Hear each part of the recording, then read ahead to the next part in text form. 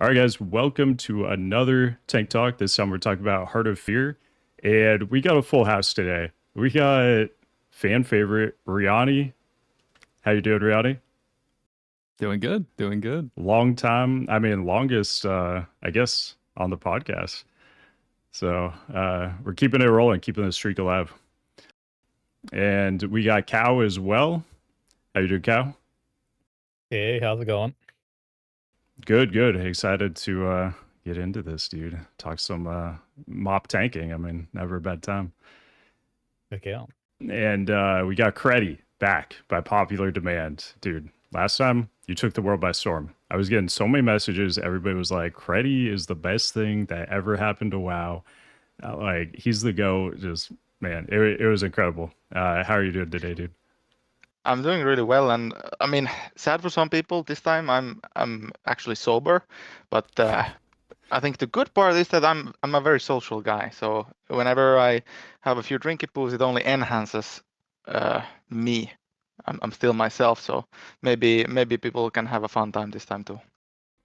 Yeah, absolutely. I mean, anybody who remembers our ICC chat, people love that one too. But yeah, they'll get a little bit different side of Credi with the lack of drinking this time. But either way, we love Credi regardless. And Nexxer, this is a Tank for Progress, first time on here, and super excited to have you on. How are you doing, dude? Thank you. It's great being here. And yeah, I'm super excited to be a part of this. Obviously, it's kind of a nice thing you're doing. We're just getting like all the top tanks together, and we can talk about the things we love. Basically, it's a pretty nice thing. All the two top tanks. Love to see him. Yeah, all two of the top tanks, and then us cheering you guys on. Yeah, I mean, we got a full house. This is awesome. Like, when I started doing this podcast, this is what I like kind of always hoped it would like kind of grow into, is we just have, people from all sorts of guilds, and I think that's the best way for everybody to like improve on their game too, is like get a ton of different perspectives. And especially at this point when we're all playing like different tanks too, it's the first time like every tank is actually viable in classic, so that's super exciting. But let's just start off. We'll talk about the race, like how it went for everybody, and then we can get into like specific bosses. We can talk specifics on different classes, how we're feeling on everything going into in Heart of Fear, and then also going into Toes next phase, or next week rather. But Rihanna, you want to start us off? How'd your race go? I think the race went pretty good. We were aiming for a top 5 world finish, which we got. So we're happy about that. We were as we kind of clocked in, and we finished just after Not That Bad, which was normally one of the top 3 contenders. We're like, sweet, World 4. So this is exactly what we aim for. And then the rumblings, the whispers of some French outlier coming in and saying, wait a minute, you're not World 4 because this French guild called Sleepo, that has been completely slept on, grabbed the World 3rd. So, all right, we're back to having beef with the French. It's just how it is. Welcome to Europe, lore. But we did well. We did well. We did, I don't think, quite as well as we could have, but I think we did pretty well in terms of just executing, not wiping, and honestly, in a race where you have it's such a short raid, right? The top raid finished in 30 something minutes, and when it's such a short raid, it's just like a wipe will set you back so much. And I'm sure that some people in here have experiences with that, and might have finishes that they were not that happy with because something went wrong. And yeah, we had that happen in Motion Vault, and it was a rough time. But yeah, we did fifth. We went a pretty slow but steady type of race, and we ended up playing with Brewmaster and Prot Pally, with me on the Prot Pally. We'll maybe talk a little bit about the going into the different tank picks later. But I do think that in hindsight, I don't think the Prot Pally was necessarily that insane of a pick. But we'll get into that later.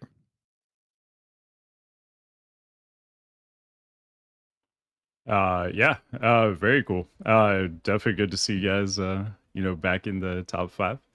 And yeah, that Sleepo Guild dude coming out of nowhere. So are they like your arch rivals now? I mean, I think any French guild is probably our arch rivals, yeah. So goes without saying. As a silly American, I don't understand all the intricacies of these like European hierarchies and stuff. So it's over my head. But apparently we hate the French. That's all I'm taking At from least it. they're not Danish, right? Could have been worse. Anyway. Cow, how was race for you?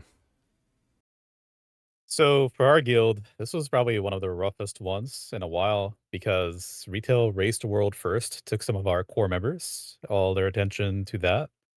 And without doing P server, the time between beta off for us and the amount of repetitions we had, it could have been better. You know what I mean? So it went, I think, as smoothly as it could have. The one time we wiped was to a missed kick on Ember Shaper, and we predicted it. The leadership called out that that's what's going to happen. If anything goes wrong, that's what. And that kind of is the only thing that really went wrong in our run. So it wasn't the smoothest or the best, but it was all right for what we got. I enjoyed it. Yeah, I also I mean, we didn't we servered like super early on, like months ago, for like a little bit, like one run through kind of thing. And I mean, doing a race on a raid you haven't played in 2 months, it definitely feels really odd. Yeah. I think we would have for sure also benefited from, doing just a little quick run through, like a few days before. But a lot of people in our guild are very So- anti-P servers, so it is what it is. Same here. Top that off with me, I swapped from BDK to Brewmaster as well. So that I rated on Brewmaster a total of 2 MSVs, I think. Literally. And I, dove right into Hoff with that being brand new. Yeah, that's also a little sketch too. I would definitely feel a lot less confident on something I didn't like practice on, because we had potentially talked about doing some like last minute changes, and we were like, no, just stick to the tanks we practiced on, and we're not gonna mess with anything there. Feel really good about our reps we got in there on beta. So good stuff though. You guys stole the realm first from us, so congrats on that. Congrats on that. Yeah. NA first too, yes. Credi, what's up, dude? Yeah, I'm doing mighty fine. Thanks for you're doing having me good. again. So race for you this time, finished second. I mean, second's awesome, but we know you're always going for that first. You got first last time. Is definitely a tight race with progress. Anytime progress is in the mix, it's gonna be a super tough race. But how'd you feel about the race? What do you think like went right for you guys? What went wrong that maybe like cost you the first on that one? I've actually thought about this a lot, had a pretty deep analysis in my own head. I think always when you go into these things and you're playing in the contender guild, so to speak, that can actually go for the first position, you kind of, well, as an experienced racer like myself, I've kind of learned that like losing is a part of it. Something going wrong is a part of it. Winning is a part of it too, just the same. You kind of have to be ready to do the both. And I'm personally just I love the hunt, so to speak, the process, being with the guys, the community, all of it. Winning's just, you know, the cherry on the top. Even though we came second, I have like a lot of good to say. It wasn't necessarily that things were done wrong. It was something that lacked. I actually had a fairly easy time recognizing this because of my history playing in Progress. What lacked in our basically process was something that Progress does really well, and because I was in the leadership in Progress before, I have like very good insight on what that process is and what we should incorporate into our own process, because we on the other hand have stuff that Progress doesn't. It's just two different worlds. Just to sum it up for any viewers, since I'm speaking so mysteriously, Progress is very creative. Like that's always been their strength ever since vanilla. Very creative when it comes to trash, all that stuff. And the bosses themselves and the actual damage numbers have always been not lacking, but like let's say even just slightly less than whatever other top contenders have been doing. And this is the reality now. Numen, I mean, I think still we had some world rank 1 speed kills, and like the bosses were really nice. I love the way our raid leader and leadership handled that, the approach to that, and then the trash part was a bit lacking. I was thinking about it, but I didn't think it would have such an impact when we were doing the PTR cycle, and this led me to just not say anything. I respected the leadership and everything, just let them do their thing, and now I was like, okay, here's this thing. I could tell you more about it if you want, and then we talked about it, and then we're probably gonna be thinking about this stuff more when it comes to Throne of Thunder race. But the run itself was really nice. I don't think we had many major mistakes apart from some ninja pull on the first part with the Invis rocket boots. The run itself was really nice. Boys played really well. I don't have anything bad to say about it. Like it's always gonna be some little mistakes even to myself, because you know it's just the reality. You're gonna play at 100% on the PTR after you learned everything. Then when you're doing a practice run on PTR, maybe 90%. And then when it comes to the race, you're probably playing at an 80% capacity. You're never gonna be at 100%. Those people are outliers who can actually play at 100%. Just a harsh reality. But yeah, like basically a process-related thing, not a run-related thing. Was really nice run. Happy for the boys, and this is a nice point to move forward. And I'm feeling really well about TOS because it's a very boss-focused race. Doesn't really allow a lot of room for creativity. It's just a very performance-based race, so there's a good point to go on. Is there anything specific like you noticed in Progress's run that you thought they did super well over you guys? Like you mentioned creativity in general for trash, but was there like a specific pull they did or something that like stood out to you?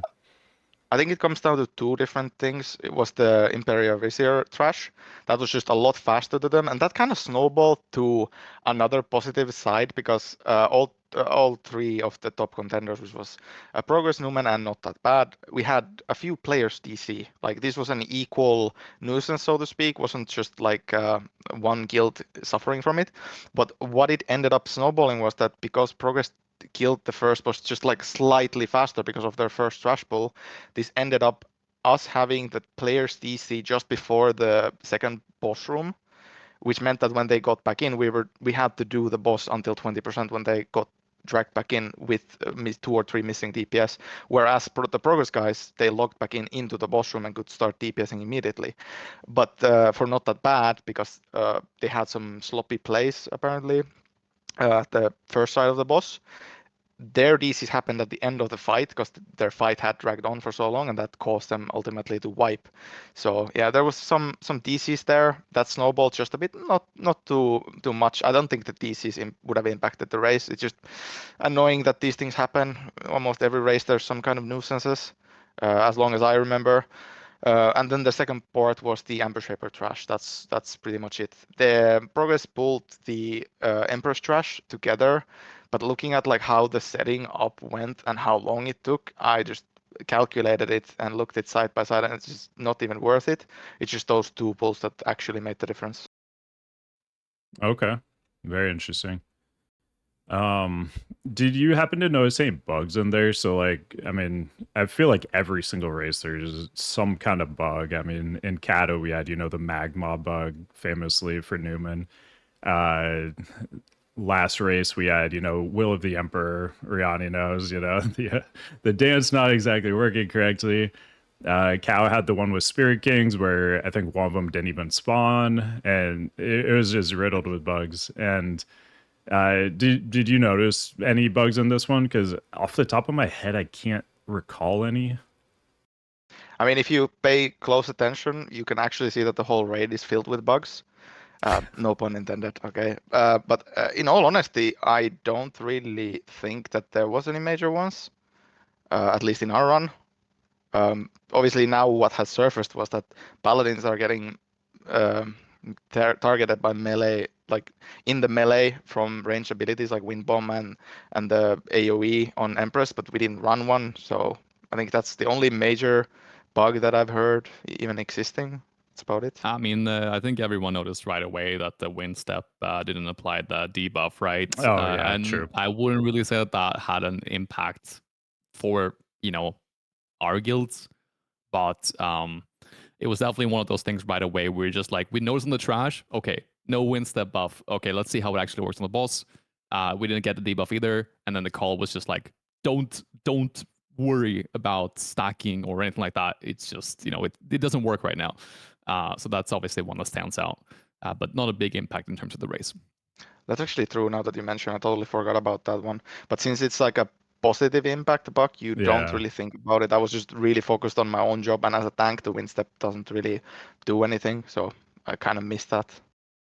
Yeah, for I mean, sure. one thing to mention regarding that is, even though it didn't work on a PTR, you still kind of have to play in a way that if it does work on live, you need to be ready.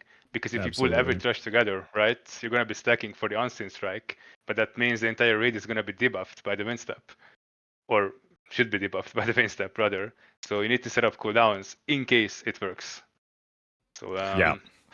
We found it we easier. we had a sacrifice strategy where we just had the Mm. person that got the unseen strike, suicide, in game, of course.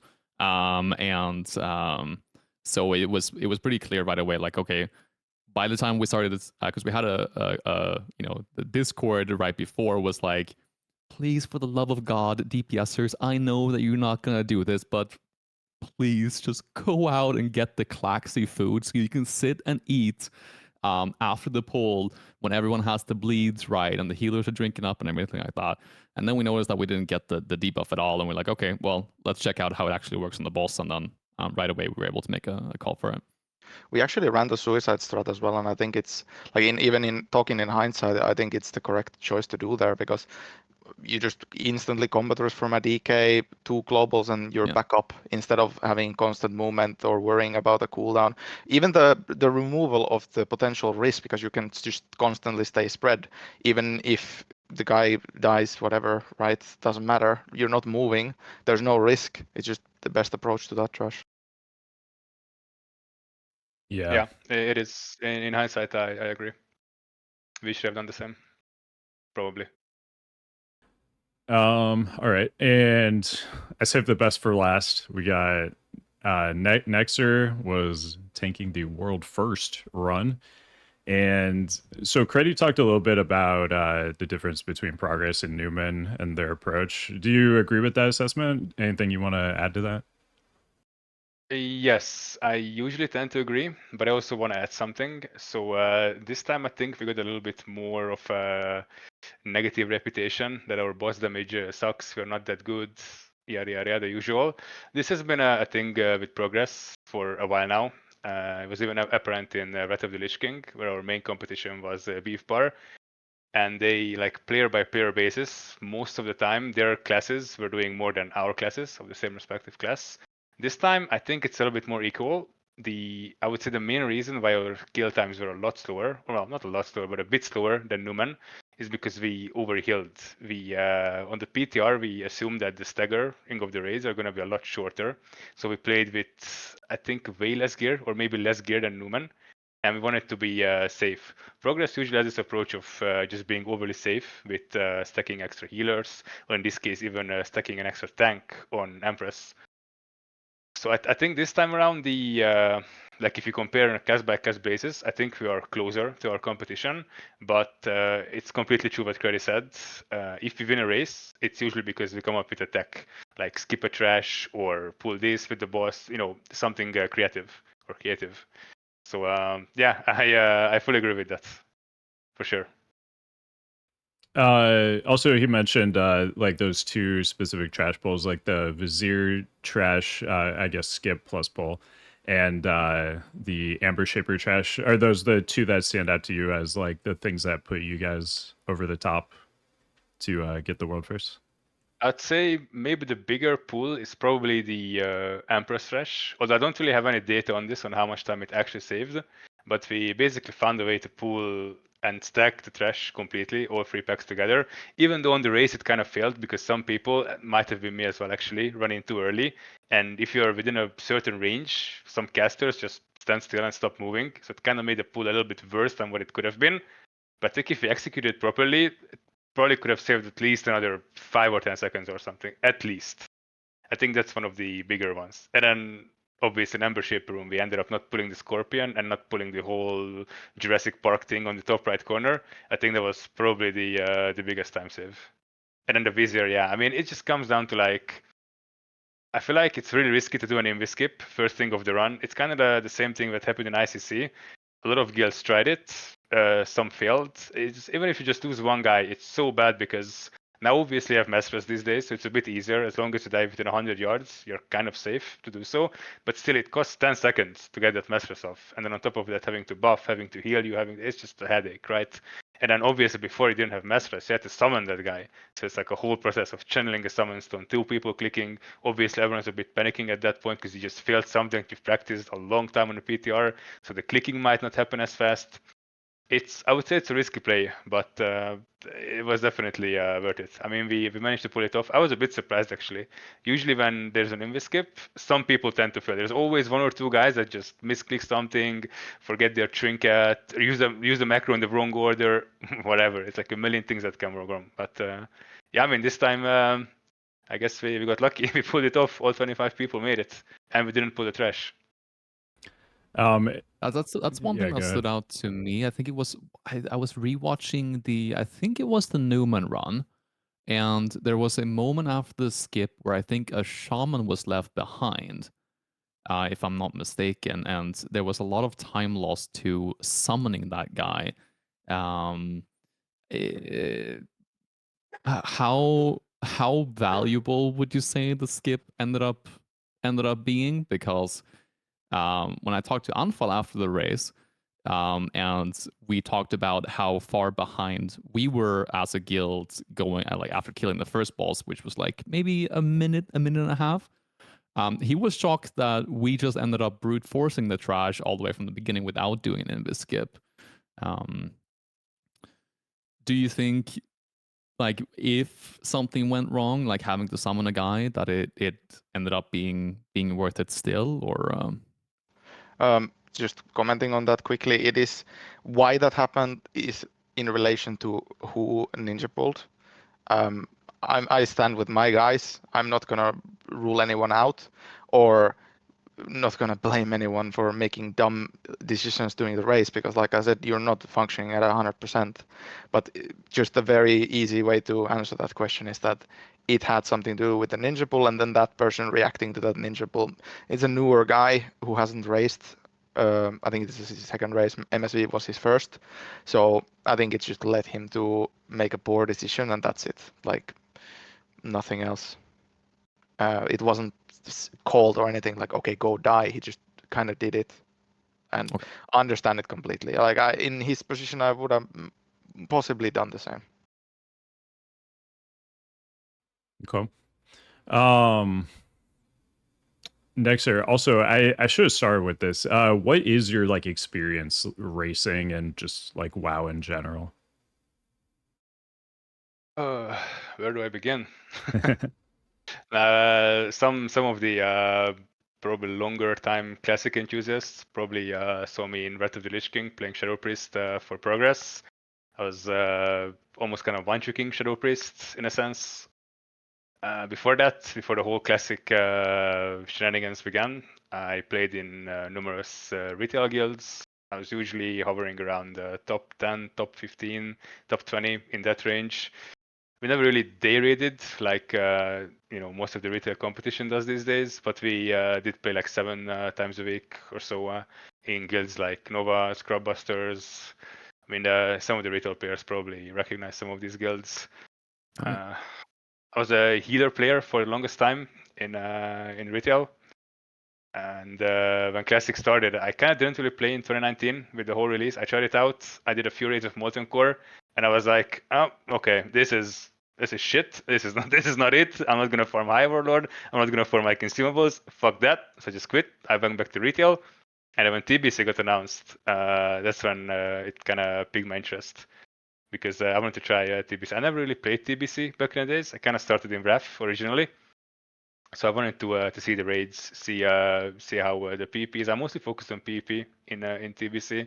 I played in a very casual guild in TBC. I mean, that had some pretty good time in there. And obviously, at the end of TBC, I knew what RAF is going to be like. I love Wrath of the Lich King as an expansion, so I started looking for a more serious guild.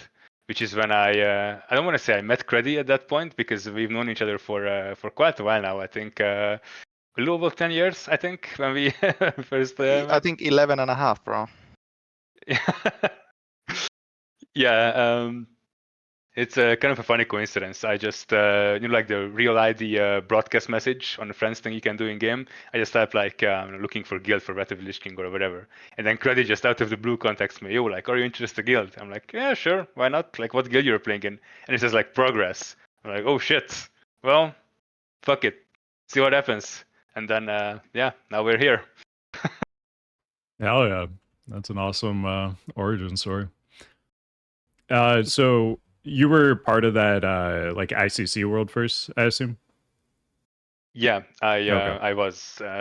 Sadly, I couldn't stream that particular race. I was streaming the races before. That race was a little bit more scuffed from my end. I was living with one of my friends in a different country, raiding from 4G internet from his company's phone. Oh, jeez. So streaming was was not possible. But hey, at least I could race with the team. Yeah, that's actually incredible. I can't imagine doing it on that kind of connection. So one thing I just wanted to touch on. So last podcast we talked about the whole MSV shenanigans, with the raid releasing early, Progress getting suspended. We didn't have anybody from Progress on that call. Did you want to say anything about that at all? Yeah, sure. So yeah, it's kind of a controversial topic, I would say. So the way it went down is I think it was like 5 p.m. in the afternoon on that Thursday. We noticed that, oh shit, the world bosses are up, right?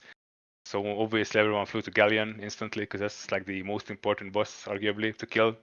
And then since we have, so Progress basically has 2 teams. You have like the MoP team and you have the Classic team. And just weeks before that, Blizzard made a pretty big mishap, let's say, and they released the AQ a little bit early. And so someone from the Classic team who raids in the MoP team as well suggested like, yo, let's see if Mogushan is open. Imagine, what if? So some of us went to Mogushan and it was indeed open. So it's a whole wall of text on Discord, like everyone, raid is open, login. Because we didn't really know better. Like now in hindsight, yeah, it was a dumb decision. Yeah, we deserved what we did. Like we made our own beds with that one. Sure. I think the ban is a little bit extreme for what we did compared to. I mean, at the end of the day, it's not really. Okay, so it is our fault that we kept logging back in and we kept trying. Like we knew what we were doing, right? Like I'm not gonna sugarcoat it, but I feel like getting a ban for that, however long it was, like 4 hours, right? It was like it was just sending a message that like, yo guys, you're out of the race. Like take a deep breath, basically. Yeah, in hindsight, I disagree with what we did. Even then, I didn't fully agree with the decision because, like, let's say we don't get banned. Let's say we complete the raid, right? It was never going to be a race. It was never going to be in a competitive spirit. Like, we would have won, but it would not have been a victory. It would have just been a run. And, I mean, who cares about it, right? At the end of the day. I think it was just like a panic decision made by the leadership at the time.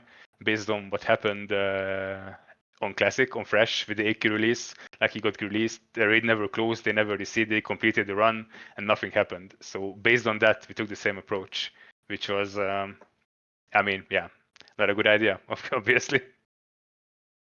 Yeah. One outcome that did happen on Fresh though was that Warcraft logs interfered, and then they removed the progression ranking from their front page completely from Fresh AQ, which was something that happened before the MSV thing happened, and was kind of like a signal to me instantly that even if Blizzard does nothing, Warcraft logs would interfere.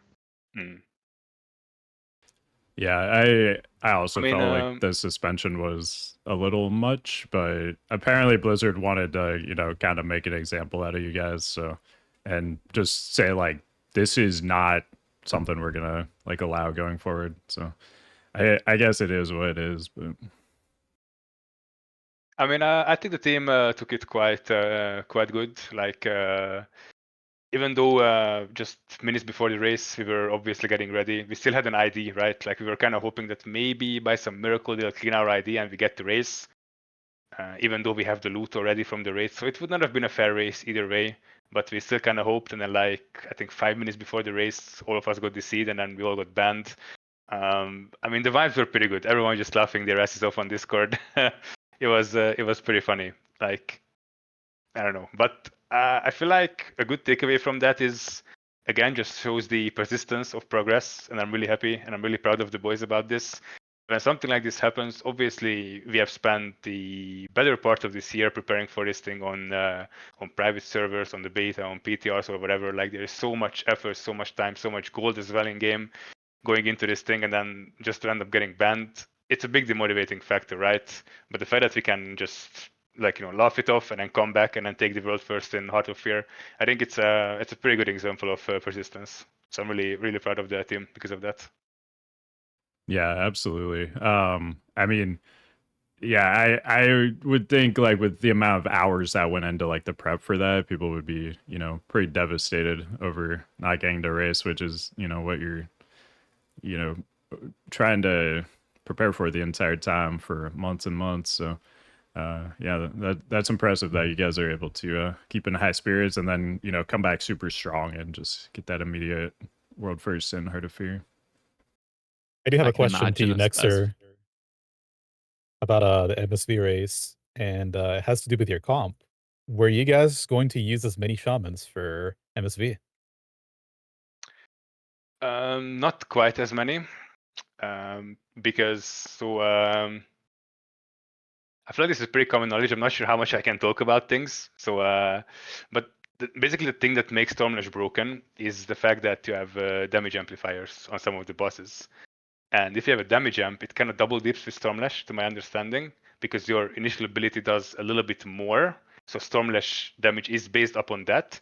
And then since the boss has also damage amplifier, that increased Stormlash damage will then double dip again and then do an additional damage. But in Mogushan, besides Alagon, there isn't really a whole lot of examples of this. But then once you enter Heart of Fear, you have obviously like the biggest outlier is Windlord, where Stormlash is like basically doing more than anyone else in the entire raid. And then you also have damage amp on Amber Shaper, and I think yeah, exactly. It's also a pretty significant damage amp. So we were not going to run that many shamans in Mogushan. No, it was more of like a DK hunter focus comp. Mostly because of the weapon enchants and just in general speak, the weapon enchants make a pretty big deal. So everyone is playing with Windsong, but hunters have access to the best bow enchant, whatever scope, however you want to call it. And of course, DKs have Fallen Crusader, which is a pretty big difference compared to the shitty Windsong enchant everyone had. To my understanding, did it impact as well because of that whole release thing? You just kind of had to go with who you were able to get, right? Yeah, I mean, we didn't even have Warlock. So our usual Warlock, he has a pretty interesting sleep schedule. So he was still well asleep while that whole thing happened. Oh yeah, And we Hadouken couldn't get hasn't a hold of changed, him, so we just went to him with whatever he had, like 25 people, get them together, and hope for the best. Did you have something, Riani? I think you were trying to queue up before. I was it was mostly just relating to the MSV race, and I was saying that I can imagine looking back at the race and looking and actually following the race, because you had a unique thing happen, because you got to do the race, right? You got to do the raid as it was intended, and you had a benchmark for where you were when you got booted out, what time you had done, and everything. And from my understanding of things, obviously Holy Palace Way went black screen and all of that, and it was interesting to see, kind of, from not being in on everything. But I can imagine, since I know that you had a lot of trash tech for MSV as well, and then seeing the race where I think both Not That Bad and Newman did a really good job, but had a few missteps, whereas you had a really clean run, that kind of put some salt in the wounds as well, where it's like, shit, fuck. If just this didn't happen, we could have gotten it, man. We could have gotten it. I mean, yeah, a little bit to some extent. I mean, it's obviously very hard to count these things in hindsight because, I mean, from what we gathered, I think if both teams have a perfect run, just because of the Elegant skip, we were going to do the Elegant Trash skip, I think we would have pulled ahead in Mogushan as well. But it's like what ifs, right? Like we could have also ninja pulled the trash with the shroud. We could have done something worse. We can, blow the whole raid up on Spirit Kings. Happened a few times on PTR. I think for every guild, realistically speaking. So there's a lot of what ifs. So in that sense, like I don't really, it doesn't really make it worse for me personally, because it's just impossible to tell, right? Like our run could have been scuffed, our run could have been clean. If it was clean, I think it would have been a better time than Numan or Not That Bad. But again, it's like impossible to say, right? Like we also could have made a mistake, and then it's just all falling apart. Yeah, definitely. You guys want to talk about tank comps for Heart of Fear? What you guys used, and if you think maybe that was the wrong choice, the right choice, whatever. You want to start us off, Riani? I know you mentioned kind of already you maybe weren't as high on Prop Alley after. Yeah, so I think the problem, like has been mentioned a few times before, was that the last time we had beta practice was months ago. It was so far, so long ago. And even in the time since that practice and after, there had been tunings, right? There were tunings that happened that were not in when you had the PTR practice. And we went in with a lot lower eye level, thinking that we wouldn't be able to have as high eye level as we did. Even so, we did have lower eye level than a lot of the top guilds, but still way more than you definitely needed. We went in with, what is it, 495, something like that, and that was way more than you needed. We found that with the 485, 480, eye level that we were practicing with, that we didn't really like the Bloody K pick that much from a just playing it safe type of perspective. It did perform really well in terms of output, especially when you played with the Brewmaster. Brewmaster is just impossible to get threat from, right? If you want to play it as a bit of an off tank, I think Bloody K is really good for that, because you can do really heavy output with very limited vengeance. But we were introducing a little bit more risk than we wanted to with the Bloody K, and when we were practicing on the beta, the Pallies still had the PvP 4 set, they still had the 5% damage reduction, right? And we were feeling really good about the Pally pick.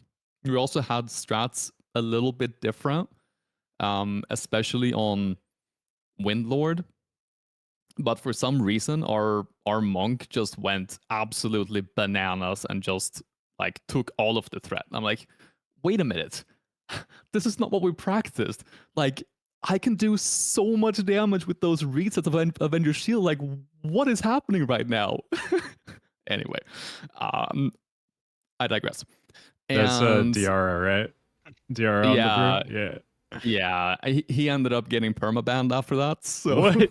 Wait, what? Yeah. Hold on, I haven't heard about this. Elaborate? I I don't know. The story, at least, I don't know if it's true, but I mean, I'm gonna just say what they have said is that he used a auto clicker to advertise challenge mode boosts and was flagged for botting. I don't know if that's true. It may be, but yeah, he is at least not going to be raiding with us anymore. No. Oh, okay. Interesting. Yeah, I Yeah. had no clue. That's interesting. Okay. Wow. And I'm like speechless. Okay. yeah. Anyway, Who's taking his place? Do you have somebody? it's our wind marker called Zero is stepping Okay. in, and then we have our warrior Ian, who is our raid leader as well, kind of doing the third tank whenever it's needed. Okay. But yeah, it's a little bit of a bummer now for Toes because our other tank has literally not tanked it before, right? And we're gonna go into progress, tanking it for the first time. It's gonna be great. Anyway, yeah.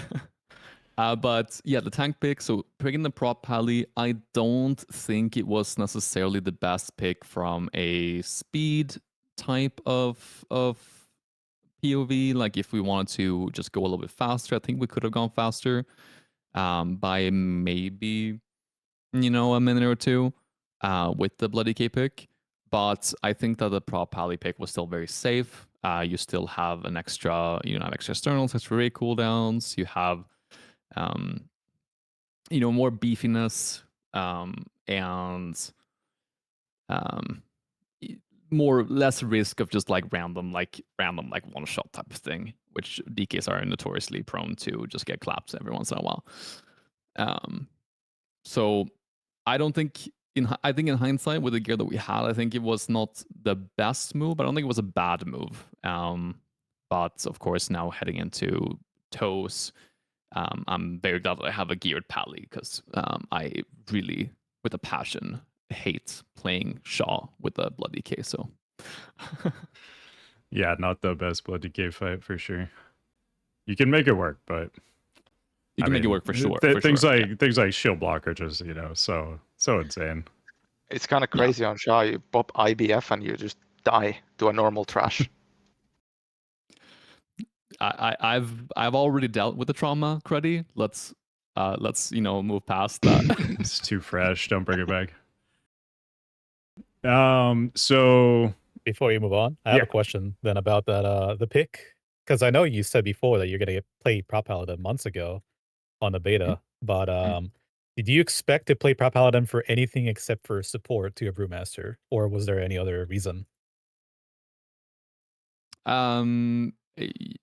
Both yes and no. Like I don't really think necessarily unless you have a situation like I think like Credi does, for example, where his co-tank is the the raid leader, where they have very different responsibilities and you offload a lot of the tanking responsibilities on one of the tanks. I don't necessarily think that you should view the raid as a main tank and an off tank outside of very specific like circumstances. So we often saw the fights with which tank excels on an individual task. For example, on Windlord, I can do probably a million more DPS than a Brewmaster can on that fight. And the Brewmaster can still put up all the guards and everything by just getting the Avengers from the taunting, right? But the resets with Avengers Shield and the funneling and being able to tank, Vengeance Cap without any issues of any risk of dying. It's just so strong, so strong.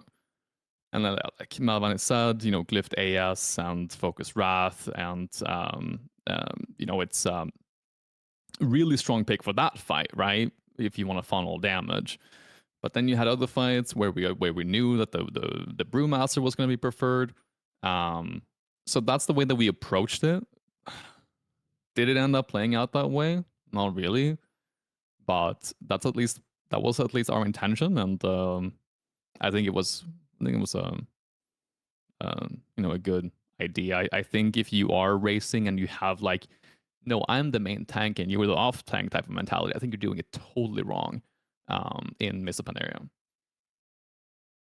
Yeah, definitely like a co-tank situation for sure. In this expansion, at least like as you're progging, you're racing, whatever. Yeah.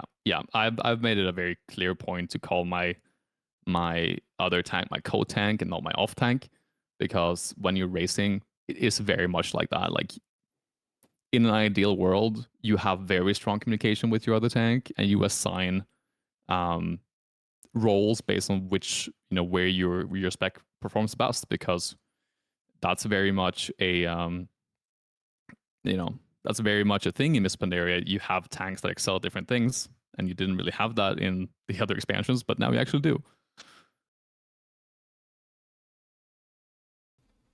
Let's see. Nexxer. So you guys ran the Blood DK Brewmaster. How'd you feel about that? What was kind of your thinking going into that? Was it kind of for the guards plus the bloodworms, or what were your thoughts on that?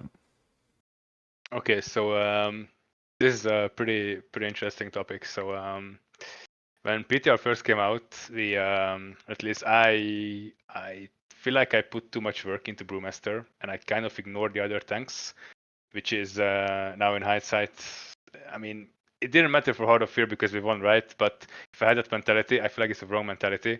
It could have mattered. Obviously, Prot Warrior performs better than Brewmaster in most cases. However, I do think if you look at pure single target situations where you don't have a lot of vengeance, I think they are pretty much equal.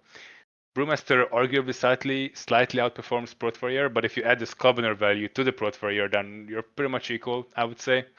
There's not much difference there. But then on fights like Windlord is a perfect example. You need to funnel all that damage into one target specifically. I mean, Brewmaster just doesn't stand a chance, right? Like, sure, you have the argument of the guards on the raid, which is nice, it's great and all, but at the end of the day, it's not really required. So I feel like I personally made a mistake of not going warrior. I had countless discussions with this about the tank choice with leadership just before the race, because we obviously did the whole Heart of Fear PTR with Brewmaster DK. And then when I leveled up my warrior, I did some Mogush errands. I was like, oh shit, this class is insane. Fuck, I should have played this. But maybe it's too late now. So I was basically swapping my thought process on a day-to-day basis. Like on Monday, I would be like, okay, Brewmaster might not be too bad. Then Tuesday, fuck man, I should play Warrior. Wednesday, maybe Brewmaster is okay, And then this pretty much happened on a day-to-day basis until the race came. But we just basically ended up saying that, fuck it, Prot Warrior might be better, it might not be, who knows. But we have put countless hours into Brewmaster DK. Let's not change the comp last minute, because that usually never ends well. And I don't think it would have ended well. I think what we did was the right call at the end of the day. I mean, obviously in hindsight it was, but yeah. I mean, the Blood DK situation, it's also a kind of so our Wisp, the other tank in progress, she unfortunately had had an accident before the second PTR, and she broke her wrist. So she could barely play her comfort choice as is. So we didn't really think it was a good idea to put her in a completely new class, completely new environment, everything, and then try to perform that way rather. So she was kind of stuck on the Blood DK. I don't think Blood DK is necessarily too bad either, by the way. It's still, even though it doesn't bring a whole lot of support, it's still one of the best single target tanks in the game at the moment, just in raw damage output. So it's not like it's a bad choice. But yeah, our tank comp could have been a little bit better tailored, arguably, than what it was. However, as something plus or like a positive side for the Brewmaster, some of these trash pulls on any other tank, I feel like is a lot more riskier, and a lot more harder necessarily. Brewmaster just has such an easy time. Like this class is built for AoE tanking. Like there's a reason why every single challenge mode team brings Brewmaster, right? So for these riskier trash pools, having a Brewmaster just makes it, I don't want to say it makes it trivial, because you still have to go for externals, you still have to live through it, but it's a lot easier. Yeah, definitely. And there's like trash in here that stuns, so like the fact that you can just nimble brew out of it is very, very helpful. Yeah, Nimble is a really good tool, and we also had the Hand of Protection as a backup, because Yeah. it is a physical stun. You can bop out of it if you have Ret or Prot or Holy. Oh, so you did mention that, our tank picks were maybe not ideal, et cetera, et cetera. But what would you have picked in hindsight if you could have your perfect composition? For Heart of Fear specifically, because we don't want to give it away anything for Toast, of course. Right. I would say maybe Blood DK Prot Warrior, or potentially even Prot Warrior Brewmaster. The thing about Brewmaster is that, so you mentioned earlier that on Windlord is a pretty good example of this.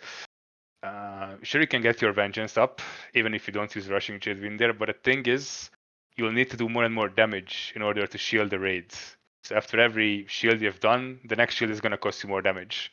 But if you're not really using Rushing Jade Wind, you will not really be able to build up those shields on the raid that well. But if you're using Rushing Jade Wind, you're arguably griefing the Prot Warrior, who might not be able to keep all the threat on the small ones, and therefore ends up doing less funnel. So you're like kind of, I feel like Brewmaster doesn't really work well on that fight with Prot Pala or Prot Warrior for that matter, because you're kind of you're not really complementing your weaknesses that well. Like Brewmaster takes all the damage and doesn't funnel, and then in return, as a Prot Warrior or Prot Paladin, you don't get to funnel because you don't have threat on any other ads. So I think Yeah, overall, probably the competing, best tank comp I would say was probably Blood DK Prot Warrior. I think for Heart of Fear.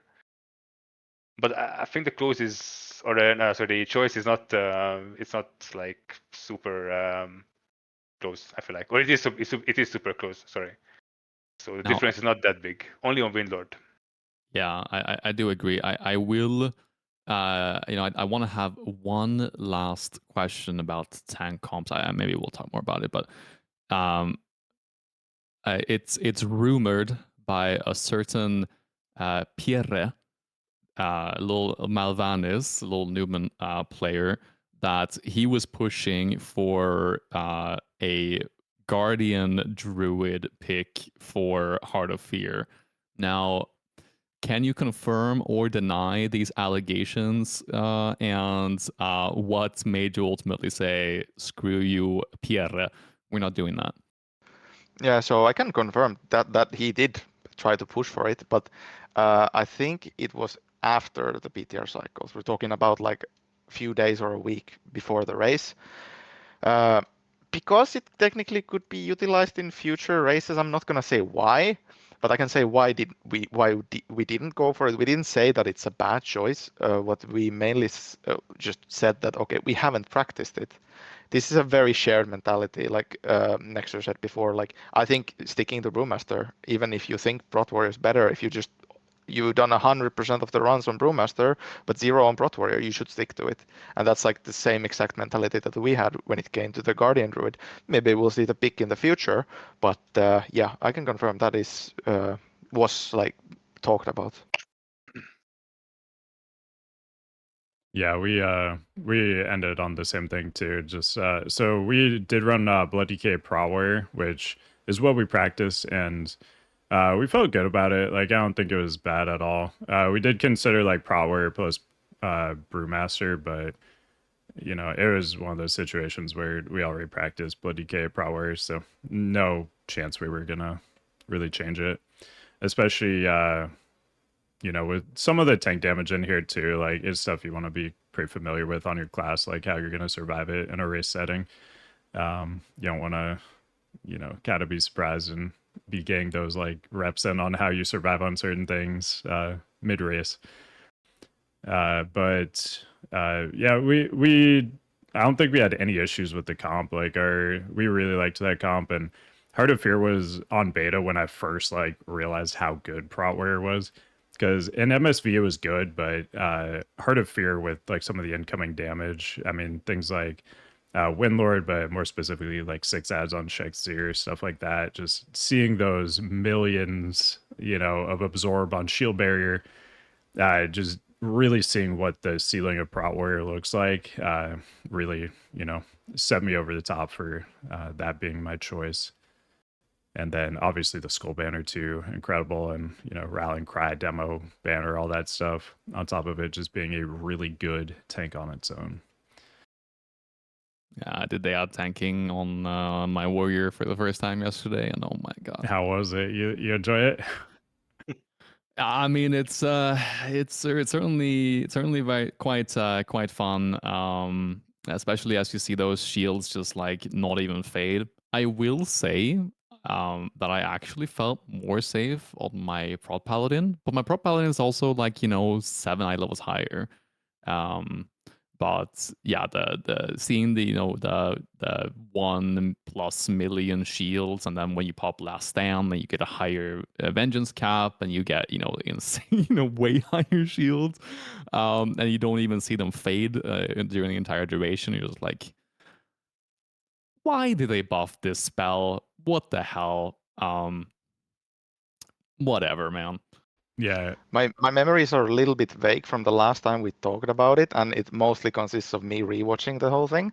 But I do believe I did talk about this specific thing, kind of like leaking it. But I think this is a true testament to what I said.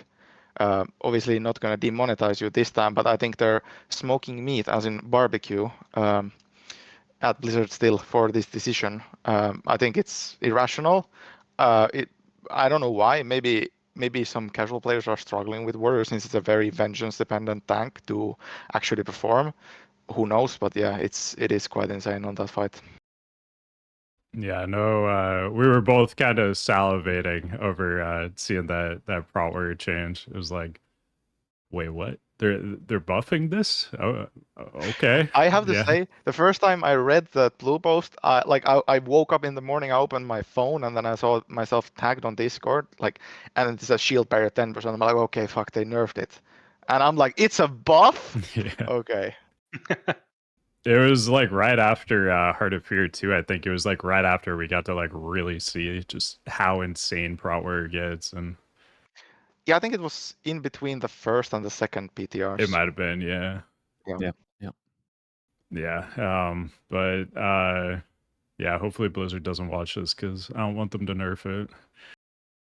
Dude, I remember toes. I was asked to write a article for Wowhead and on the whole, the vengeance changes that are coming in MSV, right? And kind of with the context of Heart of Fear and everything, like how it affected the tanks and all of that. I remember having seen your just you doing it on Warrior and getting the the 1.6+ million shield barriers, and I'm just like, yeah, I've definitely written a lot about shield barrier on Wowhead, but I don't think Cyrene is looking at Wowhead at the moment, or at least he's skipping over my articles because I'm trying hard, man. I'm trying hard. I think he's still on GitHub. We love Zyrie, by the way. He's the OG. I do love that he's part of Blizzard now and doing his thing, because it is good to have a high level player that's super invested in the community, in charge of that stuff. Because in the past we have had a lot less communication and a lot less interest. Like, I mean, Kata specifically, a lot less interest just in the game in general. And it feels like really good that they're a lot more interested in MoP than they were in CAD, and I feel like that's really spearheaded by Cyrene, and so that's awesome to see. Kata was crazy. That was wild. I mean, what was it? I think on 10-man, Prot Warrior had 2% representation, something like that. Seemed high, but yeah, maybe 1. It was actually the Prot Warrior buffs are coming any minute now. Yeah, the Kata for anniversary Kata. That's a really good point, though. The Mists of Pandaria, I feel like, is also partly because of this. Like, it's so fun because all the tanks are really close to each other in regards of the actual value they bring to the raid. So their damage output might not be equal, but even if you're playing a tank that's slightly below the rest, for example, like I would say Brewmaster in this, I would put it into this category for sure at the moment. Maybe Prot as well to some extent, but they, instead of doing more damage, they can bring something else to the table. Like they bring support, so that like the actual value is somewhat similar. So this time around, you can, I feel like, truly play what you want to play, even on a fairly high level. And then for the more casual audience, I mean, definitely play what you want to play. There is hardly any difference between the tanks at the moment. I think like generally saying the tanks aren't equal or are equal on the damage isn't necessarily true. Like you could maybe go a little bit deeper on that statement in the fact that I think the different tanks have very different kind of strengths when it comes to damage. Like let's say, okay, Brewmaster doesn't bring as much to the table on bosses, but yeah, like it's an absolute machine on trash, and nothing comes even close to it. And what's so nice about it is that the damage is so even. Like Riani said, he likes those Avenger Shield resets, but at the end of the day, if you're fighting a pack that's like you're gonna get through that pack when the last MoP dies. Okay, yeah, you're gonna obviously tap target those Avenger Shield, but the damage that Monk does is even. Like it's just really, really great. So different tanks have different strengths, and that's extremely beautiful in this expansion. Yeah, Absolutely. it's for sure the best tank balance we've seen all of Classic so far. I've been playing a little bit of everything except there's that other tank. I can't remember the name of it. Some kind of druid thing. I haven't touched that one yet, but Which one of the 4 tanks are we talking about? I read some patch note about it. I think they like just added it or something, but yeah, I've been playing like Prot, Pally, Prot Warrior, Bloody K, Brew. At this point with our splits, I've cleared Heart of Fear on each of those like twice, I think, at this point. And I mean, just playing all of them and like experiencing it on each tank is like, oh, everything's just like good at this. Like obviously some things excel in certain situations where the others might not be quite as good, but at the end of the day, like you just play what you like, and we've never had that before in Classic, so it's very, very cool to see. Returning a little bit to the topic of tank decisions, it's been burning in my mouth ever since Nexxer talked, because what Nexxer said is extremely right. I think in MSV the gap between the Prot Warrior DK comp compared to the Brewmaster version was a little bit bigger, because Prot Warrior shines there and also brings the Skull Banner. I think the gap is certainly closer in Heart of Fear, and I don't think you can go wrong with either decision necessarily. I think in hindsight, if I could have went back in time and changed our comp, I would have probably ran Prot Warrior Brewmaster, but then I would have utilized the Brewmaster on Trash. I did play a split raid on my 476 eye level Monk as an off tank, and it was completely fine. I felt safer on Trash than on my 502 Prot Warrior, and it's insane. Like that class is insane on Trash, and it's really good on bosses as well, because you just have a lot of buttons to press for certain things. Namely, Garalon is one that Prot Warrior struggles on a lot, because you're never getting resets really. It was kind of wild to see that not that bad brought 2 Prot Warriors to their race, because of the nature that Prot Warrior really wants to get hit. But I'm like certainly happy about what we did was Prot Warrior Blood DK. I think for our strat, it is the correct pick, but if I could go back and change our strat, then I would run the Prot Warrior Brewmaster. I think it's just a supreme tank comp for bosses, and I think it's not really a secret at this point, but I think we'll be sticking to our guns when it comes to TOS. And also a little nice twist to this, what people don't know, because me and Nexxer are really good friends. We do these boys trips. This summer we had 2 boys trips, with like 1 week each. They're an amazing time, but then like when we're competing and we're both serious about this, our guilds are too. We respect our guilds. We don't want to discuss any hidden info, even when we're in a room one-on-one. So it's like you kind of have to separate the relationships between friend and competitor. So obviously some person might say like, ask him about this, whatever, right? And I think it was like people had been studying the Numen splits from Dragon Soul, that I had a Prot Warrior, like I had a Prot Warrior in there, right? And I had a really hard time keeping that whole thing secret. So that when people were from Progress were asking me like, "Why are you playing a warrior?" I'm like, "Oh yeah, we had the boys trip during the MSV week, like PTR1, so I couldn't attend that.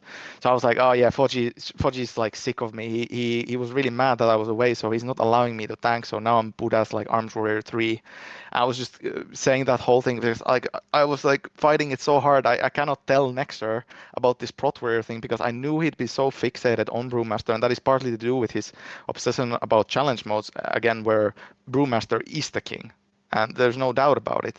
And yeah, like it was a really fun little twist to this whole thing because we met during the summer for 2 weeks on 2 different occasions, and then trying to hide that, okay, don't try Prot Warrior, don't try Prot Warrior, this isn't a thing, I'm just memeing.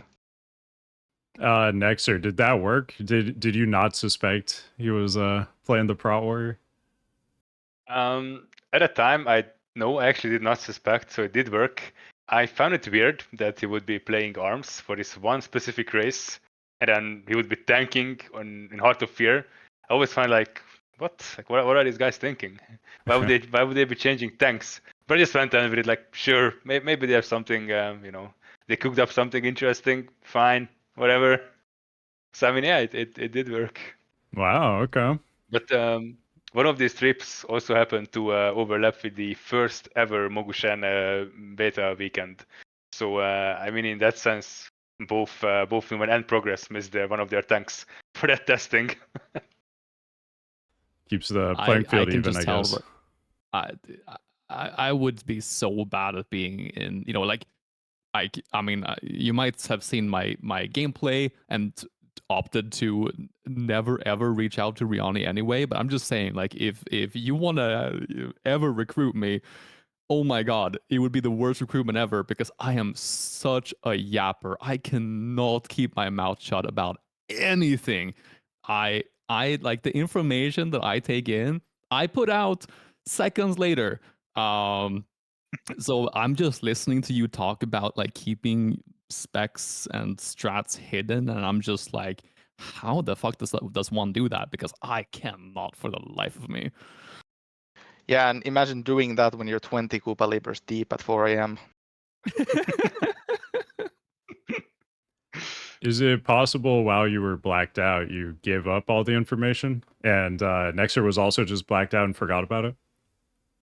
Yeah, I mean, 2 negatives cancel each other out, right? Yeah, it's definitely within the realm of possibilities, I would say. Cow, I didn't actually get a chance to watch you run. What tanks did you run? We ran Brewmaster Prot Warrior. Okay. And But do you feel like that was the correct choice, like having done it in hindsight? So our guild leader, Ken, he wasn't able to go to any of the beta sessions because of a bunch of real life stuff. And what we had is Krunk, a really good DPS player with MoP experience. He ended up tanking, and because he had to raid lead, we decided he's going to be the off tank and me the main tank. But because I swapped to Brewmaster and had 0 experience on it, and we also didn't do any mega pulls, with a BDK in Heart of Fear for Trash, we didn't really utilize Brew for what it can do, like Progress, where they're just pulling, 3 or 4 packs at a time, getting Vengeance Gap, and just dashing to your little spheres and getting cooldowns, and everything just dies in that time. Unfortunately, we didn't get to do all that. But I also kind of disagree with everything that was said about funneling damage to single target, because that's what we did. We just had Krunk go from Prot Warrior to Arms Warrior, and we one-tanked Meljarek, the Wound Lord. And when you do that, you actually do gain a lot of damage, because Zuen goes crazy. I just didn't go rushing Jadewind. And so I do think there are places where you could sneak that Brewmaster in for single target. Yeah, that's what a I've fair been doing point, as well. actually. Swan is definitely a better choice for funneling damage. But even with all that being said, I don't think you're ever coming close to Prot Warrior or Prot Pala funnel value. Probably Maybe not. you I are haven't coming looked at Prot close, Paladin. but I mean, I think in an ideal world, if Prot Pala can basically just spam Avenger Shield like almost every global with Vengeance Cap, I don't think any tank is touching that. But the downside of that is while Warrior is doing that with Revenge, he gets to live for free, completely for free, with shield barriers. Yeah. With Prot, I think you need a little bit more effort and a little bit more care from the rest of your team to keep you alive.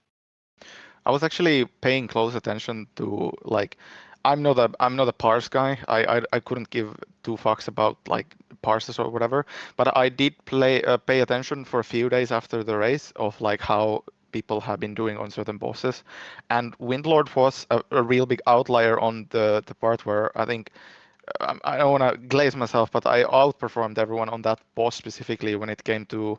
Okay, I think Nexxer was one of the only ones who figured out the same thing. I give credit to Malvanis about doing this, by the way. He was the one who suggested it. Whoever did it for Nexxer doesn't matter, but like we both did it, the quickening thing, and I think not that bad. I asked them about it. It was an oversight. They didn't even think about it. But I think when the race was all said and done for a few hours, I think I had like doubled everyone's damage on that particular fight. And I think I mentioned it on the MSV thing, but like initially on PTR1, before Blood DK got touched, we ran like 5 Blood DKs plus me on that fight, and we had the Blood DKs doing 1.5 to 2 million DPS themselves too, because I was just getting all the vengeance and they were just taunting and then snapshotting to do like their armies would do like 120 million on the boss or something, just that one global, and it would like outperform the DPS by far. It was not even close. Like even now I think our DK did pretty well on it, and the DKs have been doing more than a DPS would. But yeah, that was kind of crazy to do. One thing that I've also noticed, people don't run Avatar on that fight. People are still sticking to their guns on Bloodbath. Now it has started to become more of a thing where people run the Avatar, but certainly a very worth decision to run that on that fight. I'm just lazy. I just keep Bloodbath for the whole raid and be like, yeah, you know. Honestly, I forget to swap my talents half the time. Yeah. Even mean, though I it have a is weak aura especially- that tells me to. Especially in a world where like I can't think of any other boss where I've needed to change a talent except for Windlord. That's it. You run Yeah. the same talents for every single thing. So, I mean, you don't build a habit on it. I'm glad I even remembered to do it on the race, because oftentimes on PTR I would just forget. And one annoying thing was that CDs wouldn't properly reset. So I would either have my Bloodbath on CD going into Windlord, or just then when I'd swap to Avatar, it would just be on CD until we pull Amber Shaper, stuff like that. It was just really annoying at times. But in the live race, everything, like the CD is resetting, everything works just perfectly. One interesting thing regarding Windlord, or regarding any of these multi-target fights really as a tank, I'm not sure if it's a bug or if it's intentional, but for people who don't know, if you taunt a target as a tank, you're supposed to inherit half of the other tank's vengeance upon taunting. But as far as I know, this should only work on the target you are taunting. But currently, if you taunt on Windlord, you get half of your co-tank's entire vengeance pool, even though that vengeance contribution mostly came from all the ads and not the boss itself. So this can lead to having other tanks like pretty high vengeance. I don't think, correct me if I'm wrong, but I always thought that taunting a target gives you half of that target's vengeance contribution to the tank, and not the overall vengeance value of that tank. This is also apparent on I the think you're Garalon. wrong. Am I wrong? I could be I wrong, think so, actually. yeah. I Alright. think it is supposed to be just half of their vengeance, regardless of where that came from. But I don't know for sure. That is how it works, though. Yeah, I mean, Currently. like I said, I could be wrong on this one. At least on beta, it didn't work any other way. No matter what we did, it's always the same. Just full half of main tank's vengeance, or current tank, on that target. Yeah, I think I remember reading about these changes, from back in the days, and kind of the justification for them as well. And a lot of the reason why they made the change was because tanks were struggling to tank swap, right? An issue was that you have a mechanic that requires you to tank swap, but you taunt the boss and you don't have any vengeance, and it's literally impossible. You just rip that right back. And I can imagine that and I do remember reading the specific wording that it's like yes, it's that the total the tank's total vengeance. But of course, I'm paraphrasing something I read months ago, so maybe I could be wrong. But at least in Classic, that's at least how it's worked from the beginning, and I'm kind of happy that it is that way, because I'd be very tilted if I taunted the wrong mob and got 5k vengeance. Like, oh, god damn it. Yeah. As far as I understand, it is a design choice so that you don't have to, turn off Righteous Fury or something every single time you do a tank swap. Because that would feel pretty bad. You guys got anything else you want to talk about as far as like tank comp kind of stuff? Otherwise, we can move into just going over each boss, talk about like some tips and tricks. A genuine question: have we seen anybody in a top? Because I haven't really looked, that played at Guardian Druid. Does that actually exist? Not a meme. At this point, I mean, Brother, I know, has definitely been For Prague, yeah. Okay.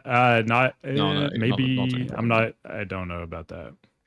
He played Warrior Dice, during Prague. Okay. Dice from Not That Bad has been playing the Guardian Druid and rocking pretty good numbers.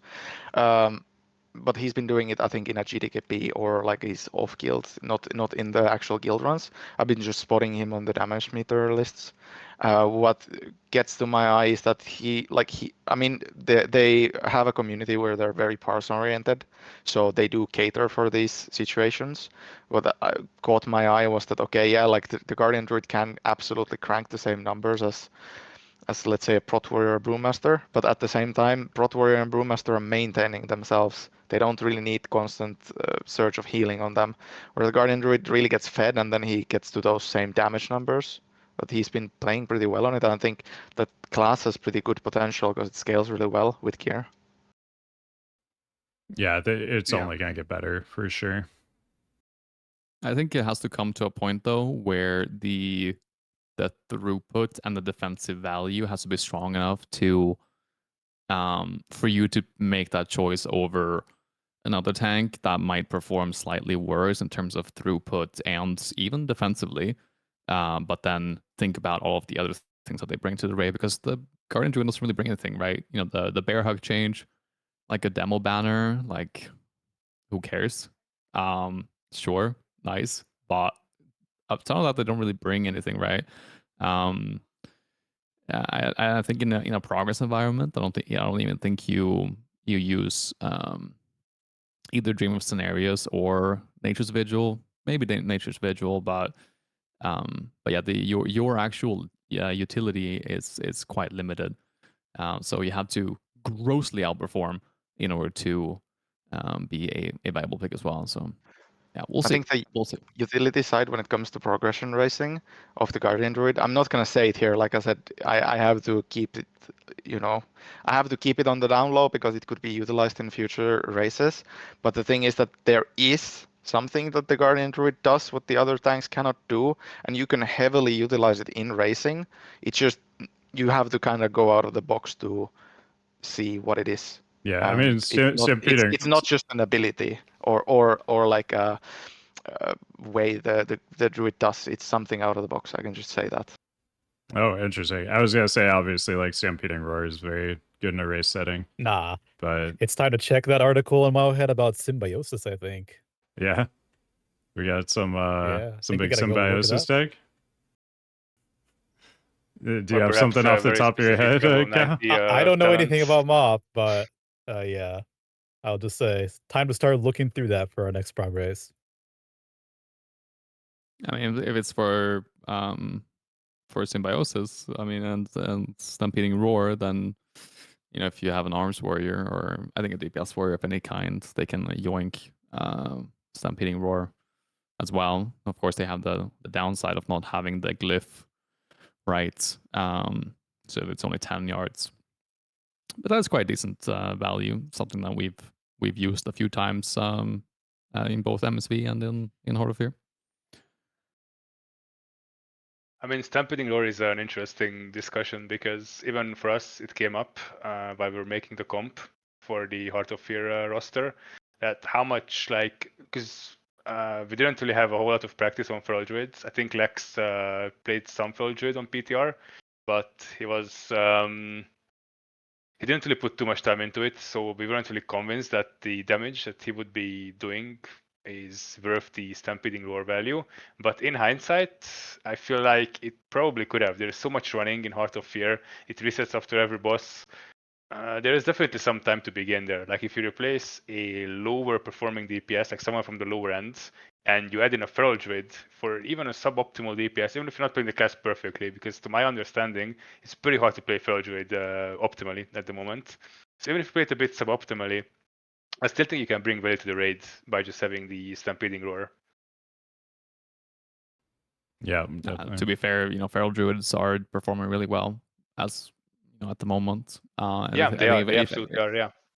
If anyone is to pull it off, it would probably be Lexo. So maybe maybe in another world, in the anniversary of.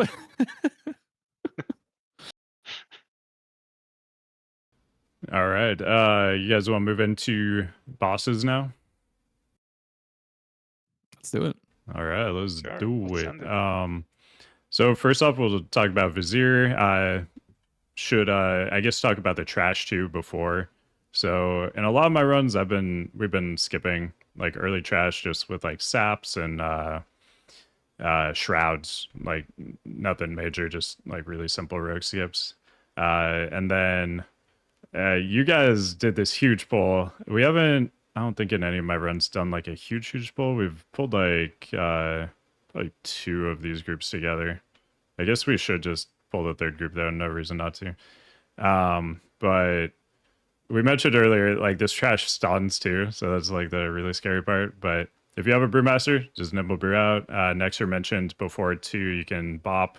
So just make sure, obviously, as a tank, you should already have a cancel hand of protection macro. But in case you don't, for some reason, definitely add that in.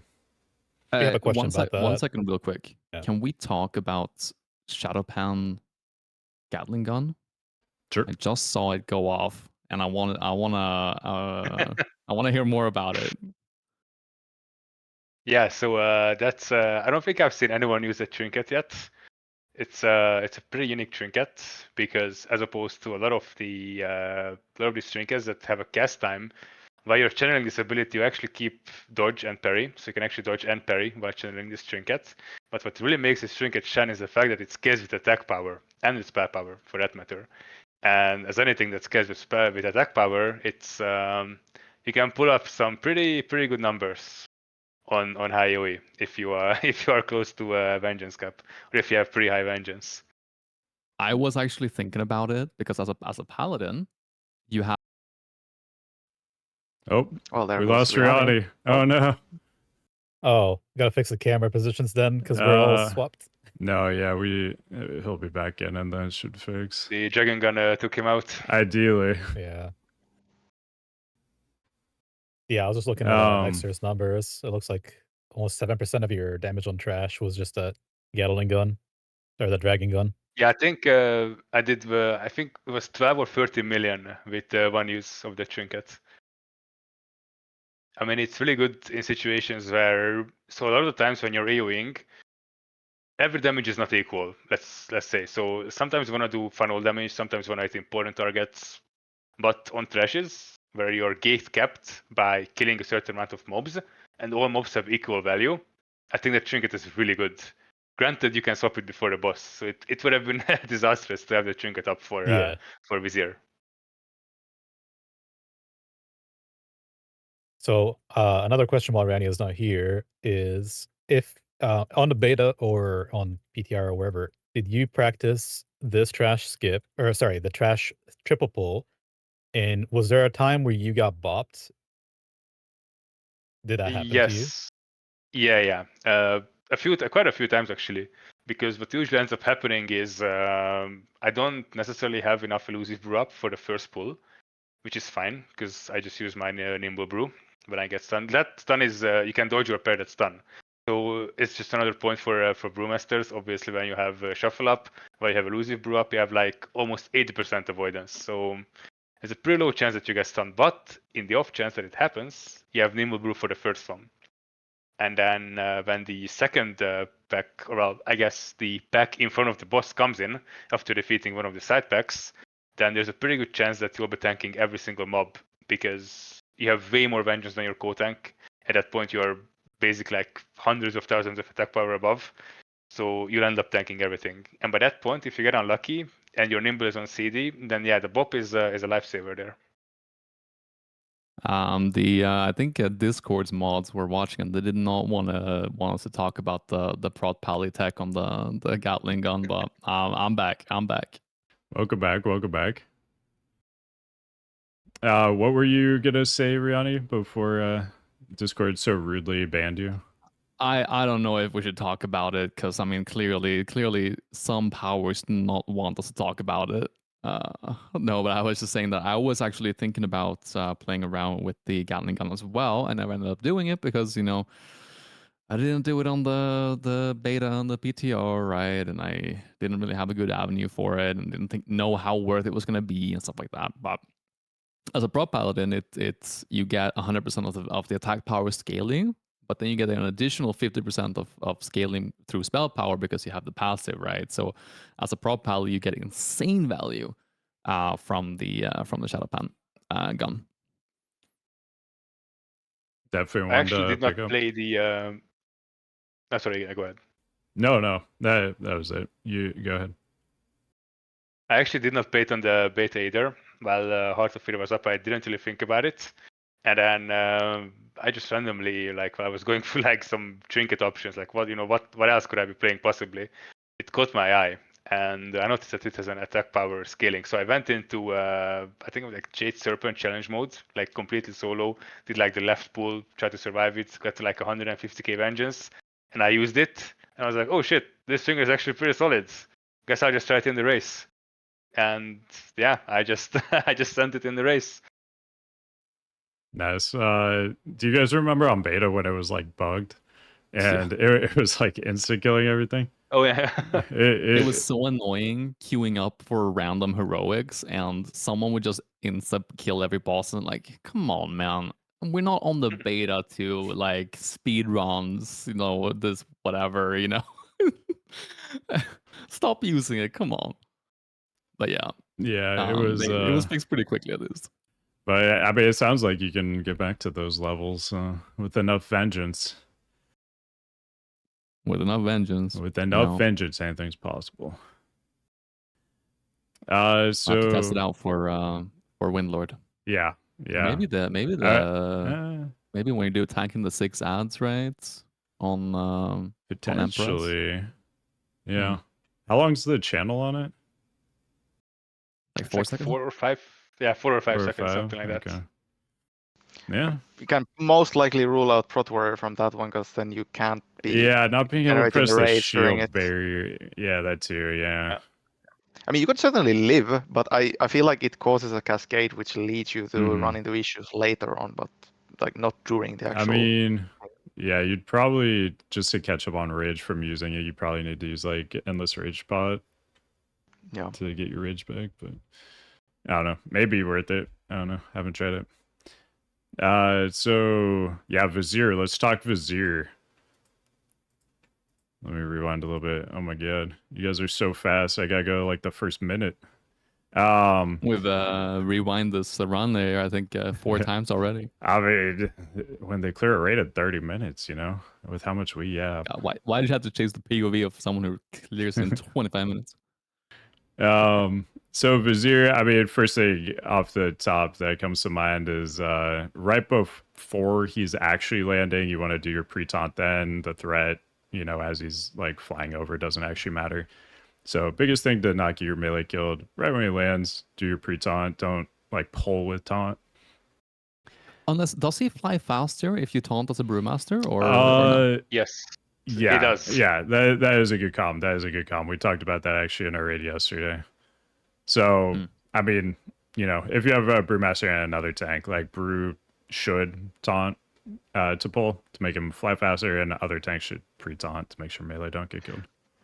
This is obviously our introduction to the Brewmaster, but on like as a person who played it on retail and and like progressed with it on retail, you're gonna be having many years and many tiers, many bosses where you can utilize the Brewmaster taunt in the same way. And as a tank, it's an insanely fun thing to do. It is to speed up these like boss walks or flies or whatever. It's helpful. It's just like win, you know. There's nothing to lose really. It is Yeah. it is one of the best abilities that Monk has in its toolkit.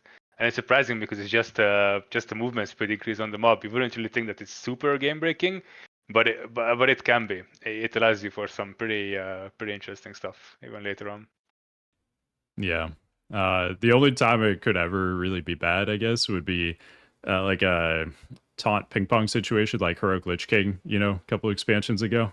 If Right. Yeah. if you're trying to ping pong and Lich King starts running at you 50% quicker. But yeah, I mean that's the very, very small like niche case where it wouldn't be good, but in general it's very, very awesome to have. Just being able to position mobs a lot quicker with that. If you're ever in a situation where some of your raiders get fixated by a certain mob or boss, you can you can do a pretty funny thing by taunting them, and that makes the boss sprint to them pretty quick. Yeah, you can see that in Gate of the Setting Sun. There's a couple of good uses of Provoke there as well.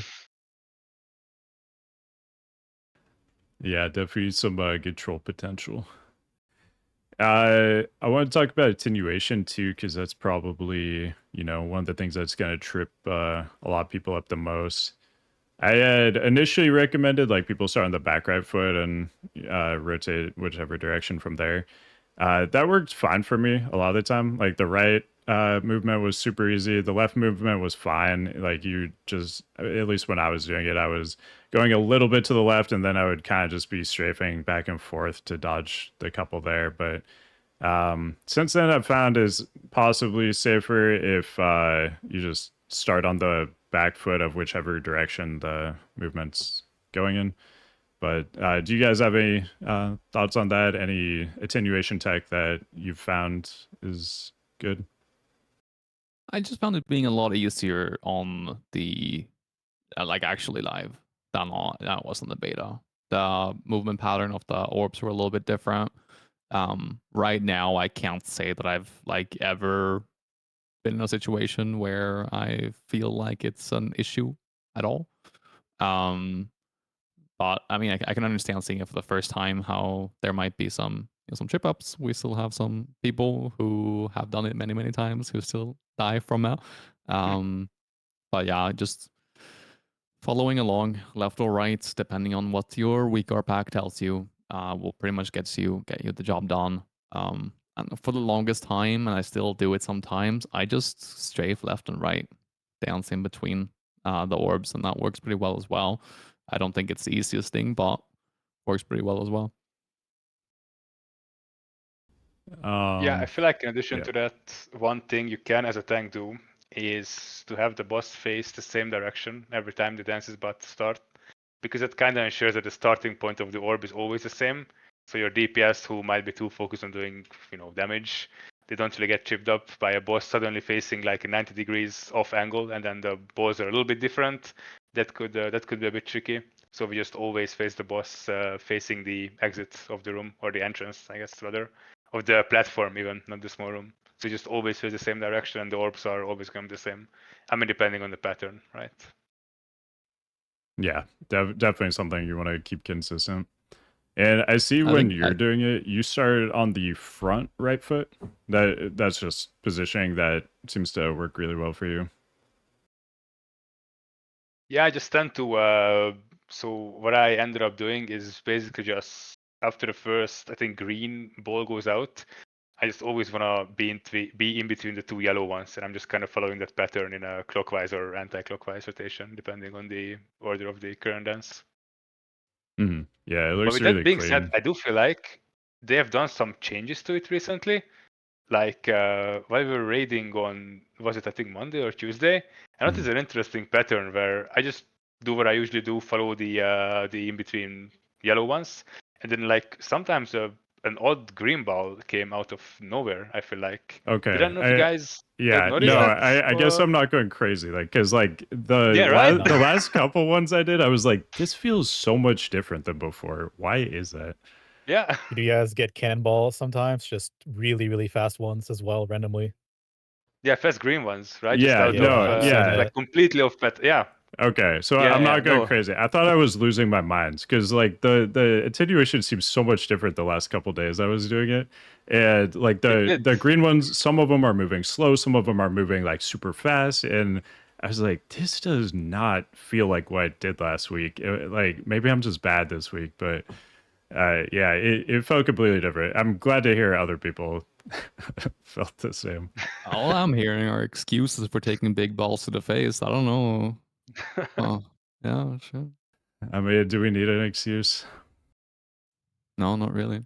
But I do have a oh yeah, so someone had a question about what the 24 now 22-minute shield buff is that Nexxer has little Ooh. mini min max. You wanna mention it?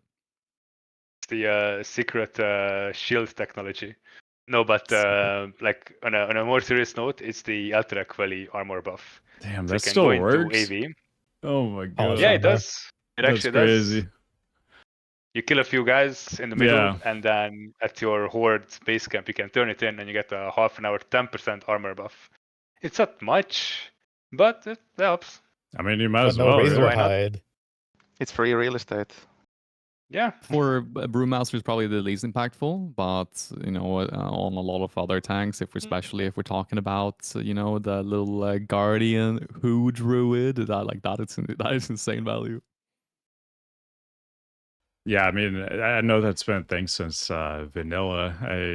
I was sleeping on that though. I thought that had been changed by now, but does that ever go away? Like, are we doing that in WAD also? Does anybody know? Probably.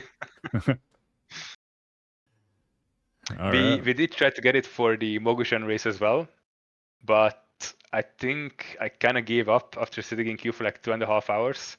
I was just like, okay, whatever, I need to log out now. But luckily for the Heart of Fear race, we ended up having a call to arms for Ultra Quali, so the queues were a little bit quicker because I think more people were Yeah. queuing that perhaps. So yeah, I guess for Terras, who knows? We might not be able to enter the battleground. You just gotta do Just it a queue a week in week before the advance. race. Yeah. Yeah. Yeah. All Just need to snipe tanks the call to arms. unite. There'll be a 40 versus 40 with just tanks. Everyone's just in there to get a buff. That was honestly one of my favorite parts about early MoP is doing arena on all my tanks, and everybody I ran into was just also a tank, and they're like messaging me after like, "Oh, hey, you're in here," and like it was Coming just into the stream and saying, "I beat you." Yeah, right. And yeah, it was a fun time. It was interesting seeing all the tanks just forced to PvP, but. Yeah, next time I guess you gotta do AV beforehand, and I mean it'll be even more useful, I guess, for Shell of Fear. Although you're gonna maybe with how long that fight is, you just lose the entire duration. I don't know. I mean, it's by the time by the time you get there, I don't know how.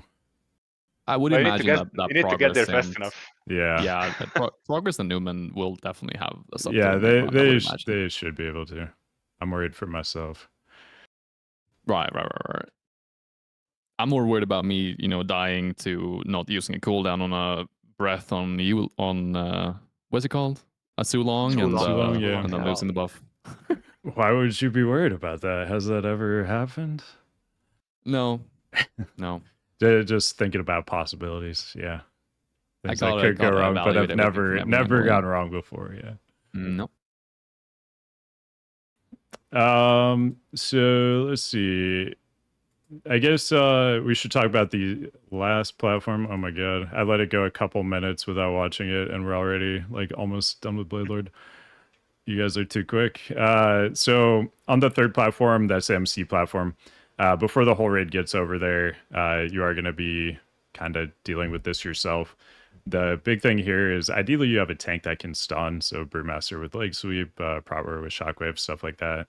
Brewmaster is really nice for this because you can break everybody out AoE without like applying debuffs to people, you know, rushing Jade Wind, or if you're running Zuyan, you can just spin crane kick everybody. On the Pro Warrior, it's a little more annoying because, you know, you don't want Thunderclap everybody, debuff everybody, and but it's still fine either way. Just, you know, tap target, revenge, and everything. We actually just worked that out by don't send physical users there, and then you can Thunderclap just fine. That's fair too, yeah. I was saying the same thing. I saw a little keg smash go out there. I imagine you did the same thing with not sending over melee so that you didn't have to worry about the weaken blows debuff. I think we did send over a few hunters, which in hindsight was probably a mistake. Even though most of their damage profile isn't really physical all that much, they still do a fair amount of physical damage. So we probably could have played a little bit better there, for sure.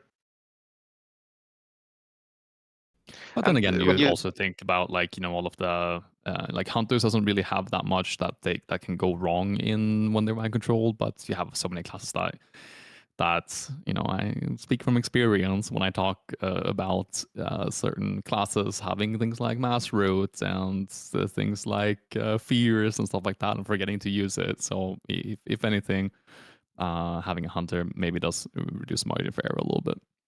I also wanted to comment quickly, since you said shockwave, you can just Dragon Roar and it almost one-shots everyone.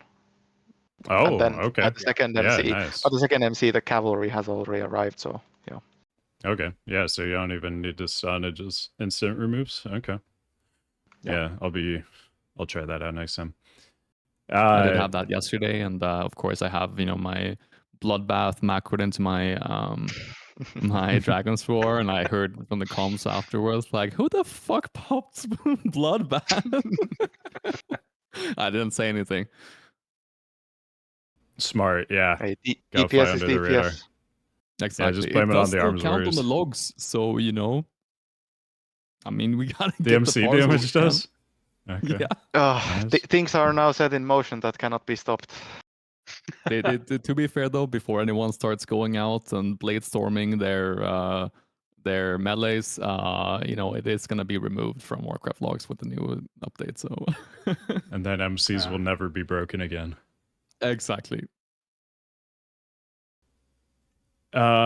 Also, let's see, what else was I gonna say?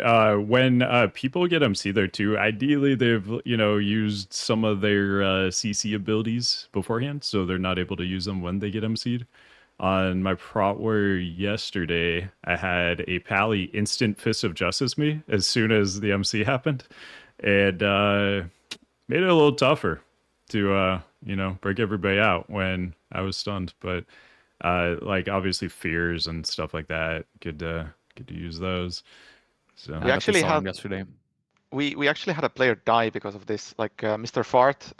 He Wait, bubbled. Is that his official name? Yeah, we went over this last that's time. his, okay. Mr. Fart. Oh, okay. Yeah, okay. Mr. Fart.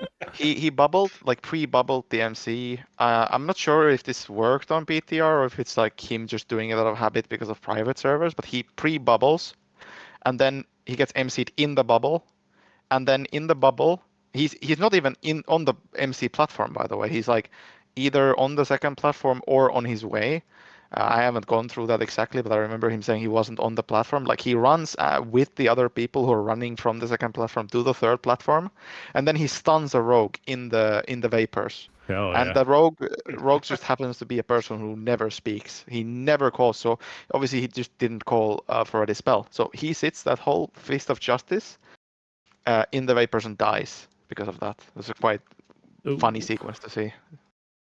Yeah, that is another thing to mention too. If I mean, it sounds like on there you're in, you know, transition going over to the other platform, but also people who are still on the attenuation platform, if they're too, you know, close to the third platform while they're still on the attenuation platform doing the echo there, they can't get MC too. So like a range that's like too far toward that direction, they could potentially get MC'd. And so good thing to you know, tell your raiders, have them keep that in mind.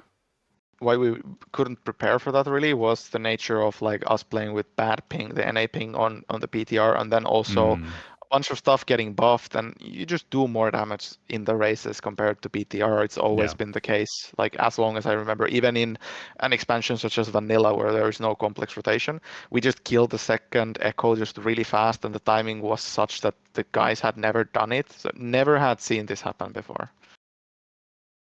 Yeah, that's an awkward timing for sure.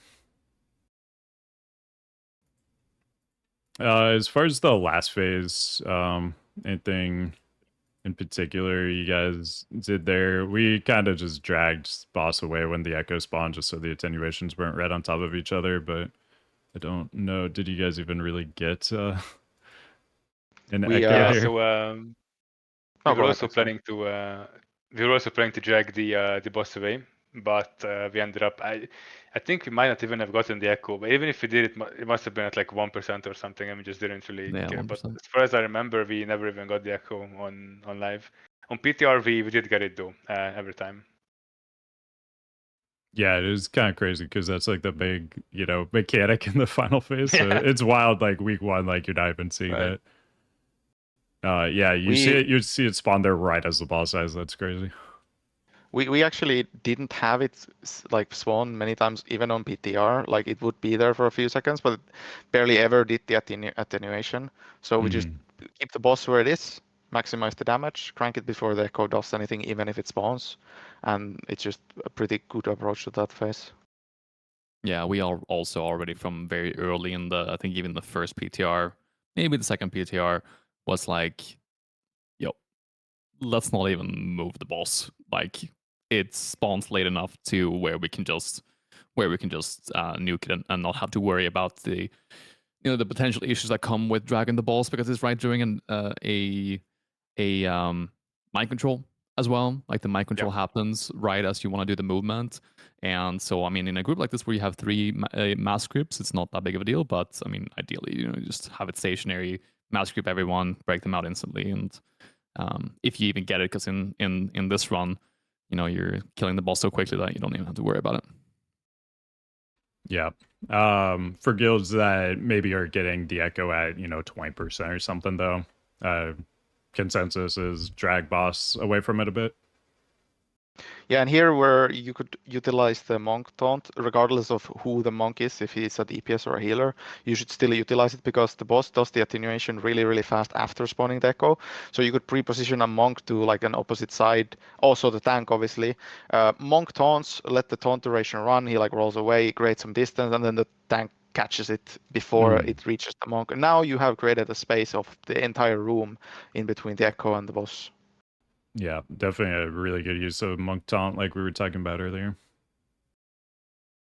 Yeah, I found that it honestly doesn't make it that much easier, but I think it does make it, a little bit easier, and it has a pretty low downside. So I think if you're progressing, you might as well do the movement. There is also a world, we tried this a little bit for a while, where we put the echo behind one of the pillars, spawned it, in one of the corners behind the pillar, and then when it did the attenuation, the pillars the orb just went into the pillar and didn't go into the room. Yeah, that's so we didn't nice. really have to worry about it. Were you guys able to like consistently get that? Because I feel like when we tried that on PTR, it was like spawning. The echo was spawning in different spots. Pretty consistently, yes, but then we also realized that, wait, why did we do this? The boss is at 5% when it spawns, and that's with movement. So Yeah. So I mean, for a guild that maybe is struggling on this fight, that's something you could potentially try to. All right, let's see.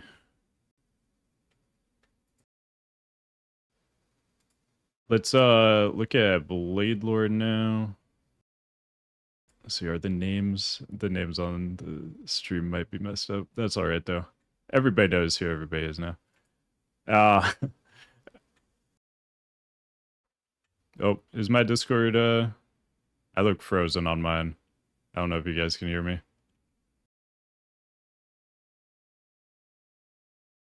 Oh. My Discord's frozen. Are we here? I don't know.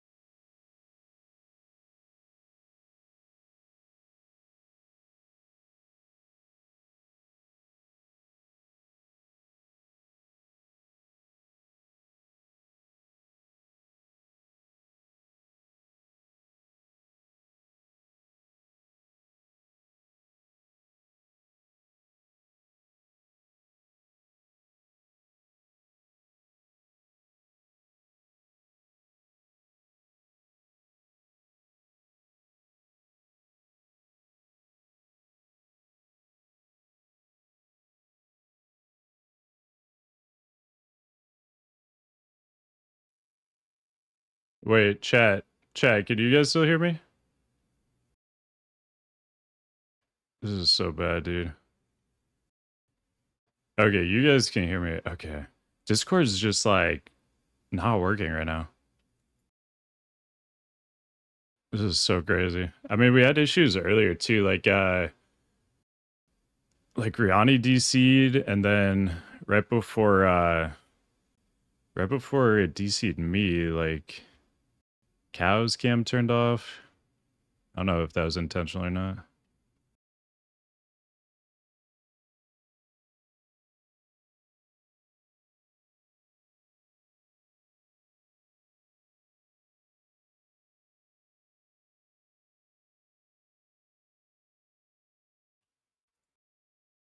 Okay, I'm gonna try to restart Discord.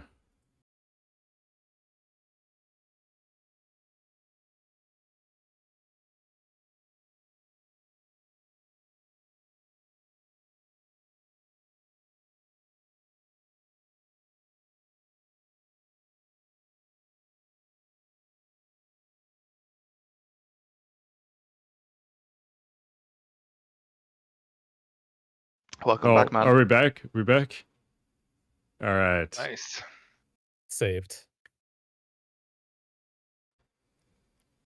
Yeah, I don't know what's going on with Discord today. Let me let's see. Yes, everything's still good. Okay, perfect. Can pick up where we left off. Give everybody a chance to stretch, I guess. if nothing else. All right, so I think we're all good on Vizier. Let's talk Blade Lord. We can talk about the trash too. It's kind of a fun poll. We talked a little bit about it earlier.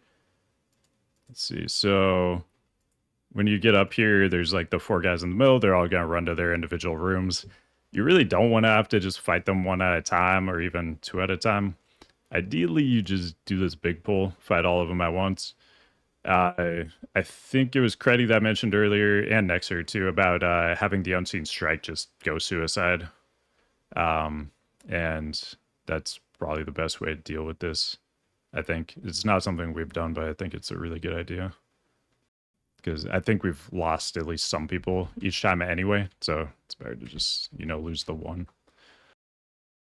Yeah, we tried Yeah, a on the few race, things we, in like bopping and stuff like that, but not sure if there's anything that really works. We haven't had a holy priest use their their save their cheat death thing, but yeah, that's something that works. I'm not sure. Zenmed. Yeah, we ended up if you do sticking get a on the. yeah, sorry, what was it, Nexxer? No, I just said we did think about suiciding the guy as well who gets it, but we just ended up stacking on the race. If the wind step had worked on the PTR, if we would have built the whole strategy around the wind step working, we probably would have opted in for sacrificing the guy with the debuff. And as for Zemad and Dispersion, Greater Invis, stuff like that, I feel like they might work in 10 man, just because the damage that is being split is way less compared to 25 man. But in 25 man, I think the baseline damage of the Unseen Strike might just be big enough so that you die for a 90% DR. Although I'm not fully certain about this. Okay. Yeah, I think so. Yeah, that would, I guess, make sense, because you're essentially, it would be the same as like splitting it between 10 people, which isn't enough. So, okay. So then, Windlord himself. I don't. One thing. Yeah. To add about real quick Sure. about the trash. So there are 4 types of mobs, and one of them brings the tank debuff from the boss, or a similar debuff. What's important to note is that debuff actually interacts with the boss debuff. So if you go into a boss, having tanked the trash, going into it 3 stacks, for example, or 4 stacks, depending on how fast you kill the boss, the first assault of the boss will then have to be on the second tank, unless you want to commit every single defensive, because it will treat it as the debuff of the boss, and you will die unless you commit heavy defensives. Did someone say vengeance? I mean, vengeance and all, but it was certainly interesting. I'm sure this happened to you, Nexxer, as well. The first time you paced a run and you went directly to the boss from the trash, you didn't even think that, okay, this would interact. You're just there tanking the boss, minding your own business, and all of a sudden you get hit for 4 million. Yeah, that's exactly what happened to me, because we didn't practice going from trash directly into the boss, and we didn't neither me or the other tank thought about that as it was happening, because it's very early in the pull that the boss does the first overwhelming assault. I think this is insanely rare interaction, by the way. I can't think of another situation where there is a trash mechanic that interacts with a boss mechanic in a one-to-one thing. Has to do with, again, like I said earlier, the timing of the beta, how early it was compared to when this is released, and the amount of time that we had to do all this. It's just, it doesn't feel good when you're racing and you haven't explored all the possibilities, all the things that can happen. Yeah, we didn't have to worry about it because we had a bunch of people DC, and we had to wait for summons and stuff like that. So I guess that's a silver lining. Yeah, I think for us, I'm trying to remember. We actually split that pack, because on beta we never like practiced the full pull, and we were like, we're just gonna do what we did on beta, and so that's probably why it was never an issue for us. But definitely good to know. As far as Windlord though himself, I don't think I like really have much tech here. Do you guys have any tech you want to talk about? I'll go. So I don't. Uh-oh. Explaining this might be a little awkward, so I'm going to send you something, okay? And you'll just show it. Sorry, 1 second. We I'm saying this lost reality again. saying this just so no one gets confused. That this boss is actually the Blade Lord, and yeah, I've dealt with this issue oftentimes too. Oh, 'cause did I say there's Windlord? yeah, because I just call him there's BLT. BLT. Yeah, I'm looking at all these tornadoes on my screen. I'm like, yeah, this is the Yes. Windlord right here. Yeah, I mix them so up too. This is Blade Lord has all the wind. The other is the Wind Lord has all the blades. Yeah. Yeah, that's how I always remember them. Just think about what would make sense and then do the opposite thing. the weird thing about this boss is that I don't know if it was supposed to be that way. I know in P servers people told me that it's not, but he keeps tornadoing other people, and there's like a weird interaction with all the bosses, all the mobs in this expansion so far. Spirit Kings as well. Remember we talked about that in MSV, where the boss will target somebody else with a mechanic, or he'll just chase the tank, so to speak, with a mechanic. So what you're looking at right now, this rate plan actually stops the tank from getting knocked because you take every cyclone to your face or every tornado to your face. Mm. And so you don't have to move the boss at all because if you're at the base of the stairs, you get knocked into them and it stops you instantly. Yeah, the tornadoes are very annoying to dodge. Like you can if you move like exactly correctly so at the right time, like over and over and over again. But yeah, I like this a lot. using this strategy also allows you to go to the unseen strike at a predictable spot for everybody to soak it.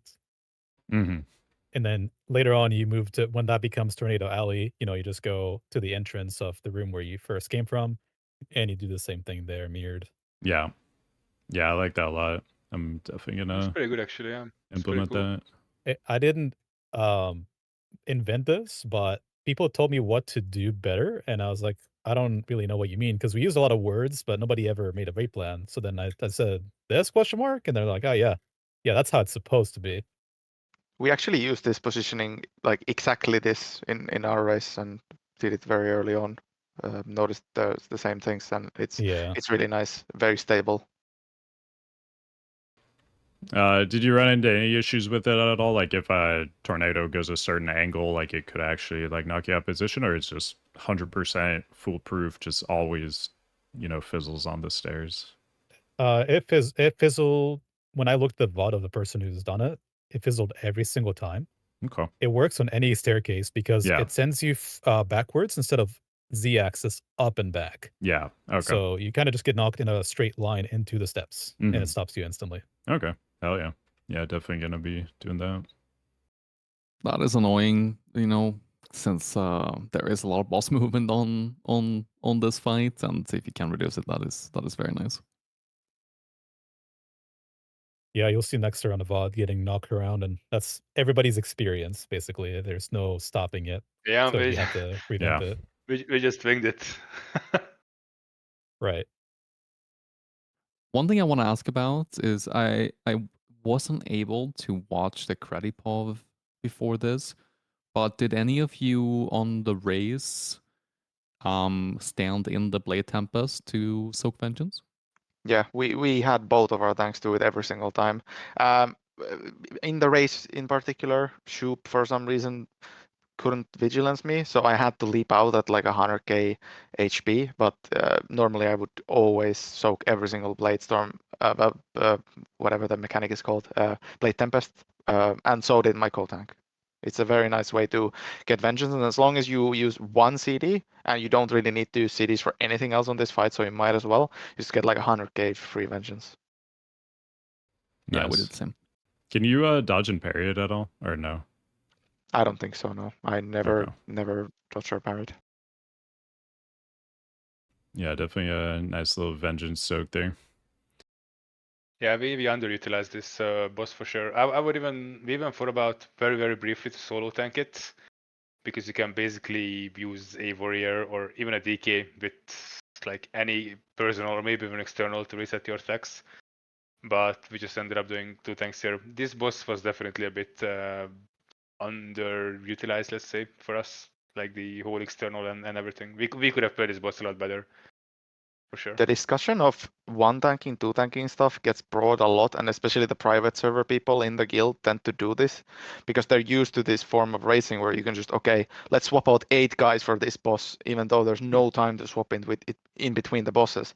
You go this spec, you go that spec, you go fix gear, like, and then we just have to tell these guys like, no, like this is the standard that we just have to go with what we have, even if it's a little less optimal. And I mean, Blade Lord is a good example. I feel like it's like borderline you could maybe get a swap on, but I don't think it's worth it. Like, and again, you have to assess, is it worth the risk if something goes wrong?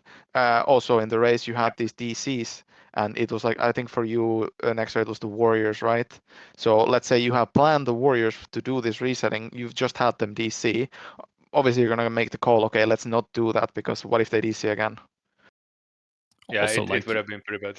Yeah, with Vengeance in mind, with how it works in MoP, the difference of a 1 tank versus a 2 tank, maybe you could have gained 40k DPS in best case scenario. It is a pretty big price to pay when you take into account all of the things that have to go into a spec swap. Just the time to actually swap over, but then to also have a appropriate gear for that and not griefing your gear that you have as a tank in the race in order to effectively make that swap as well. Yeah, I generally don't think going out of your way to 1 tank is worth it in a race, but I think there are rare scenarios where it could make sense for sure. It's not necessarily going from 2 to 1 tank. It is, in this scenario, it's going from 3 to 2 tanks, which is Empress. I think that is an outlier when it comes to the actual benefits of doing that, as long as the tank who solo tanks the ads and then has the main responsibility in the last phase can do it, but obviously we'll return to that later. Yeah, definitely. During race, I mean, just playing safe is often the quickest way to get it done.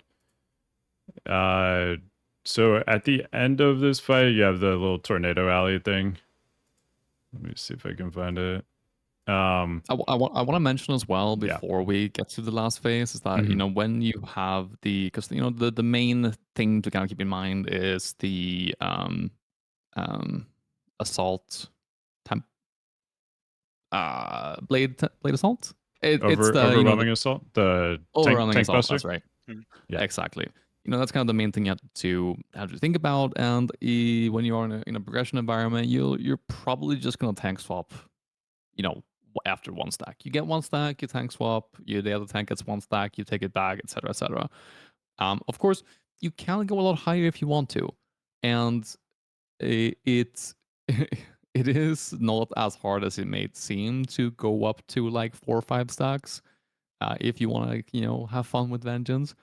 But that said, it's worth keeping in mind that the lower the health of the boss is, or at least the longer the time the boss spends in phase 1, the more damage it does as well.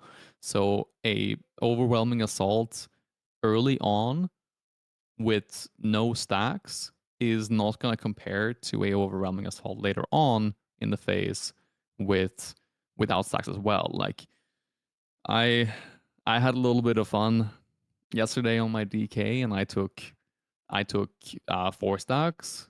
I intentionally didn't use any cooldowns on the 4th one. I was just like, okay, Purgatory, Void Shift me, because Void Shift clears your Purgatory irregardless of how deep it is, right? Like you can take a 5 bazillion Purgatory. If you get a Void Shift, you come out of it, for free, right? So that was my plan. And then I didn't really think about my cooldown uses that much because I was just going to have to take 1 more overwhelming assault. And, I was just didn't have any bone shield up. I didn't have any death shield up or anything like that. And I just got smacked with 0 stacks at the end. So that's definitely something to keep in mind, that if you want to use your defensives to not to soak the whirlwind, the tempest, definitely use them later on in the fight because that's when you're going to take the most damage. Yeah, for sure. Oh, we lost somebody. It's Nexxer this time, so it's only me and Cow left standing. Oh my god, we're dropping like flies. All right. Yeah, you got something for that, Credi? Nah, just a little cool off here because of these technical difficulties. Should I DC next, or should it be Cow this time? Who do No. you want to? We'll stay here. It's fine. Okay, sure. Flip a coin. Play rock, paper, Yeah. scissors. So you'll see Nexxer here on a VOD at 12%, I think, when the winds. So the way that you see the winds are facing now, they're going to continue to face the same way. And so now it's working against them. Like you're on the highway, but the winds on the left and right are going against you. But if you leave early, we do it at 12% as well or so. If you're a slow class, you can leave early and use the highway on the left and right to go faster to the next side. Yeah. Yeah, definitely one of the best techs on this fight. You don't have to wait. So you'll see he's almost going, and now he's like 12%, 11, I'm going. And then he'll reach the boss faster. Yep. And It's also worth keeping in mind that when you are in this stream, your own speed increases very much work as well, right? If like what we did is that we used double roar in the first gauntlet, and then when we went on the way back in the stream, the people used nitro boots, and then because I'm a paladin, I can also use a speed increase with nitro boots as well. So I was just over there in 2 seconds. It's very fun, very fun. yeah, and obviously when the boss reaches the other side, just kind of keep an eye on him. You'll see him fly by you. When he reaches the other side, the winds are going to change directions. Make sure you don't get out at the wrong time, because the tornadoes are also going to change directions. And make sure you don't get out at bad time. Tornado comes, picks you up right when you get out. As we saw there with Nexxer, he waited in the slow for a second for a tornado to pass him, and then he waits for this one to go by. Then he gets out. Actually, pops glider there too, and yeah, the just super good to utilize that to get over there quicker, and just be careful as you're getting out of it. One interesting thing that I noticed them doing is that they have a mage that goes to set up the pool. What we opted to do is we left the 2 disc priests, because I mean, if you can heal, it doesn't really matter if they get there or not. They're just there to feather the tanks, and then we had the tanks stay and the 2 disc priests to finish the boss to 10%, and then also be there for the best possible position for going for the next trash instantly. Tanks don't really do much in that last phase because you just don't have vengeance. So I think that's maybe, I mean, it's incredibly minor, but also at the same time, you can, as fast as you get to that big pool, you're going to start building vengeance. And then all of a sudden, you're going to be contributing to the speed much quicker. With the high vengeance, instead of them just waiting on the mage who's doing no damage. Nexxer isn't building vengeance, he's not doing damage to this pack, even when the raid is going there and running. Just a small little thing I noticed that was different to our run. Hello? Hello. Welcome back. Hello. Right, we're back. Welcome back. All right. So we just finished going over the end of Blade Lord, just with using the slipstream to get back to the other side quicker. Did you want to add anything else to that? Not particularly. I think we pretty much covered everything. Cool. Sounds good. So I mean, this next trash pack is super fun. I love the tech with the mage. I assume you use the horn and then ice blocked in the middle. Then you just pick everything up. Get to see millions of numbers on your screen. Yeah, this was a pretty fun pool actually. You can also do this with, instead of, if you don't have a mage or if you don't want to risk it in a way. We also tried sending 2 tanks in because 1 battle horn doesn't quite cover the entire room. But what you can do is send one of the tanks on the right side, one of the tanks kind of on the left side, and then if you do 2 horns, you can pretty much meet in the middle, and then that will grab everything. Yeah, I that's what we briefly did with the toy, or not the toy, but the thing that you have, like the mount thing that you have, right? Since you can mount in that Oh, yeah. area, we just used that and had one tank on each side, pick it up, and then group it in the middle and mass grip. I mentioned this briefly when you were off Nexxer, but I was kind of comparing the two approaches that us and you had for this trash. I'll just repeat it so that maybe you can chime in on if you have ideas on it.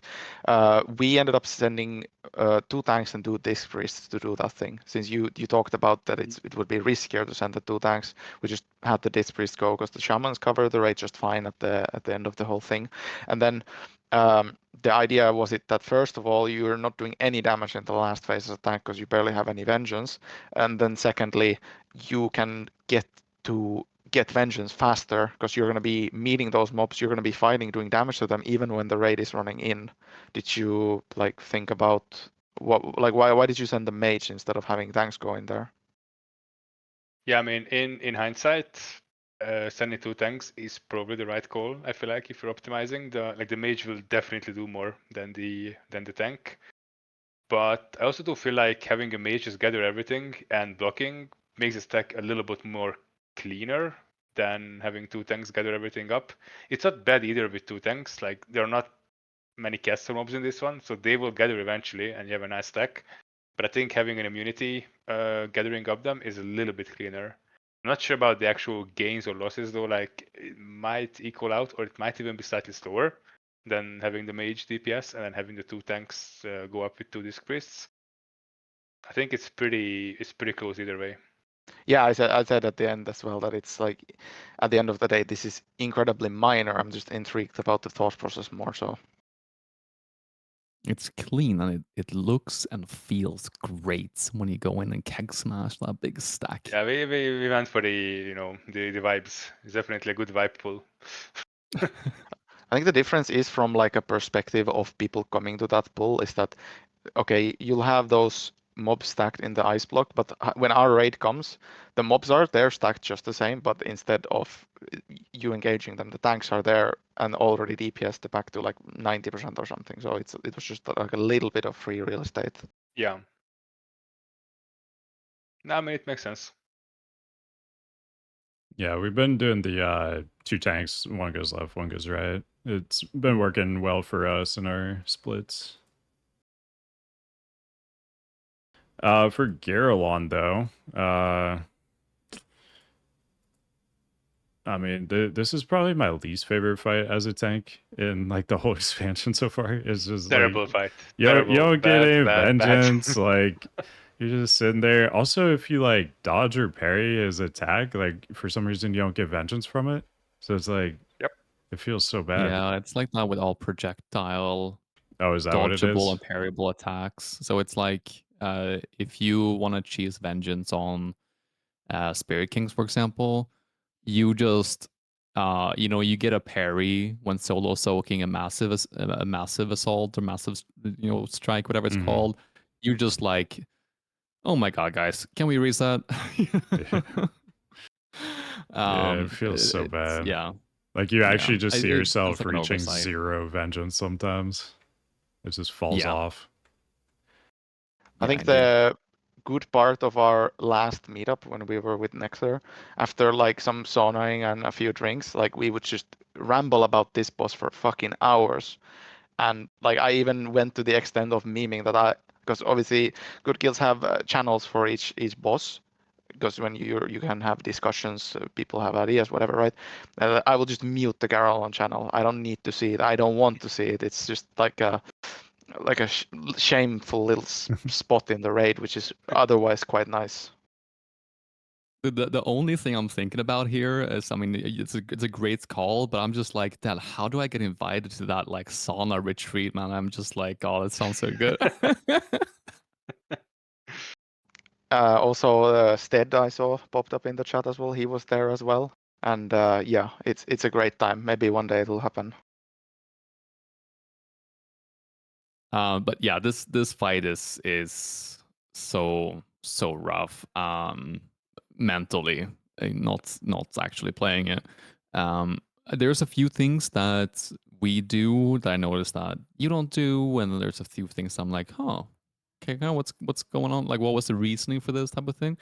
So one thing that we have been doing, and it's just a habit that stuck, I think, was that we tried to get the first pheromones on one of the tanks to just have it predictable. If the tank is the one that goes in first, it will always be on that person, and then after a furious swipe, a hunter or whatever can just go in and take it over, and then go from there. Maybe it's just that Lex had a little bit of a mishap there. And I saw that he ended up getting it on pole. What was your intended strategy there?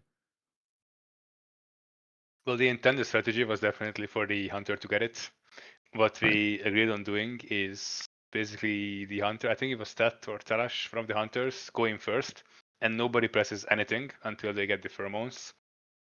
I think that strategy is still true even if you are supposed to put them on the tanks, because from what we noticed, if you start DPSing the boss instantly before the first pheromone goes out, it's like kind of, whoever ends up getting it ends up getting it. It's pretty hard to control. So I think in that sense, even if you want to put it on anyone for that matter, I think it's still a good play to just hold your horses a bit and not DPS until the pheromones actually go out. But yeah, the hunters were supposed to get it first. Yeah, that was our experience too, is that whoever you want it on, they're the only one that presses aim buttons. Nobody else touches their keyboard basically until pheromones go out. We actually ended up doing that, what Rihanna said. We also had tanks, actually, not just the first one, but we did tanks back to back.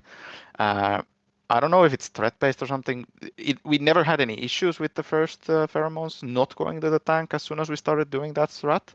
So everyone can just send it right away. What also ends up happening is that when you have the tanks on the job at the very start, what we do is we drag it to the very top right corner, because you can work with very little space when it comes to having it on the tank, because that's the guy soaking the swipe. So it ends up creating this snowball effect that when you position the boss to the very corner on the pull, you can just move it in a kind of a square position. It's a lot. You just created, like, even though the boss room doesn't get bigger, you did get more room because of the starting point that the first DPS has to kite it from.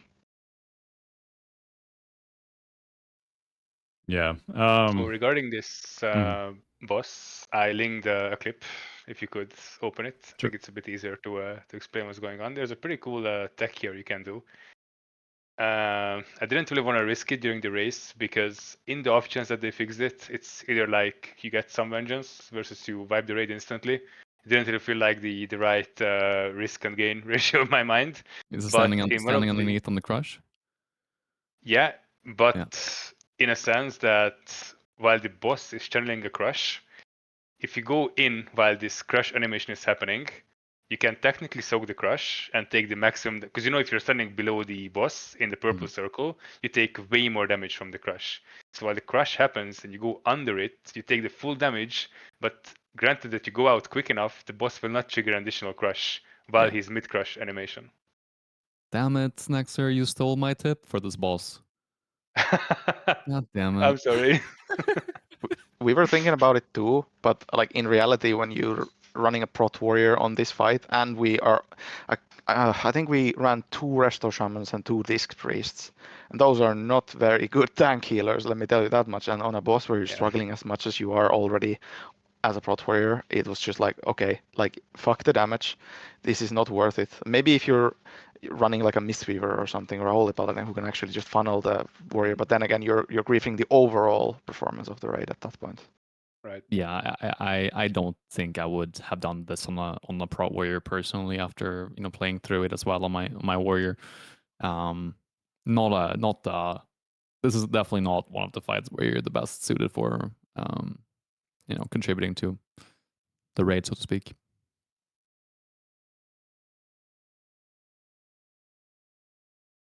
Yeah, also, good tech. I see that you now on this one, you probably go inside of the leg more. But what was your reasoning on the raise to not go inside of the leg animation that much?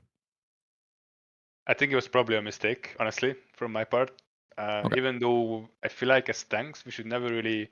Well, now obviously warriors got changed, right? So you're not really doing as much damage with sweeping. But before, the main thought process was basically that only warriors are supposed to touch them or kill them rather. And as long as we have one leg up always, I think we're doing good. On a beta and PTR, I did go in the leg just so that rushing Jadewind does a little bit more damage. It's a mistake for sure to not go in there and cleave a bit harder. 100%. I did end up not going in either, but it was for that same reason. I think I used to do it very early on the PTR, and then just like, okay, these legs are dying way too fast, and you lose single target, you lose the boss kill time if you overkill them just because of that reason. Obviously now it's a little bit different. I think BM hunters, if I'm not mistaken, have some kind of interaction as well where they do gain a bit of single target damage because they can Who? just send their pets on it or something. BM Who? hunters. I don't think I've heard about that one before. Yeah, I think there was some kind of tech, and it ended up doing the second highest damage after the Arms Warrior, obviously. We have one hunter who is dead set on BM, so I mean he'll be happy to hear that. It's his moment to shine. All right. So, anything else you want to talk about there? Anything in last phase? It's honestly not much different. You're just tanking the boss now. He's not moving around.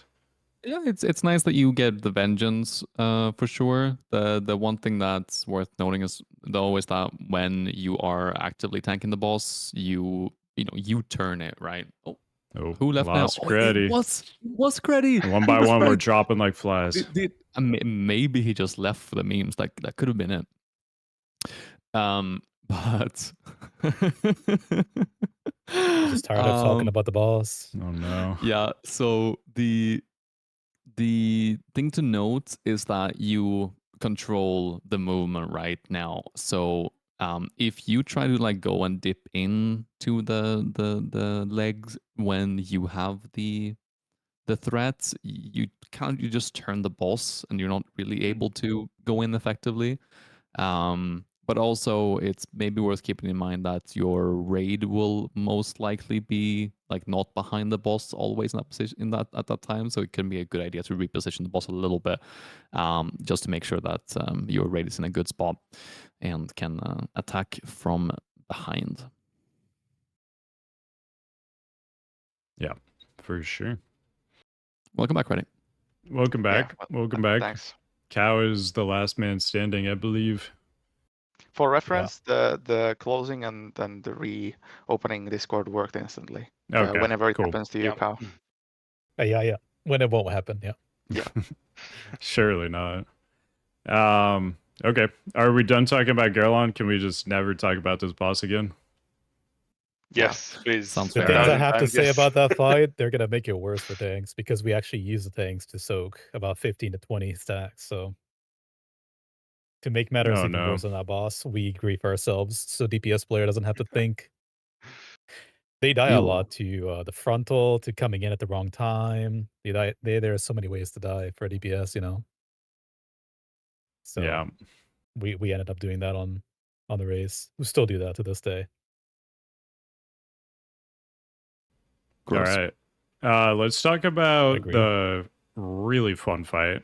The first really fun fight, I guess, in here for tanks. Windlord. Not Blade Lord. The fight with all the blades. Windlord. So this one's awesome. I mean, everybody in here knows. Like, you get a bunch of vengeance, you get to do a ton of damage. There's a 600% damage amp. Like, it's just fun. That's it. So for this one, Nexxers, you guys had 7 shamans, sorry. 7 storm lashes. That's pretty sick. Yeah. Pretty fun. Yeah, this I is haven't the, got to experience that. This is the fight that truly shows how stupid just stacking storm lashes are when there is like a damage increase. It's it's completely crazy. Like Stormlash, I think I might have been the only one in the entire raid that ended up out DPSing Stormlash on this fight, and even that was really, really close. And everyone else is just no chance, like no chance. You basically had the second tank with this many Stormlashes, or a third tank, I guess, for that matter. It's completely broken. Yeah, and you were mentioning before too that it like double dips. So since the boss takes 600% more damage, your initial Stormlash attack is a percentage of that already 600% increased damage, and then the Stormlash itself after that amp is also getting amped itself. So I mean, it's just completely insane. It's pretty silly. And the boss is already dead. Do you happen to remember your kill time on that one? I do. It was like 1 minute 20 something, I think. Wait, let me check. Actually, We had the same exact kill time by the second. Oh yeah, It was yeah, that I do remember. Yeah. 1 minute and 28 seconds. Both Yes. us and 28. progress. Damn. Yeah. Yeah, that's pretty Also, awesome. I said I out DPS Stormlash on our pool. I was nowhere near. Stormlash did 191 million damage for us on that pool. So yeah. Yeah, that's pretty good. It's decent. I mean, quick math off the top of my head, that's over 10 million DPS. It's like 12, 13 million. Yeah. Is that right? You gotta open their logs one time to show the viewers how silly it looks that even the tank with max vengeance can't out DPS it. They look silly. Yeah, let me pull that up really quick. I linked you the log for Windward. Because Oh, usually you see perfect, tanks perfect. up there, but in you guys' skill, it was funny. You can absolutely out DPS Stormlash. You just have to pick the wrong class. Yeah, just play warrior, dude. Yeah. Yeah, 2 million, 150k, 163k. yeah. That's insane. That's pretty crazy. I did see, like, I think the top logs right now are like 2.8 million. You did like 2.7 Credi, and I think there's a Blood DK now that did like slightly more than you. Yeah, I actually went to check it out, and because I was thinking to myself, like, if this is the potential of the Blood DK, did we miscalculate this whole thing? That I should have let the DK do the tanking and not do it myself, and then I just go and check out his healing received and healing done, and I'm like, okay, not even a question. I think he got healed like 3 times more than me, and on top of that, I think I did like 2/3 of all the healing done to me, and the rest is just like random atonement heals. It was like he got really fed. Yeah, like he's taking insane damage in that log. To be fair though, I think there is a lot of potential to see even in the next reset, maybe the reset after, when people aren't doing like splits and stuff like that to funnel gear, that you will see DPS over 3 million. I think could maybe even see like 3.2 to 3.5 million DPS on that boss. Yeah, absolutely.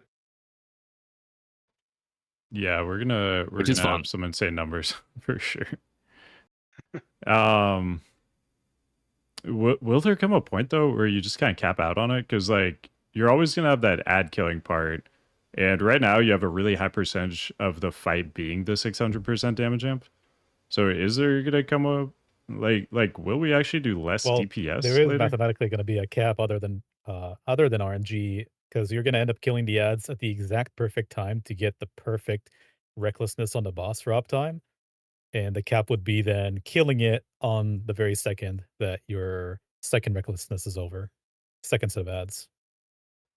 I mean, So I think people are already doing that, right now. Are they doing it perfectly though? Yeah, like at least we killed it. We killed it well in that window. I'm sure that Progress did as well. Yeah, I think our window might have been perfect, or very close to perfect at least. I mean, that yeah, theoretically is the cap for damage.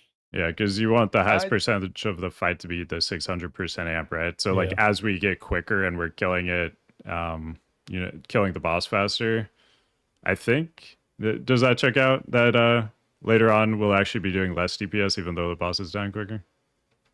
I mean, depends on how you commit cooldowns. You'll just have the okay, you're on alts this week. Okay, you use all your cooldowns at the start. Everyone else holds their cooldowns for the damage amp. I guess that's true too. You'll have a higher percentage of the damage amp with cooldowns, I guess. So I guess that offsets it. I think one thing that could be explored is that obviously when you're doing the quickening tactic and just letting those buffs sit on those ads, and then you have to purge the boss whenever it starts to do the whole whirl of blades.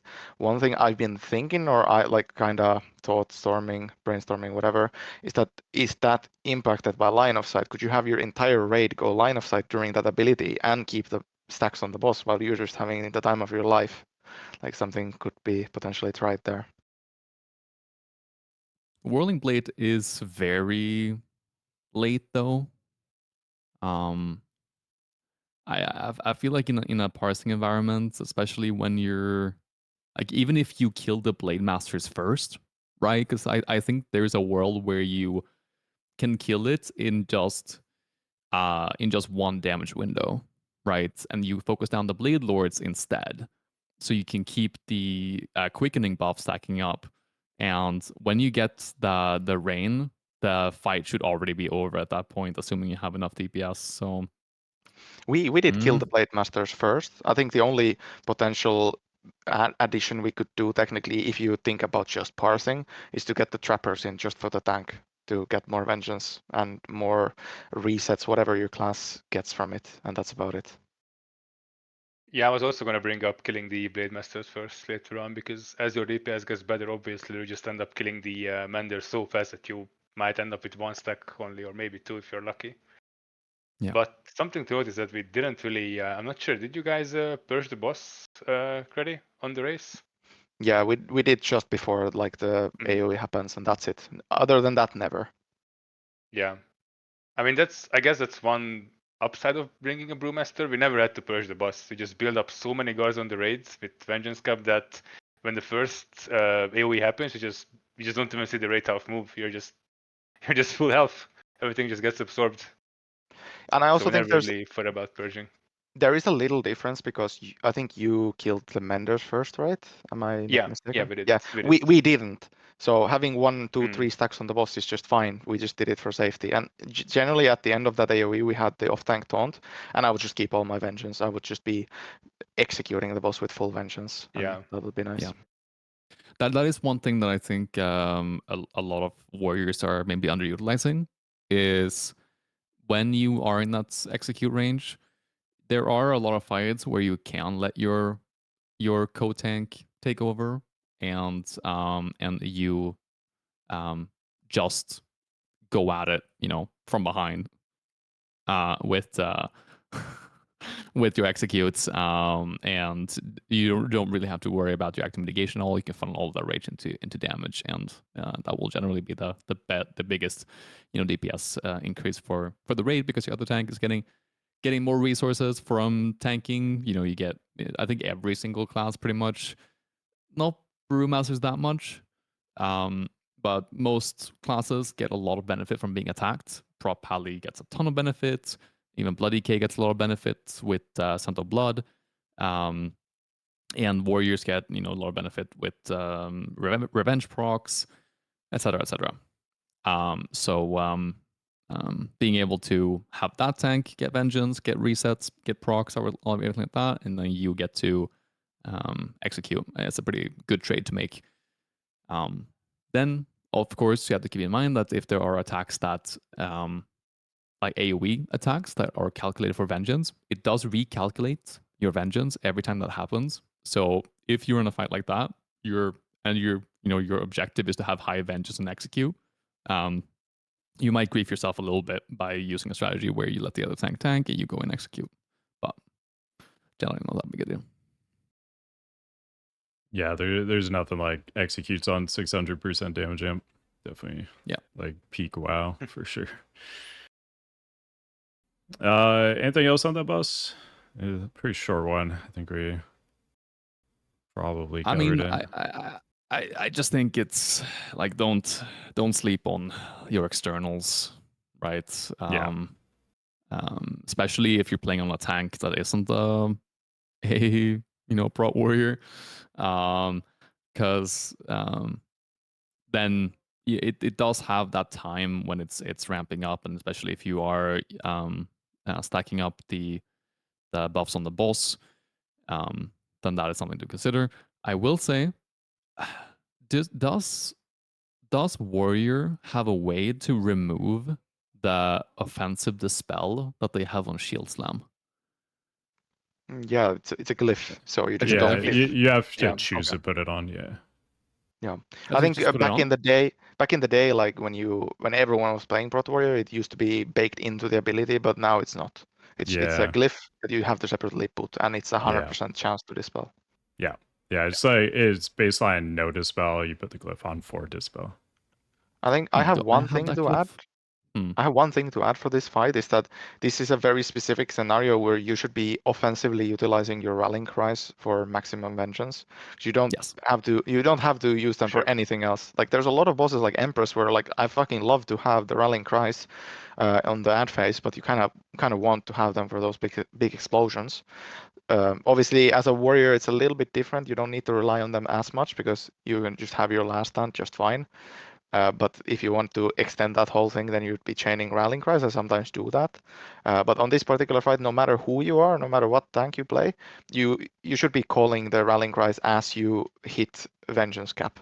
Preferably, like try to chain them so you utilize that extra vengeance as deep into the recklessness as you can. But that's about it. I have yet not gotten to go vengeance cap on this fight.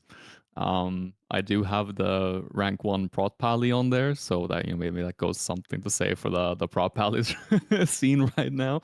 But I'm really excited to do this fight when we're not doing, splits and the quality is high and everyone is in there kind of wanting to pump and not, um, having to worry about like prepping for a race or some stupid shit like that. Yeah. Right. Once the race is over, I feel like the quality of splits for any guild, I think all of the guilds will go up significantly higher because we are just cut short on the amount of people. Because I think everyone just sending so many, like way more splits than what you usually do, because of this raid release schedule. So you just want to squeeze in as much gear as you possibly can on your main raiders.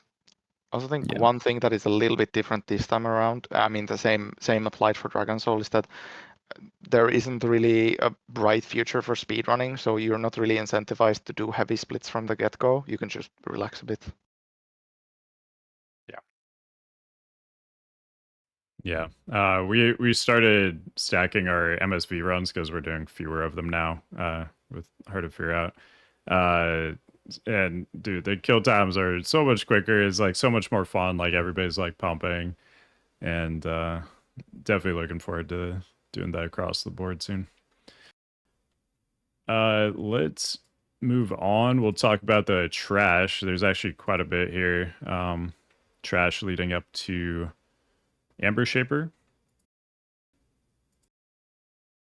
Right. Just skip ahead. So, yeah, the first room, these ones kind of suck to fight. 2 caster mobs on different sides. They redirect damage you do to them to the tanky guys with them. Definitely one you want to skip if you can. So Shroud skip here is great. That's, I think, probably a standard thing everybody's doing.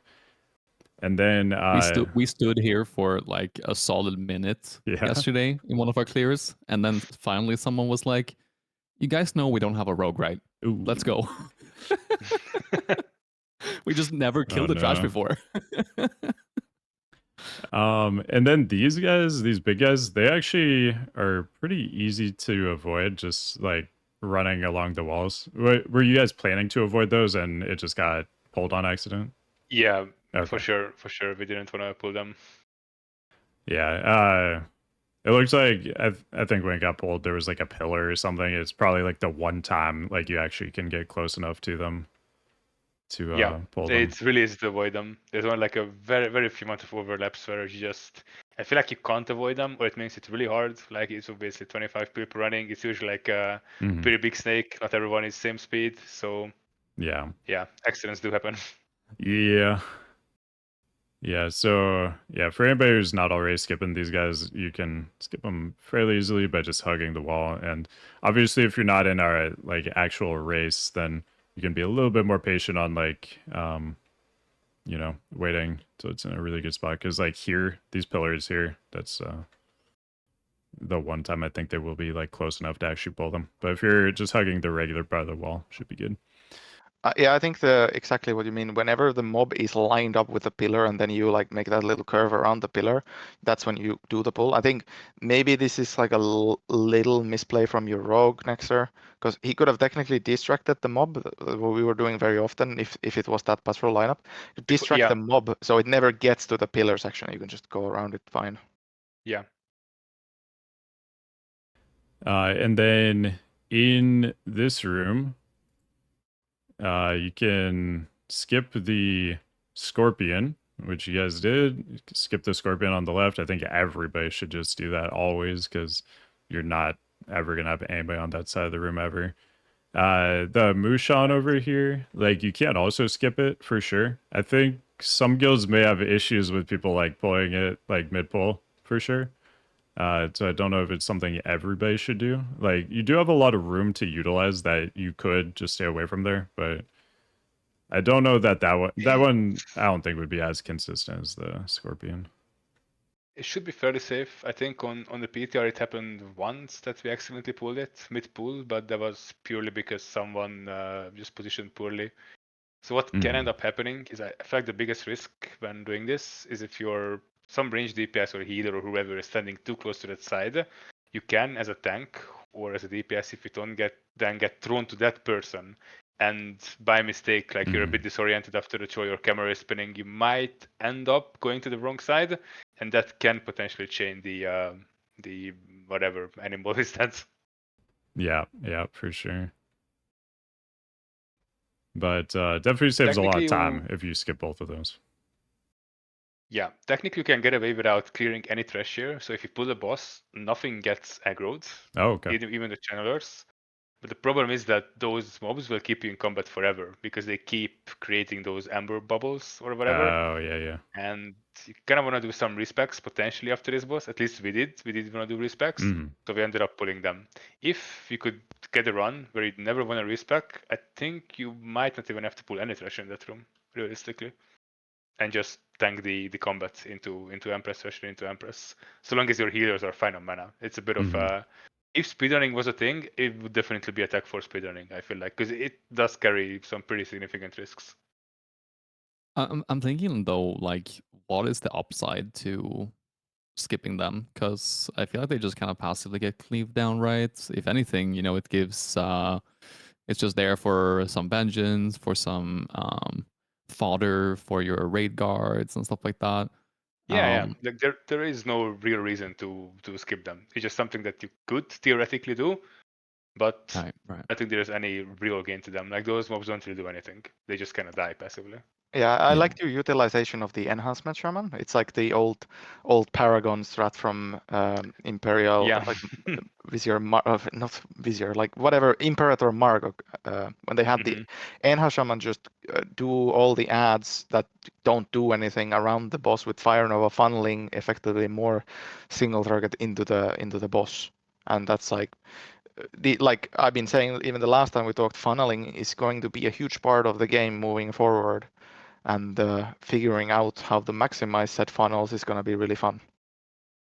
Yeah, not just absolutely. for tanks. Like I said, you can do this for many classes, like frost mages, warlocks. You all benefit a lot. Yeah, you benefit so much from having random shit mobs around the main goal, which is the boss.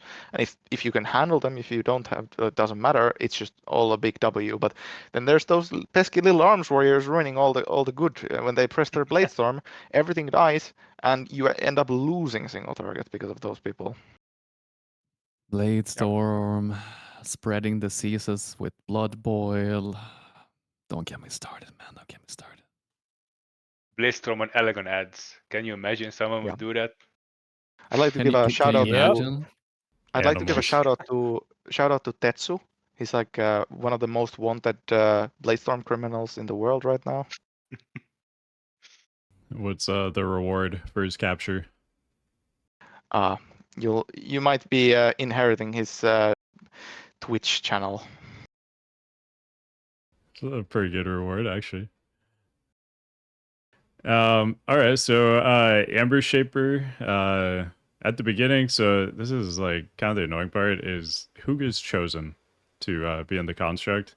It seems to be GUID based. In the runs I've done, it's always just the same character, you know, that gets selected each time. Seems to just be GUID. Do you guys have any other insight on that? It feels Um, like there was some point where that shifted a little bit because we were very confident about the GUID tech in the beta. I was in a 10-man run. I was getting it every single time, no matter what I did. I was like, okay, well, I'll go on Holy Presence, I'll go AFK in a corner, I'll do whatever every single time. Always get it first. And then someone suggested, maybe it's GUID based. And I'm like, well, this character was made the very first day of when the beta came out. So it's the oldest character in the raid. I downloaded a little WeakAuras. We all had it since Dragon Soul, and lo and behold, of course, I'm the lowest GUID for the 25-man run.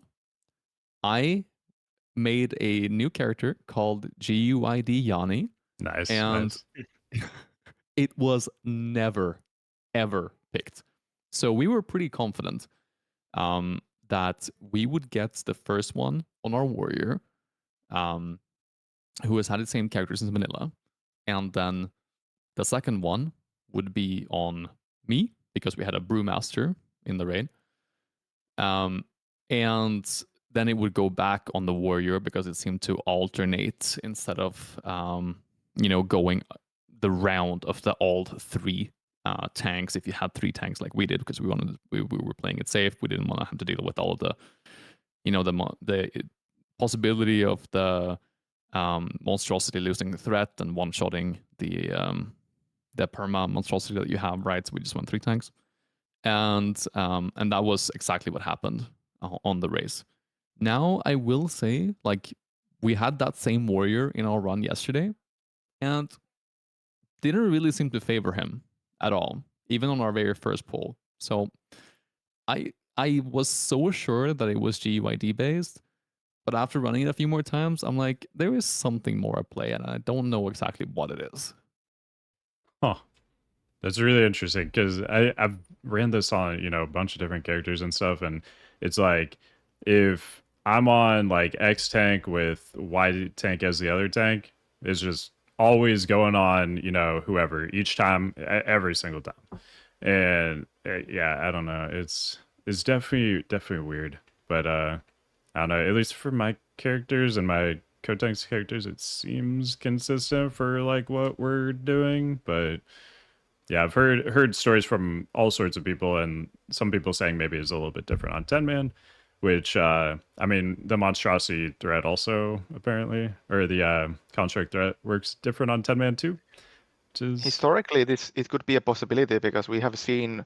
I'm giving the Big Bang as an example from Algalon, where I believe it was the way that the rogues could soak it with cheat death on 25-man, but on 10-man they couldn't because it was a different spell and it just behaved completely differently. So it very well could be the reality that it's just different on 10-man. I don't think it is different on 10-man because I was in a GDKP where, the tank kind of like stopped damaging because we were holding the damage right for getting it to get an additional monstrosity, and their threat was an issue. There was 2 times where the monstrosity ended up over aggroing. So I think it's more that in 25-man you have more vengeance, and you also just inherently have more threat. I think honestly that's what's at play. Because, like, I mean, on 25-man, I've never once seen the A-bomb rip threat, like, ever. And, like, we have had runs where, we stopped DPS for a little bit. And I don't know. It's just not something what was I that? pulled Cap? aggro on A-bomb at 25. Okay, interesting. Yeah, I've I had never to seen that call for happen. So- my co-tank to taunt when I was Yeah. like at 99 percent threat in the A-bomb. Like, should taunt so you can start building more threat because you have that threat building yeah. phase of when you taunt. Regarding that, if the boss goes to a tank that has not taunted yet and has low threat because of it, they won't see the construct maybe on the threat meter, but it's gonna your nameplates should be if you have threat plates or plate array, it will change color. So I've been telling my off tank or my co tank, yeah, definitely when you go to tank, you have to taunt at least once because we pulled aggro. I mean, I have and just got insta gibbed, especially in a 3 tank strat.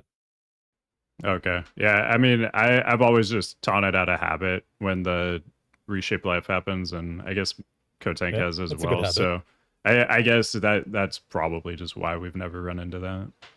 Yeah. Also regarding the GUID, we've been able to force a monster to go to someone that's not me. So I don't know. I personally don't think it's a GUID because we've been successfully forcing it on somebody, especially when 3 tanking. How have So you been how doing have you that? been doing that? More so forcing it on, or rather not forcing it or on who we want to tank the boss and not go constructs.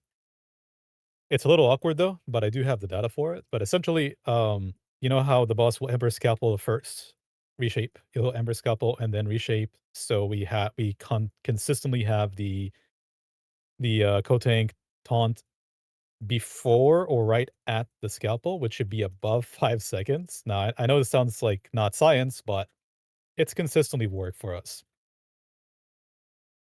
So let's I say feel I like am we've main tried, tanking. Or the scalpel? Yeah, before the scalpel, not during, not after, because he will reshape right after that. I feel like we did try similar things on PTR, taunt before the scalpel, after the scalpel, during the scalpel, salvation this tank, salvation that tank. We even had me AFK at the back of the room, like 100 yards from everything, just not do a single ability. And we just never really had any consistent results. Like even on the race, Yeah. we thought it has something to do with threat and GUID, like somehow it weighs the two things together. And our original plan was for Wisp to DK to go into the first construct so that she gets to tank in the end because DK just does more damage and execute and on single target than Monk. And what we wanted to do is to use a salvation on me after we've gathered all the trash on the boss and everything was stable. But our red pala misheard it and he actually gave salvation to Wisp. But it ended up not mattering because she still got the first construct somehow. So who knows? I've also been trying to salve myself a little bit, a little cheeky salve here and there, and it's been varying results. For us, the most consistent part was taunting. Even after the second, so sometimes we use a 3 reshape strategy just to get more pools, and 3 tank, 3 reshape. Still more the most consistent we've gotten it is when we use taunts to force a certain tank to get in the construct before the phase. But I have to the relate science with on it is weird. I have to relate with Nexxer. Like we tried all the tricks in the book, like trying everything, and just I'm pretty good at recognizing patterns, but I just couldn't spot one in this one at all. But luckily, we were in a position where all of our tanks could just do it anyway. And like, okay, yeah, the tank kind of cranks on that fight, but at the end of the day, you just want the whole thing to be stable. And as mentioned before about the threat with the monstrosity, I ended up just overemphasizing not hitting the big boy, just because of the risk. Because like, who cares if you kill it 0.3 seconds faster when you just risk everything? It would just be the entire run. That's And it. that's That's your assuming you're race. 2 tanking Credi, yeah? Yeah, we were 3 tanking, and it still happened even in those cases. Really? It was mostly like if you died in that scenario, you're just gonna lose all the stacks, and it's you might as well just wipe and go again. I wanted to ask you this: how come you guys decided to free tank Ember Shaper as opposed to 2 tanking? Did anyone else 2 tank, or did you guys all? We decide also free 2 tank? tagged, yeah. We 3 tanked it, yeah. We Yeah, 3 tanked it on live. I don't think there was much thought process to it. It was like at very early on. I think we were doing the first guy was in the monstrosity for so long. I mean, the first guy ended up being the guy who did the entire thing, and then the second guy, like we sacrificed the second guy on purpose. He like runs out of energy on purpose, so we could maximize the stacks. And then when we kind of went away from that, we never adjusted the tank stuff. It was just because, the process, there's so many things to think and talk and discuss, and then some minor detail like that just, goes away. But I think there's a lot of potential when it comes to having the guy inside and sacrificing, not kicking yourself to save energy, stuff like that. It could be a massive factor to the boss kill speed. And I think this is something we could have min-maxed a little bit better in reality, like in a safe manner. Very interesting. We never really thought of having the first tank to be the actual stacking person for the whole fight. I just sacrificing. Yeah, I was brainstorming for a long time, especially before I got to the official PTR cycle, that like trying to math it out of how long you could just have 2 people do the whole shebang.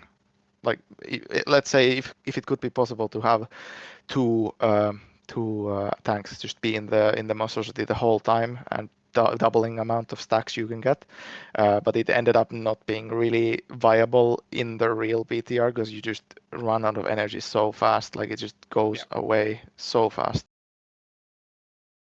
Right. Yeah, our main issue, or the main reason why we decided to run with 3 tanks, was because, I mean, the good old stepbrothers were pretty known. I mean, I don't know if we're known for it, but we tend to just play things pretty safe. We thrive in an environment where we don't wipe, and our competition does. That's our win con. Our win con is all the other guilds falling on the finish line. And so when it came to this fight, deciding to 2 tank or 3 tank, we decided that the risk of having the monstrosity be hit during the fling, if we weren't playing around taunting, like with a DPS or something like that, just to make sure to keep it off the monstrosity, having that just turn around and one shot is a guaranteed wipe for us. And so we really don't lose that much damage by introducing a 3rd tank, and so that was our thought process. Yeah, I mean, for us, like, until you guys like just said like you've had issues with it ripping on 25, I didn't even know it could, like, the monstrosity could rip on 25. Like, it's not something I've seen. Yeah. It's also the threat rip, right? It's like when it does the fling, it resets threats. Yeah, the fling resets the threat. We just countered it by having a rotation of DPS for your taunting just before the fling. Yeah, that's what we've been doing. I just taunt back. And yeah. So, and that's what we did too, until one DPS warrior didn't have a cooldown one time, and that's all it took for us to say, never mind, not on race. And that's why we 3 tanked on live. I feel like it happened to us a few times. We even had times where so the first warrior who was supposed to taunted, and then by the time the second warrior was supposed to taunt, he actually got the construct. So the first warrior just ended up calling for an external, and he taunted anyway. Like, the boss doesn't hit too hard, so he was completely fine. Like, now going back, I got crit. Going back over it, we did a 2 tank strat, in one of our clears this week, or I mean, I guess more than one clear, but we just, one of them didn't have anyone that taunted or anything, and it just always went on the feral druid in cat form, and him in cat form, just fine. I don't think he even used cooldowns. It really doesn't hurt that much, so it's not the end of the world. It's, as long as it doesn't go on the actual monstrosity, it is really fine. We actually had one warrior get one shot by it because he didn't go D-stance, so he got crit for like 500k, I think. But so I would recommend that you do use your tank stance just so you're not critical for sure, and throw some kind of cooldown. Like, the tank's not actually utilizing things like Vig at that point. You don't need it for anything in that phase. So, I mean, those are fair game for the DPS to use for their taunt if they need it. I was utilizing externals in that phase, especially, I mean, on the race, I got the perma monstrosity, so couldn't really do it, but you can, like, have one of your lovely DPSs or multiple of them, because the pools on the ground give you vengeance.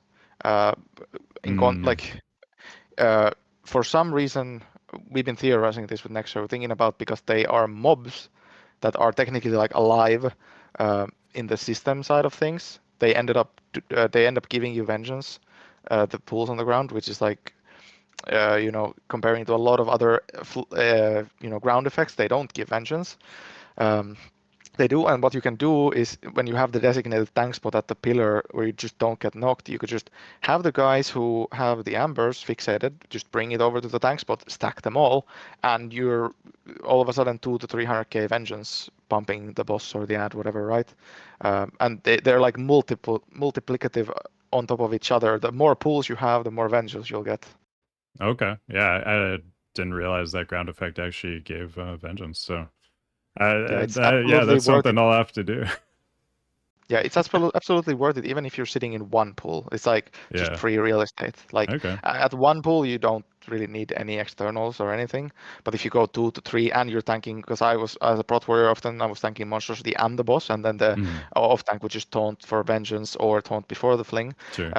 It would just be a thing where I would just be actually needing those externals. And again, when you're running 3 tanks, the pool thing was a big thing leading us to play the 3 tanks. You could just have the other guy stand in the pool as well, and all of a sudden he's doing more DPS than a DPS.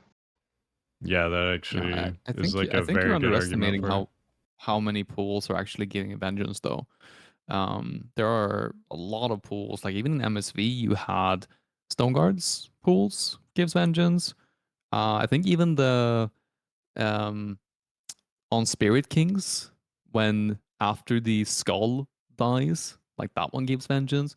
I think just pools are just like it's like they want us to dip our toes in and have a nice little cozy bath and soak up some vengeance.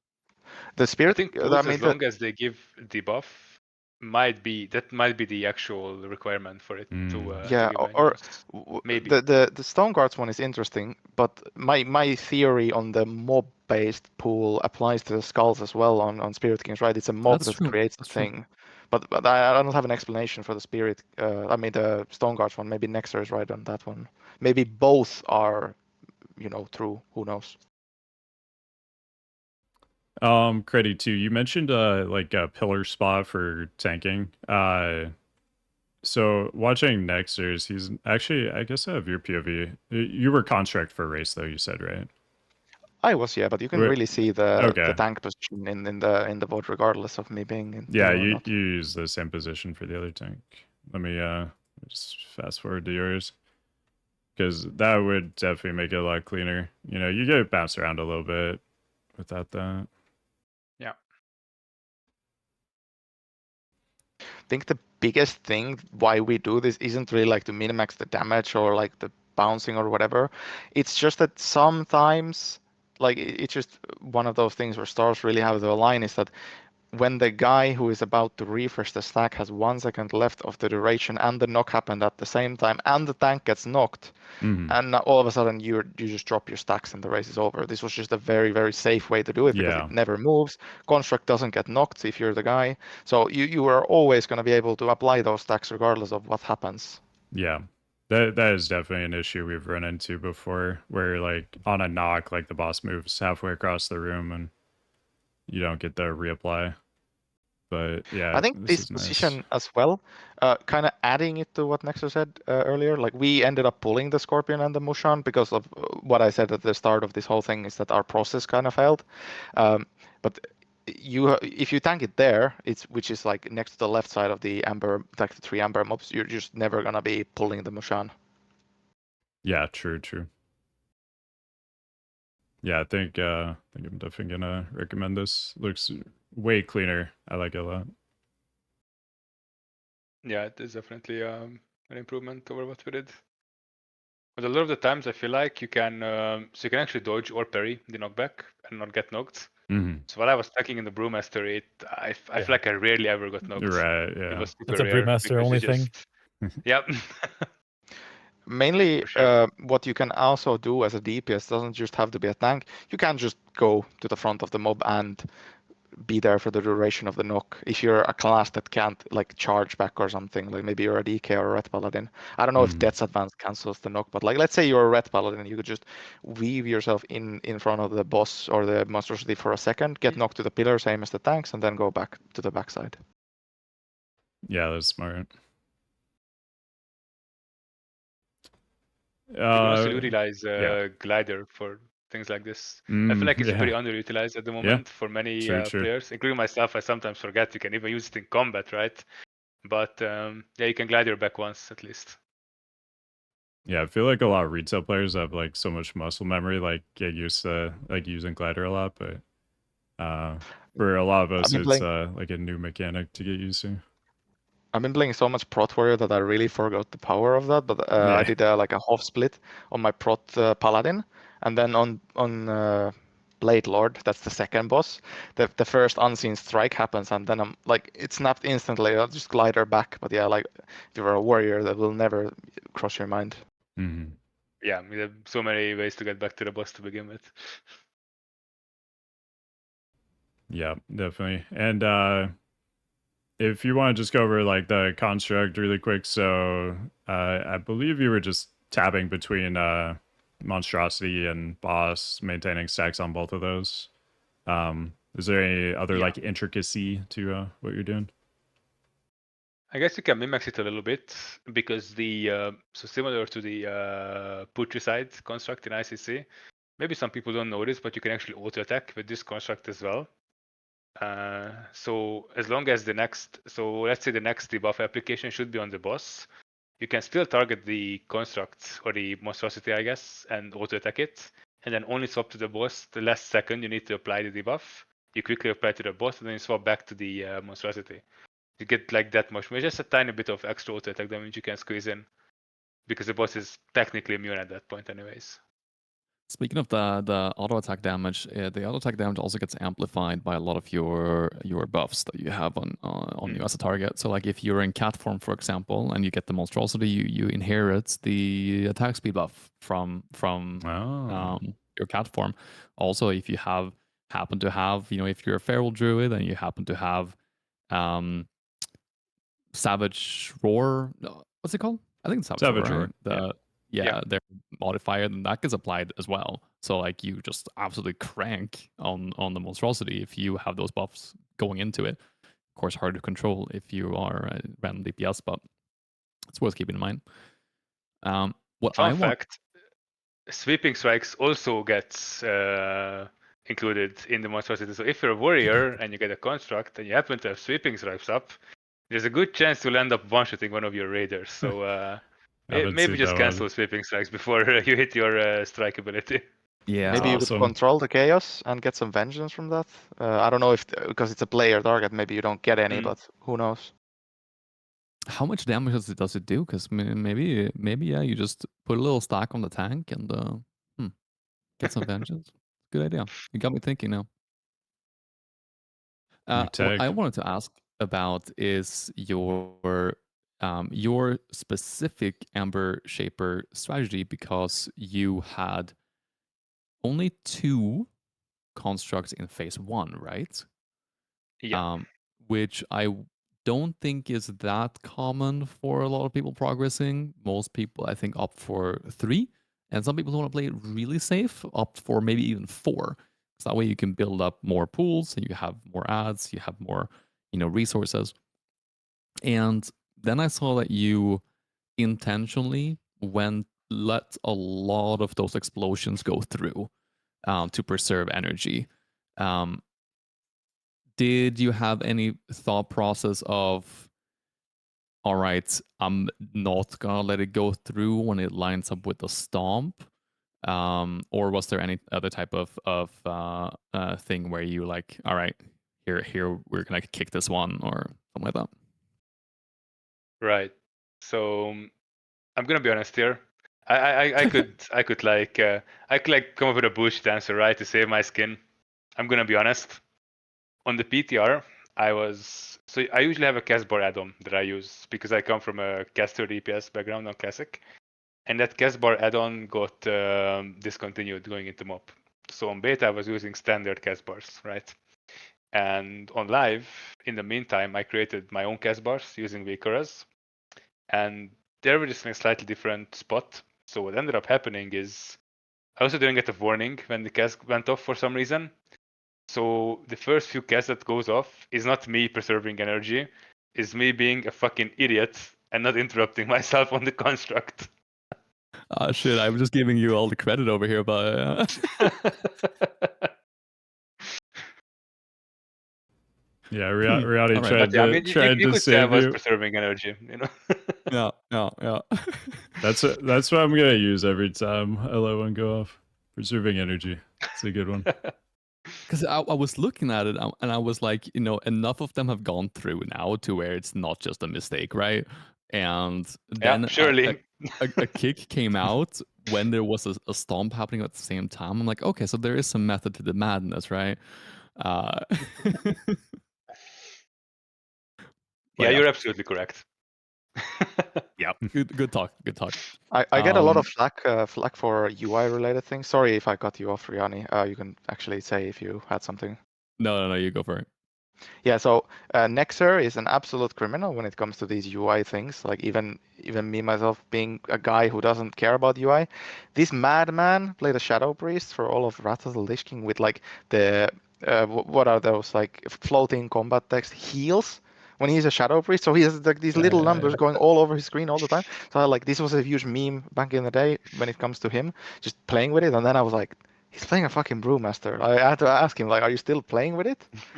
And like then he was like, okay, that's where he draws the line. He has to cut that off. But like one thing that I noticed, you're playing with nameplates on this one. That's like, how do you do Yeah, that? so someone in the chat asked it earlier, how I'm doing it with nameplates. So yeah, like it would be cleaner with a WeakAuras that disables nameplate. But if you look at the VOD right now, there are those two debuffs next to my boss frames. There's one of the boss stack, whatever, and there's the add stack. And I don't ever really manually target any bosses. I have boss 1, 2, and 3 macros keybound. So anytime I have to target bosses, I'm just pressing those keybinds. So I don't even click anything on this boss. I'm just targeting bosses with keybinds. I have a Is that from your two-part PvP background? It is kind of, yeah. I got pretty used to focus arena 1, 2, 3, target arena 1, 2, 3. So when I started like playing caster in raids, I just instantly like it came second nature to just use boss 1, 2, 3 target macros. I have a two-part response to this. Like, first of all, I didn't use a WeakAuras personally myself. You can actually go, like, this is a tip for everyone who's doing this boss or progressing, struggling, whatever, right? You can go to your just standard UI options and type in the search bar hide enemy nameplates.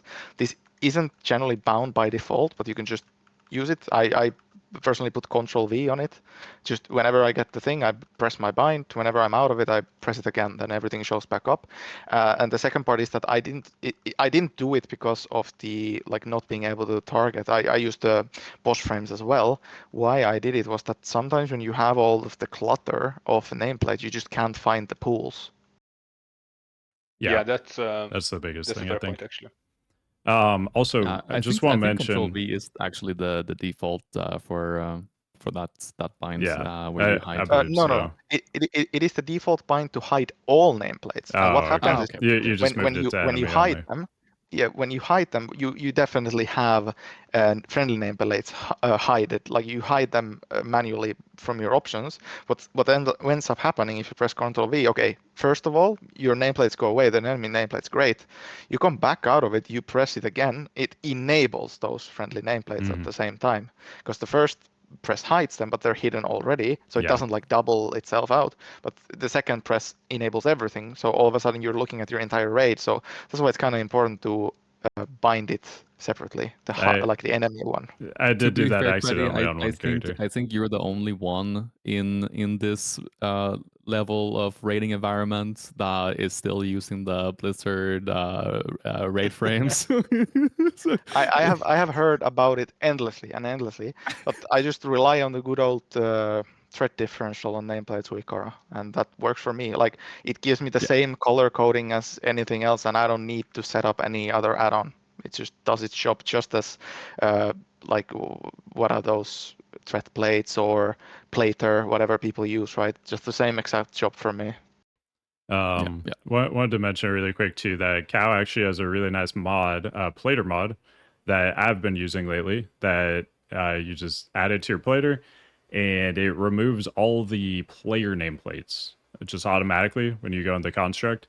So you'll still see like the boss and construct nameplate shit. or monstrosity nameplates, but it just auto removes the player nameplates, and it is awesome. I love it. I don't have to press any buttons to get rid of nameplates. I can maintain my boss and my monstrosity one, and it's super sick. One of our guildies on the beta did it. It's a retail player that has similar scripts for plater on retail, so that he just made that one for classic, and I uploaded it for us. Well, thank you very much, because it changed that fight for me. It made it so much nicer. Yeah, don't have to press anything, right? No keybind. Very nice, very nice. If anybody's watching this on YouTube later too, I'll throw that in the description, link to that later mod. Okay, so for the last phase of Amber Shaper, anything to mention there? I mean, I feel like that's just you take externals, you run your cooldowns. Anything else you guys want to add to that? One little min-max, this is kind of like still staying in the second phase, but this is like a big part about going to the last phase, is that at a certain point, or points rather, first of all, you can see whenever you have a DPS guy, like for example, our DPS guys always just use the stacks for interrupting the monstrosity, or just use it on the monstrosity. Those times you can just put extra stacks on the boss, and this ends up actually being a bigger overall time gain than just having more stuff on the monstrosity. So the more stuff you can put on the boss, the faster the boss kill speed overall is.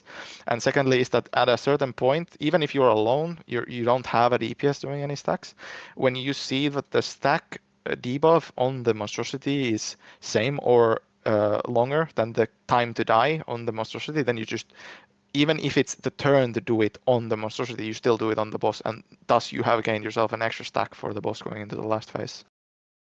Nice, yeah. I don't know if it's intended or if it's caused by some some person dying or feign deathing or something like that. But I've had the ball from the last phase go on me as a tank, and I did not react to that and might have blown up the raid. Did not happen on race, race B. Now that you mention it, it does happen. It happened ever since BTR, and it went, for me, when it happened, it just went straight on me. Like, no funny shenanigans, funny business happening. It just went straight on me, and then you just have to do a tank swap. And like, okay, it's so long ago, but again, I think I returned to the thought process of 3-tank in the fight. That might have been one reason why we did it, because sometimes we just got it on tanks. Like, don't know. So we talked about bugs earlier. Do we think this is not a bug, or is a bug? I think it's a bug for sure. I almost feel like it's a bug. I don't think main tank should be. You can get it as a construct. I wanted to bring it up. So even though you're a construct there, you still need to pay attention to it. But I did end up getting it on the Peter a few times as well. And playing that with only 2 tanks, so you're basically, as a main tank, trying to collide the ball and dragging the boss, dragging the whole raid with you. It's a pretty interesting sight. Yeah, I haven't seen that one, but that is a good thing to keep in mind. That's awkward. But also, one little like monk related thing, you can speed taunt the boss at the end of phase 2 and he'll run to the middle a little bit quicker and triggering the phase 3 transition just a little bit quicker. Okay. But be very, very aware of the timing of when the guy is about to refresh the stacks on the boss, because Nexxer's giving a nice tip. This is really good, but if you do it at the wrong time, you could potentially cost a kill if you're just doing a random, because then all of a sudden the guy can't try to apply the debuff. It's just sprinting away. Yeah. Wonder if you can make the construct go faster by taunting it. That's actually a great idea. I'm gonna try that next time I play my brew. All right. Taunt rotation on it. Yeah, right. Also on this fight, the monstrosity does go taunt immune after 6. So the taunt immunity that we talked about in MSV a little bit, it applies to Fang and to the monstrosity. Oh, okay. I see. Yeah. So either track it, or if you're using a 3rd tank to taunt every single fling, just don't ping pong the taunts too much. Just pay attention to it. Yep. I haven't actually run into any time immunity issues on it. Isn't there enough time between flings that it shouldn't be an issue? There is. As an example, we had like a tank with zero gear, like a 460 tank come in, and he kept losing aggro to me because I was holding the Mm. boss, and he was doing the monstrosity according to our sheet. So he kept trying to taunt it. Every time I'd pull, he would taunt, and that ping ponged enough to be immune for when it would actually matter for the fling. Okay. Yeah, realistically, that should not necessarily be something that people have to worry about too much. Is all there, right. speaking of taunt immunity, is the monstrosity the only thing? Because I've heard through the grapevine that this next boss, that the Empress, also is taunt immune. I'm not totally sure about that though. That is correct. Is it actually? Maybe we just didn't Yeah. tank swap enough. We never ran into that issue. We ran into that issue if things lined up in a way where, like, let's say a death happened, and then you proceed to also do the ping pong for the vengeance. We did end up running to it, but when you're doing it naturally, you never end up have it happen really, because like naturally the average taunt time is like 30 seconds or something, It's or bigger, yeah. yeah, it is bigger than 20 seconds, so it doesn't happen in a normal scenario. But if you have deaths and you end up wanting to, okay, let's say you have a death and the guy tanking had 0 stacks, you as the guy now tanking, the alive one, have 4 stacks, then you taunt, or your vengeance is about to run out, you taunt again, and then you do the tank swap, you can run into the taunt immune issues on that boss, yeah. Okay. Did you guys end up doing like tank swapping for vengeance, like specifically? Like, let's say you had 3 stacks and you took, like, it's been a long time since you were tanking the boss. You had like some explosions going out. Your vengeance dropped to like 30-40k. Did you end up taunting for vengeance and having the other tank taunt back, or did you just taunt swap naturally on that fight? Oh yeah, always. Even when I was at 4 stacks. If I know the debuff just went out, I'm taunting, taking like 1 or 2 auto attacks, and then my co-tank taunts back. Okay. Always. Yeah, we did the same, but we ended up doing a little bit more of a 50-50 split, so the vengeance thing was more natural. Didn't end up really needing to do the taunt swap. We didn't do it in the race, I think, at all, just because of how things went naturally. Yeah, we just do the swap every 2 secs, so it wasn't really an issue. Every 2? Can Yeah. you do that? Yep. Yeah, that's what we always do. You said every 2 seconds, so that might be confusing, Riani. No, every 2 stacks. Yeah. Yeah, that's I thought it was 3 that was the lowest, but yeah. No. Yeah, we always do 2. It times out just enough so that it drops in time, yeah. All right. And It's as a a nice warrior, you can also do a nice little cheeky little intervene as well. Yes, Intervene, yeah. Vengeance. Mhm. I generally, when I was not tanking, I generally time my intervene when the field was exploding, just to create an extra layer of safety. And also the tank swapping often, like, it doesn't really apply the monk because you are always kind of stable, but like, let's say you're a warrior or a death knight, you do have like a finite amount of resources that you go through, and at some point you'll just run into a situation where you can't death strike, you can't siphon, whatever, right? A warrior, you'll run into the situation where you're out of rage. So that's when it was like really nice to do the tank swap, on top of the fact that it interacts with the vengeance not really nicely.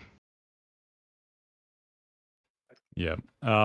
Let's just talk about the trash really quick. I know we already kind of started on Empress, but this trash is really fun. You get tons of vengeance on this trash, just like the boss fight.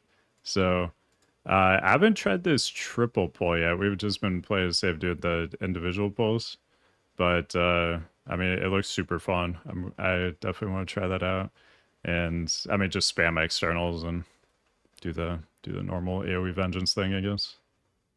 Yeah, we basically treat this almost like the intermission on the boss, like the same amount of externals that we would use on a solo tank if we were to two tank the boss and the intermission. So it's kind of similar in that sense, because this trash still hurts quite a lot if you pull everything together. On the race, I want to mention that we did fuck up a little bit. Some of us went in a little bit faster than should have, me included probably, and that made the caster mobs in the back stop up and start casting there. So we lost a good couple of seconds there at least, minimum. It could have been done a lot more clean. Like on PTR, we had many pools where the entire thing was just one stack, and I mean the whole thing dies in like 30 seconds or something. It's really quick when you do it clean. But on the race for us, it wasn't super clean, so it could have been done a lot better. Gotcha. Yeah, for anybody, pulling these individually too, just keep in mind that when the final ones die, the boss does spawn. So make sure Yeah. you're like dragging away. If you're doing them individually, generally just focus the casters first so that you can drag the melee ones away at the beginning. Or before the boss spawns, rather. All right. Yeah, so they do hurt a lot, right? And I think especially if you are a tank who benefits from defensively from vengeance, specifically, Prot warrior. The easiest thing for the raid is, if it's just to chain them into another, like, you're about to finish off one pack, you go into the next one where you already have rage and vengeance, and you can just funnel that vengeance into survivability and don't really have to worry about it, because you will have pulls where you just see your tank get one shot and you're like, what the hell happened here? They do hurt a lot, especially if you're tanking them all. And also the augurers, they have this debuff. Thank God we don't have those augurers on the boss. Oh god, the Praise cooldown. be. Yeah. It's like Death Whisper in ICC. If you cast an ability when you have a debuff, that spell goes on cooldown for, I think it's like 10 seconds, something like that. And if you are a warrior tanking all of them and you press shield barrier when you have the debuff, it's over. It's, like, oh, combat rest me, please. Not quite, but if you're doing a pull like they just did and you don't have shield barrier, then it's that's really, really rough. Yeah, it The was same one of the thing with, reasons. sorry, go ahead. Yeah, it was one of the reasons why we just couldn't pull them all, because I mean that's the benefit of the monk tank. Like I said, it's very strong on trash, and like monk does get punished a little bit as well. Like let's say you fuck up your rushing Jade Wind, but it's like you don't spam it as much as you spam shield barrier, and you're not as relied on that. But the shield barrier is life and death. It is over. If it's just okay, I had people like constantly watching me, even the way we did it like back by back by just killing the augurers and then moving to the next ones and keeping the melee ones alive. But if shield barrier went on CD on those, because you're still vengeance cap, you're still like taking heavy damage, it was over. Like you're getting so clapped without that ability. Yeah, I wanted to add real quick. Monk also suffers quite a bit if your blackout kick goes on CD. If you shuffle on a pull like that, you're gone in a millisecond. Like you're just dead, pretty much almost instantly. So it's a little bit risky as well. But yeah, I mean, as long as you can keep up shuffle there as a monk, you're kind of, I mean, not really chilling. It's still a pretty hard pull, but if you play your externals correctly, it's fairly easy. Yeah, the good thing about shuffle is that it's a fairly long duration, and you can stack it up fairly quickly as well. And I'm clearly not a Brewmaster player, but if that does happen, you could still use your blackout brew or your brew thing, Fortifying brew. whatever it's called. Yeah, Purifying or fortifying? No. Purifying brew? The one that gives you shuffle and Ford brew. elusive brew. Yeah. No. It doesn't Elusive brew give you shuffle. It just gives you. No, I'm thinking about no. It gives you stagger, but the talent that Chi brew. Thank you. Brew. Yeah. Yeah, that's Right. right. It doesn't. It gives you chi though. It gives you Yeah, chi. it It doesn't give you shuffle. shuffle. It only gives you. Yeah. It only gives you. It gives you chi, chi, so you right, could like use a blackout kick, but blackout kick's on cooldown. Yeah. Fair. Again, it's like a bit of a min-max, because like if you want to play it super safe, you can spend every single chi into blackout kicks and the guard even potentially. But Breath of Fire is a lot of damage. Like I feel like a lot of people are still sleeping on it, how strong it is. The last time I simmed it, even on 3 targets, actually even on 2 targets, as long as the target can benefit from the dot as well, it was beating Blackout Kick. So, which was kind of surprising to me. I always thought it was at least minimum 3 targets. But yeah, as long as you can apply the dot, Breath of Fire is crazy. It's crazy value. But Yeah. you're obviously sacrificing your mitigation uptime, so you need to be a bit mindful. Yep. All right. Let's talk boss again. So we already kind of talked about the Eyes of the Empress a little bit. That's the stacking tank swap debuff. If you hit 5 stacks, you get mind controlled, and that is very bad. Turns out that's not what we want to happen. These dissonance fields that you see too, that's something that Raid's gonna be dealing with, but it will cause an explosion when those dissipate. And the combination of those exploding and the boss like hitting you can be deadly. So that's something you want to be very aware of, is when those fields are going to be exploding, so you don't get caught off guard, get bursted down. Do you guys have anything in this phase you want to like specifically talk about? I think it's kind of straightforward as a tank. Like there are some things to maybe keep in mind depending on how your raid is spread. There might be a reason for you to, if you're like a warrior, you are going to be standing in front of the boss anyway because you don't really care about your position because your expertise and hit capped. But because of how the raid is spread out, there's a situation where they could be out of range for your like skull banner, your rally, and stuff like that. So just being slightly mindful that you can, just step behind the boss and use those cooldowns. Also, the boss does hurt surprisingly much. It's a bit of a sleeper. Like, I remember progging this on the pally, and I was like, I remember having some conversation with the current Prot pally Wowhead author. And he was mentioning how like vital it is to always have something up when you're fighting Empress. I'm like, really? That's not been my experience at all. It feels like it doesn't hurt a lot. And then I do a little bit more, and I go in on a blood DK, for example, and I'm like, okay, I just randomly proc Purgatory, and then I'm on the like on another character, and then like, poof, oh shit, our Brewmaster got one shot. Okay, all right.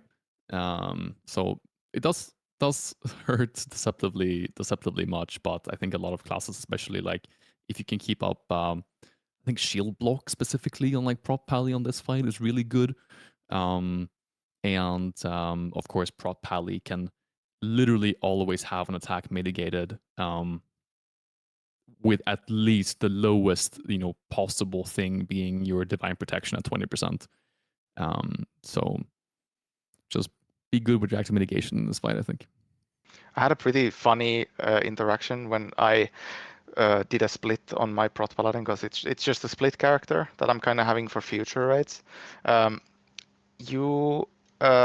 rather, I played it on Prot Warrior the entire time on PTR and on the race, whatever, right? And I don't think I ever died to the boss. Like, even when I'm tanking the Reaver in the last phase, like on PTR we had some crazy cooks where I was tanking 2 Reavers and the boss at the same time. It ended up not happening because like it wasn't me who was dying, it was the raid who was dying to the poison bomb. Yeah. Prot Warrior just can't die to the boss because of shield block. It's just so insanely powerful, and then you just shield barrier for 500,000 on single target. It's kind of crazy. But as soon as I went to the Prot Paladin, I didn't know that this boss is dangerous. So I'm like, okay, I'm just doing my rotation. Like, not thinking that I have to perform a cooldown rotation to those little gaps. It's just auto attacks. And boom, the boss melees for me for 90% of my HP in one hit. It's like, what? Yep. Yeah, definitely. Had the same it's thing hard. a little bit on my monk to some extent when, because if you're playing rushing Jade with a single target, there are some times when you drop shuffle. It's just inevitable. And those moments are hella scary on that boss. Yeah. No way that are you saying that using rushing Jade Wind to dropping shuffle? I don't know. Don't let the Discord servers hear about that. instantly banned. Yeah, it's definitely one of those fights you gotta be vigilant about. Like when you're tanking the boss, you're using stuff, and like the way we do it with swapping every 2 seconds, it is pretty chill because like you're only tanking for a very short amount of time at any given time, so you just gotta run something small, you know, deep rot, whatever. Prot where it just kind of lives always anyway. But Yeah, I like I think said, the 2-stack thing is especially good for Prot Warrior because then you never have to worry about the potential of you running out of shield block stacks. Like you'll always refresh your shield blocks between tanking. it's a very optimal tank window where you do it. But I could be wrong, but I feel like it's not to the same extent, but it is to some extent on the blood DK as well, because you'll run into the little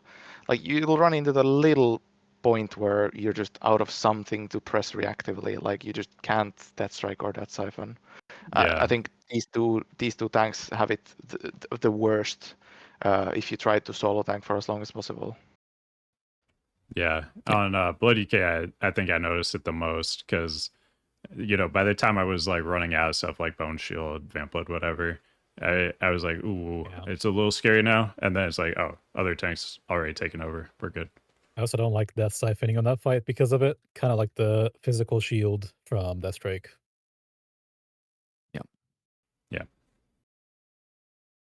Yeah, having a little bit of a shield going into just like taking over the boss too. Definitely very nice. All right, so let's talk phase 2. This is the very, very fun part. Probably the most fun, you know, you can have as a tank probably in this whole phase. So there's 3 wind blades and 1 reaver that are gonna spawn on each side of the room. Similar to a new brag, they buff each other. They do more damage, like the more of them that are close together. So by splitting them, you like significantly reduce their damage. Typical 2-tank strat is going to be 1 tank takes 2 reavers, the other tank takes 6 wind blades. How did you guys all split this? I think you guys all 3-tanked it, right? Not Credi. Not Credi. Okay, Credi 2-tank. Yeah. Okay. So for those of you that 3-tanked, what was like the split you did, and did you keep them all together but just had them on 3 different tanks, or did you? I mean, it looked like here that Nexxer at least they had them on 3 tanks and they split them apart too. Yeah. So what we ended up doing is we did a 4 and 2 split basically. We did have some plans of 2-tanking it. We did 2-tank it a few times on PTR. I feel like it's obviously a little bit harder on a monk than on a warrior. This is one of those fights where warrior just shines, I feel like, compared to monk. Monk can easily do it too, but you need a pretty precise external rotation, I feel like, to leave this type of damage. The reason why we ended up free tanking on the race is because like we have some people who are not in the race, they're just watching the not that bad stream, the Newman stream. We're watching, you know, like the competition stream, and we got the intel that we're like basically almost a minute ahead or something. Like we killed Amber Shaper where I think Newman was still well into phase 3, and then we thought like, okay, well, we can either like risk this boss with 2-tanking. There's always a small chance of wiping with 2 tanks, or we can just go free tank and never have to worry about wiping basically. So we just ended up taking the safe route and went free tank. Okay. And we just ended up splitting them 4 and 2.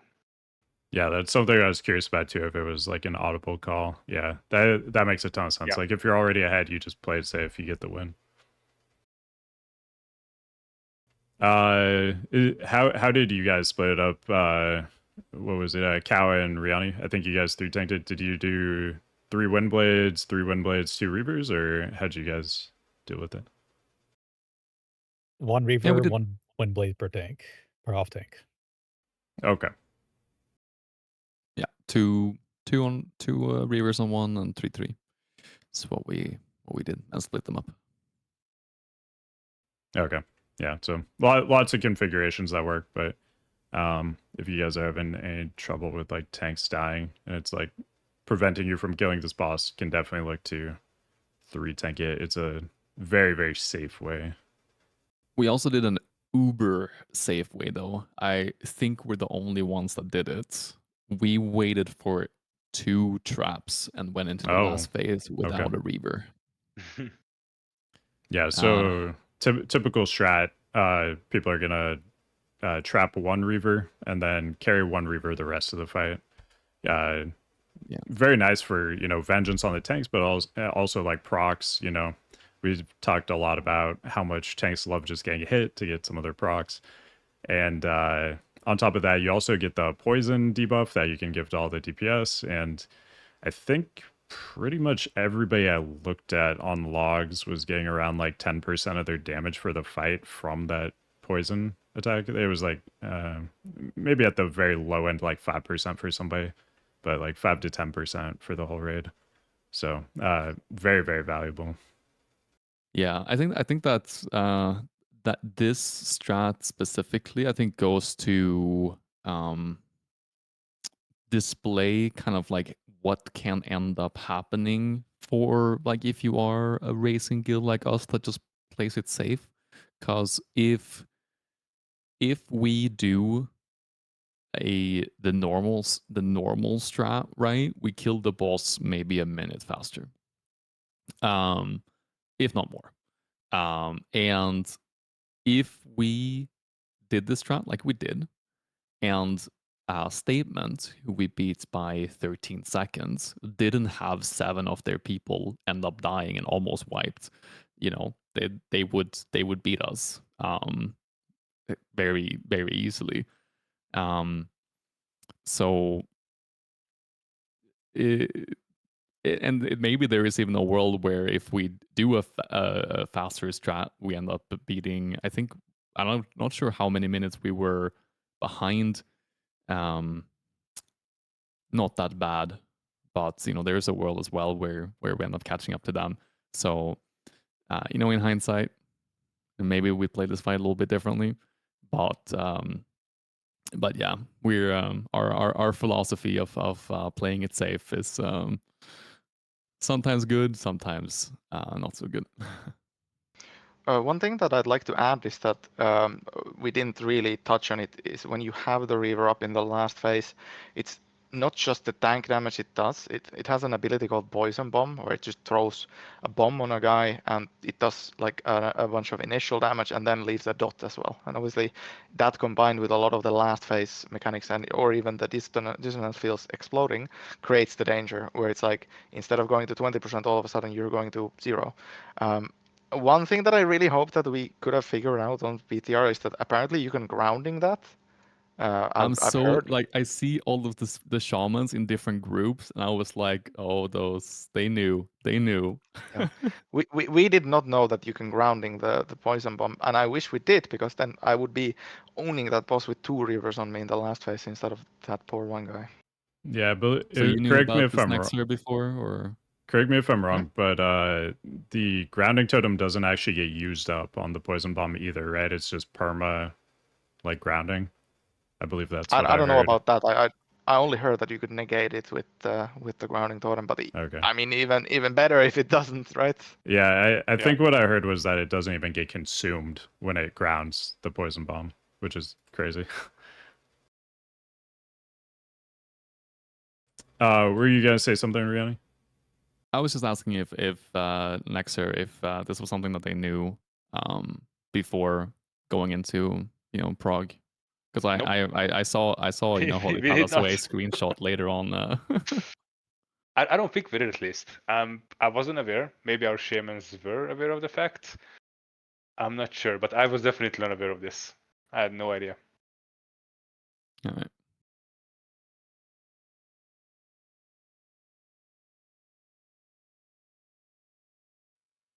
Sorry, my video is lagging super bad. I'm trying to get back to the ad phase there.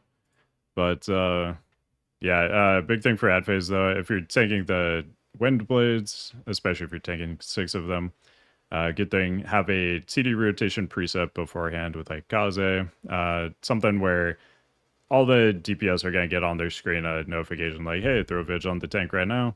So you don't have to worry about it at all during that phase. It'll all just be pre-set up for you. and having, I mean, pallies are awesome. You get 2 sacks from that, vigilance from warriors, you know, PS from disc priest. You got a million different things you can get there. So just make sure you're fully utilizing all your externals. They're absolutely huge for that phase, and using your own personal cooldowns too. Big thing I too. think Yeah, don't be careful to like don't be afraid to overlap cooldowns as well. yeah, It's not like you need to be like, okay, I have my PS running out in 2 seconds. I need to ask for vigilance then, and then after the vigilance, I need to do sack. Like, you know, stack that shit up. And front load cooldowns, especially if you are a class that scales well with vengeance. Specifically, you know, warrior, even prot pally. Like once you have a full vengeance, sacred shield, and your you know, your self healing from your seal of insight, you know, you're good. And then here as well, you don't really get the opportunity to ask for a rallying cry in this phase. But if you play a warrior, you know, obviously save your last stand for when you are either at the vengeance cap or about to vengeance cap, so you can extend that vengeance cap and you know, benefit for, you know, even more vengeance for those 20 seconds. It's a long ass time. I want to ask if either of you either did or thought about introducing more stamina into your gearing through either trinkets or flasks or food or anything like that, specifically for phase 2. We actually discussed this with Nexxer 101. You want to go first, Nexxer, or should I? Yeah, so unfortunately on the race, I forgot to swap flask, but at the very least, I wanted to play a stamina flask for the intermission. And I also had a thought, if we were going to 2-tank, I thought about using, maybe I would not have used it on this boss, but on Windlord. You know, there's a PP trinket that has baseline stamina on it, Yeah. and it increases your health. It's like a Battle Master trinket. That could have, like, I feel like when I simmed it, it was by far the best simming trinket for me. Next to Dragon Link, like Dragon Link and the PvP trinket with like stamina flask and stamina food even. Like whenever your vengeance capped, stamina is for the most cases, for the most casts, I think, at least for monks, it's your best stat by far. yeah. Oh, yeah, I especially also if you're talking ran primary flask too. stats, which is the real place where you really, you know, trade stats. So my thought process on it was completely opposite. I even told Nexer my reasonings for it, and he was like, "Yeah, that makes sense." Okay, yeah, you could stack stamina, and now that stamina looks nice on the DPS meter. It looks nice when the ads are up, but in reality, when we were doing it on PTR, like in the race, the DPS was a little bit lower for some reason. But on PTR, we would end up in the situation constantly where we're at 4 stacks on the trap, and we just have to stop DPS anyway. Yeah. So I'm like, if we have to stop DPS on the ads anyway, why would I stack more stamina? Why would I do more damage to the ads when that stamina effectively does nothing for the boss? So I ended up just staying full strength, my normal avoidance setup for the boss, and that's it.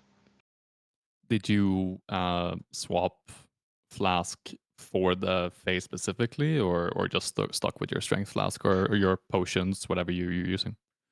So I thought about it as well, and the reason why I just stuck with the strength flask is that I was just scared of not getting a dodge or a parry, because it's a very delicate thing when you're tanking it on the warrior. I even ended up dying. I looked at it at the VOD, and I don't think I got a revenge reset for 3 seconds, which is kind of bizarre considering That's I crazy. think I have like 40% avoidance or something with 6 mobs hitting on me. Luckily, it happened at such a late part of that whole sequence that the mobs were slowed and no one really like got hit by them. So we recovered, but like it is crazy RNG. I just really like the extra avoidance for that, so it's like more stable, because like I said, didn't need the extra damage anyway. In reality, how it went in the race, the extra stamina certainly could have helped, but like it's easy to say in hindsight, obviously. Yeah. Yeah, definitely. We ran into that situation too where we just had to stop DPS anyway. So definitely understand that logic. Anything else we want to say about the ad phase? You can potentially cover like a leg sweep if you need to. Obviously, you'll get less Oh, vengeance that way, and it'll sync actually, autos coming out of it. Nah. I have two massive tips for people doing this if they're wanting to two tank this or whatever. Like if they just don't have a third tank in the guild and they have to. One thing I noticed, like comparing the progress and the Numen splits, for example, was what I found intriguing is that you opted to three tank, I think, every split, right? Except for maybe your warrior split, Nexxer. Is that right? No, we pretty much always free tank split. Okay. But my point still stands. I think we ended up two tanking every single split. Even at the splits where we had two off spec guys do it, there's two different things you can do to make that whole solo tanking thing really easy. First of all, mark a skull and focus it down. It actually doesn't really like in splits. You're oftentimes looking at trapping both of the reavers anyway, so the kill speed doesn't matter. You have to like kite slow DPS anyway. So nuking one down. First of all, it obviously helps with the tank not dying, and secondly, it makes it so that the people getting chased don't die from Sonic Blade because there's just one less mob, you know, creating that damage buff.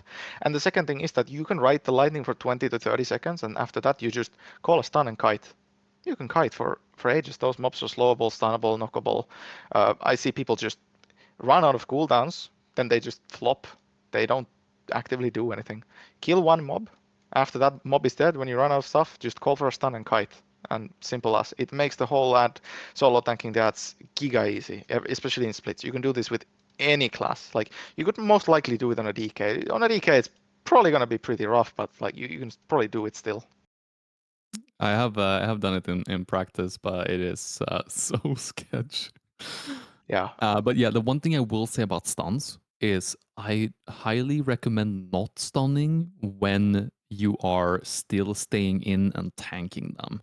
So like I think stunning and running away is a very good idea if you're like out of cooldowns. Because I mean the amount of times I've seen just like hands off the keyboard, just flop over. It's like, how come you died? I didn't have any more defensives. Okay, then don't tank. Yeah. Yeah. Sorry. Go ahead. But the point I was getting to with the stun there is that if you do stun, especially if it's a a stun that's longer than their melee swing timer, they end up syncing up their melee swing, and that's ultimately more dangerous than the potential like safe period of time that you get from like having them stunned. What you can do is you can utilize single target stuns very well, especially like Paladin stun, for example. 6 seconds of no damage from a single mob and doesn't interfere the flow of the desynced melees. And I see that a lot watching certain streams when people are tanking and solo tanking those ads. They do stun, and it's fucking wild to me. And all of a sudden stun ends and snaps the fingers and you're gone. Boom. I feel like on Brew it's pretty safe because you have so much avoidance coming out, even if it's synced up.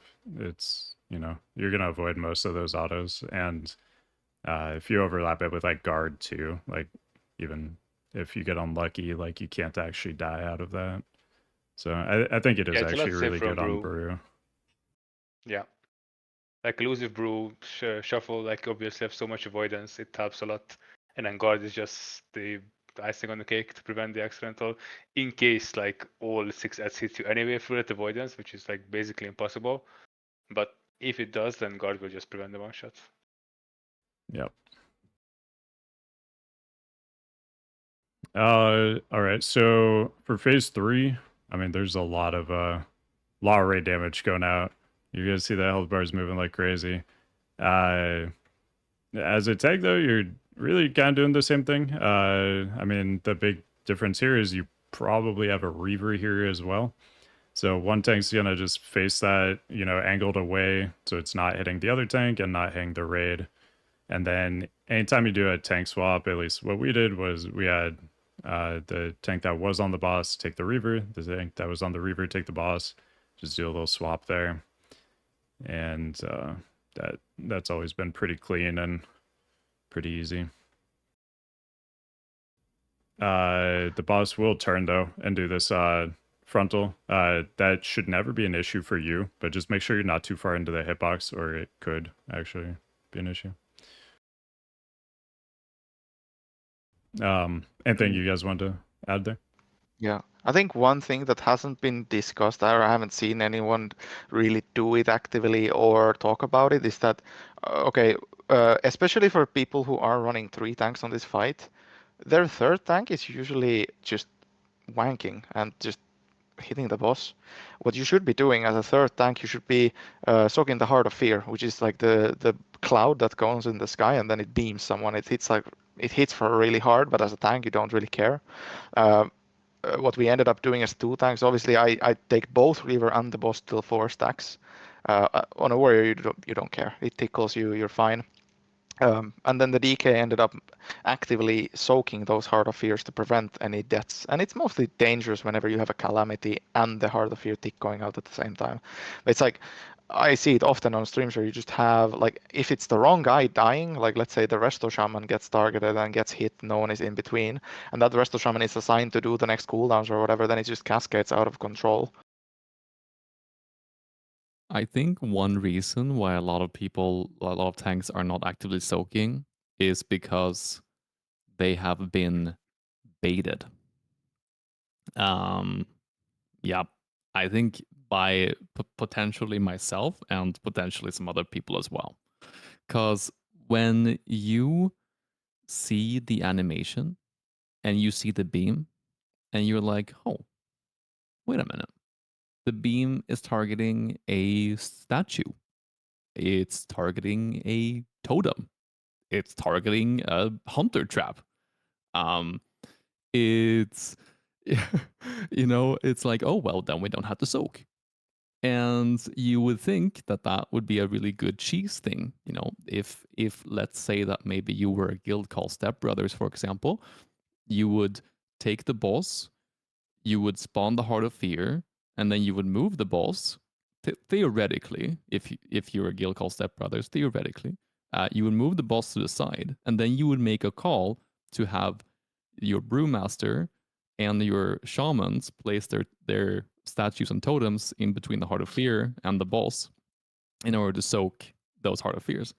And then theoretically, you wouldn't realize that it actually doesn't actually soak the attack until 3 weeks later. I still don't think that the guild has figured out that it doesn't soak the Heart of Fear yet. So if my guildies are in here, then then maybe we stop doing that strat from now on. What ends up happening is that the visual goes on the totem and on the statue, but then it actually does still go on the same target. So you have to just be careful of that. Good to know. Good to know. Anybody else got anything they want to talk about for last phase? We just have a 3rd tank not only do the Heart of Fear, but while the Reaver is up, also buff everybody with the poison buff. Yeah, nice. Yeah, as mentioned before, that buff is insane damage, so definitely make sure And you since got that up. a lot of casualer players don't get to test and really like feel things, people are playing these fights in a very hectic mind. Like, you have this cloud in your head, you don't really know the details of it. Just to give people the details, is that the actual damage buff splash happens from a debuff that looks like green goo that the tank has, and then that creates the oozling buff around people that tank touches. So, like, if you, like, let's say you go to try to buff, but you didn't get the debuff because it doesn't get applied like every second. I'm not sure like the exact science on it. Was it like it has a chance on cast a melee attack to apply it on the target or something? But just make sure you have the debuff. If you haven't tanked the Reaver for a while, you might run out of it and then you can't paint anyway. Just get the debuff, last for 2 minutes, and then go paint. Yeah. I think one Yeah. quick thing to add as well. it's not necessarily to the last phase, but throughout the whole fight. Like sometimes, like you can pick between talents such as Execution Sentence or Light's Hammer, I think, on Paladin. Or another example is like Chi Wave versus Zen Sphere or Chi Burst. Like maybe Zen Sphere is not gonna be your best DPS option, or Light's Hammer is not gonna be your best DPS option. But as a tank, you have so much vengeance on that fight that if you opt into these old talents, you can help out healing a lot. Like these things kill really well with vengeance, especially the Hammer of Paladin. But also like on the PTR, I've been playing Zen Sphere a little bit on some of our pulls, and it does surprisingly well on healing. And since it bursts on 35%, it also does the healing when it's needed the most. So you just put the Zen Spears on the melee, you're still getting the damage value on the boss, right? But when the explosion from the fields go off, it doesn't top the raid, but it helps a lot. So if you're struggling a bit on healing in phase 1 and like the last phase, I guess, you can just pick talents that help the raid. You don't really necessarily have to go for the most DPS options.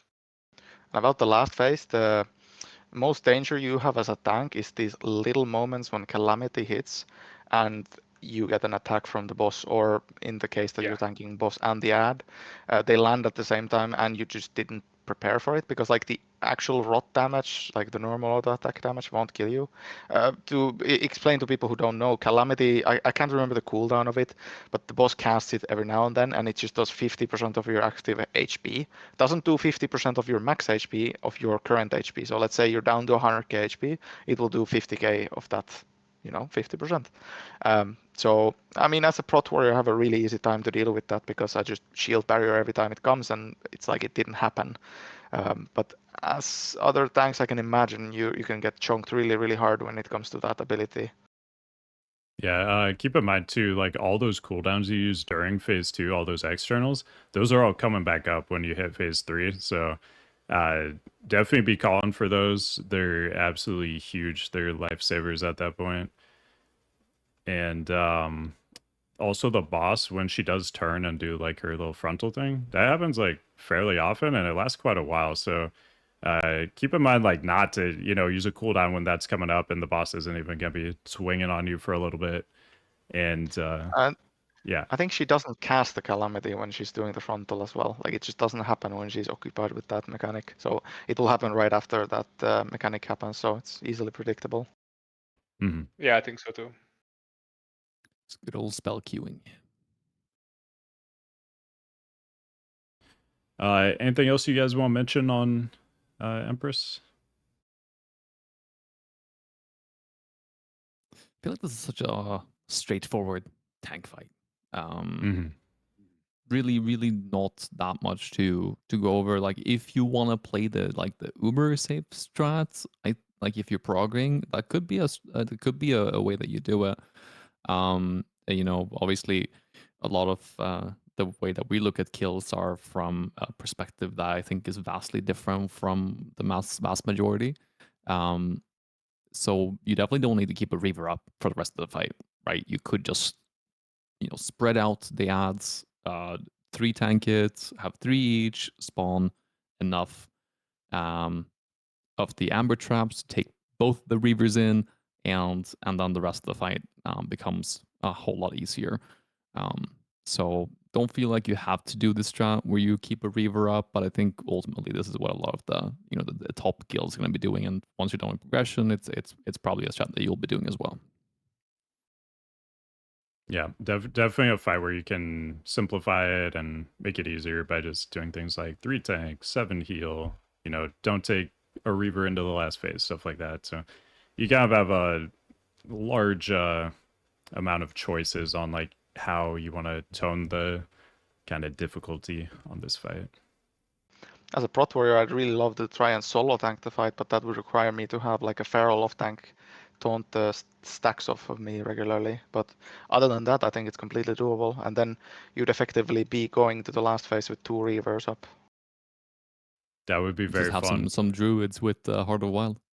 Yeah, I was even theorizing on, this is like kind of off topic. I was theorizing on, I told my raid leader that on my main, when I play on my warrior, I'd want to solo tank Will of the Emperor And I was thinking and playing it through my head and thinking it's very, very possible. But then when the changes happened, the dancing on the ass kind of got ruined, and all of a sudden it would turn to you every time it did the stomp. So like ruined my plans of that solo tank. But maybe I can pull it off on Empress some week. You can do it on Will too. Just have 10 stacks.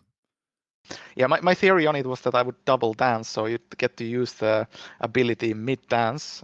You could do that on private servers, and then like you'd get a second one at the end of it because you're getting double the amount of stacks. That'd be pretty sick. I would love to see that. Sadly, we can't ever see it because of the changes they did to that boss. Yeah. Damn Blizzard fixing things. Stay off our asses. All right. Yeah, I think that pretty much covers it. Does anybody else have anything they want to talk about before we get going? I don't think so. I mostly just wanna thank Credi and Nexxer for coming on. Obviously, greatly honored to have a big Nexxer face reveal. I've been tuning into the stream every now and then, especially as you were doing some like challenge mode runs, stuff like that. I think some people who were in my stream prior to the race can attest to this as well. So I was saying that, you know, looking from especially your gameplay and a lot of the other progress players' gameplay, that I was like, you know, there is just something a little bit different in MoP. You know, it's a little je ne sais quoi, you know, that wasn't there, I think, in Kata in the same way. Was like, I think Progress is gonna take this one, and I was right, but I'm really interested to see how Toast plays out, and it's gonna be I think a little bit of a different race where trash skips don't really matter that much. It becomes more about the kill times, and see how you guys handle that. Have traditionally been, you know, focusing more on creative skips and stuff like that. Yeah, I mean, it's definitely going to be an interesting race. I feel like we're definitely not the favored ones so far from what we've seen in MoP, but I mean, we do have some tricks up our sleeves. So yeah, we'll see what we can come up with.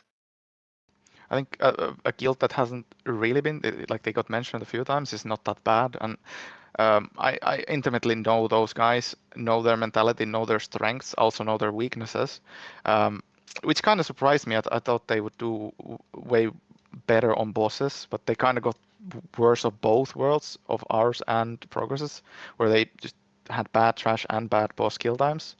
I think they have the potential to really shine and win in TOS compared to Newman and Progress, which kind of has been like a sleeping giant, so to speak.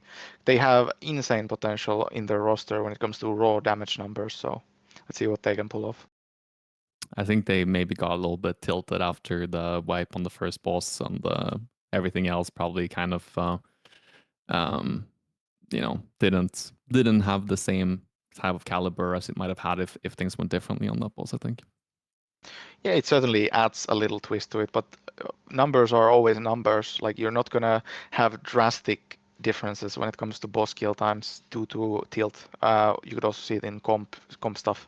Overhealing is like a big thing when it comes to the boss kill times. Like Nexxer said earlier, it's not just about like DPS players performing well. It is comp related as well. If you can drop a healer or even two in some cases, you're just gonna be killing the boss that little bit faster. That's true. Yeah. And also, let's not discount the French sleepers. Like they have been, I don't know where they came from, but I know that a lot of them have been very active on private servers. And I know a lot of them are really good players. You have Sayayaya and Udo and a bunch of other players that I know are really good. So we'll see how they adapt in a quick race like this. We didn't get to see them in MSV because they were another victim of the Progress incident. So they showed a strong showing in the first race, and we'll see how they end up in the second one. Yeah, I was really surprised by their performance. Actually, it's so nice to see. But first of all, going into MoP, everyone thought this two-man, two-horse race is gonna turn into a three-horse race. But now suddenly we have Sleepwood that's like also competing. Like they're pretty much competing for rank 2 or rank 1 spots even maybe. Like if they're running just a little bit better, who knows? Like anything can happen, especially in a race like Terrace. But it's a little bit like Trial of the Crusade was in Wrath, where you're just banging boss into boss into boss. There's no trash, there is barely any tech you can do. You just gotta pump the numbers. Yeah, definitely gonna be a really interesting race, I think. Given the types of races we've had so far, Heart of Fury being, pretty much the opposite of Toes, lots of trash, lots of potential skips. So I'm just looking forward to a race where we're actually undergeared. Because these races, it's just something that feels off about them, the way that they're staggered. Yeah, go again with like 500 whatever eye level we're gonna have. Gonna be kind of nuts. Yeah, I think the OS. I don't know if it's weird to say, but I think it's the easiest of the 3 raids. I also think, from a tank perspective, by far the worst out of the 3 races. You don't really have a lot of room for fun stuff. Let's just put it that way. You don't think so? Yeah, there's some stuff. Obviously, can't speak about it yet, but like compared to Hoff, for example, it's can't live up to the same hype. I think you don't get as much vengeance. You're right, but I think the first few fights you could definitely optimize for tank. I think so.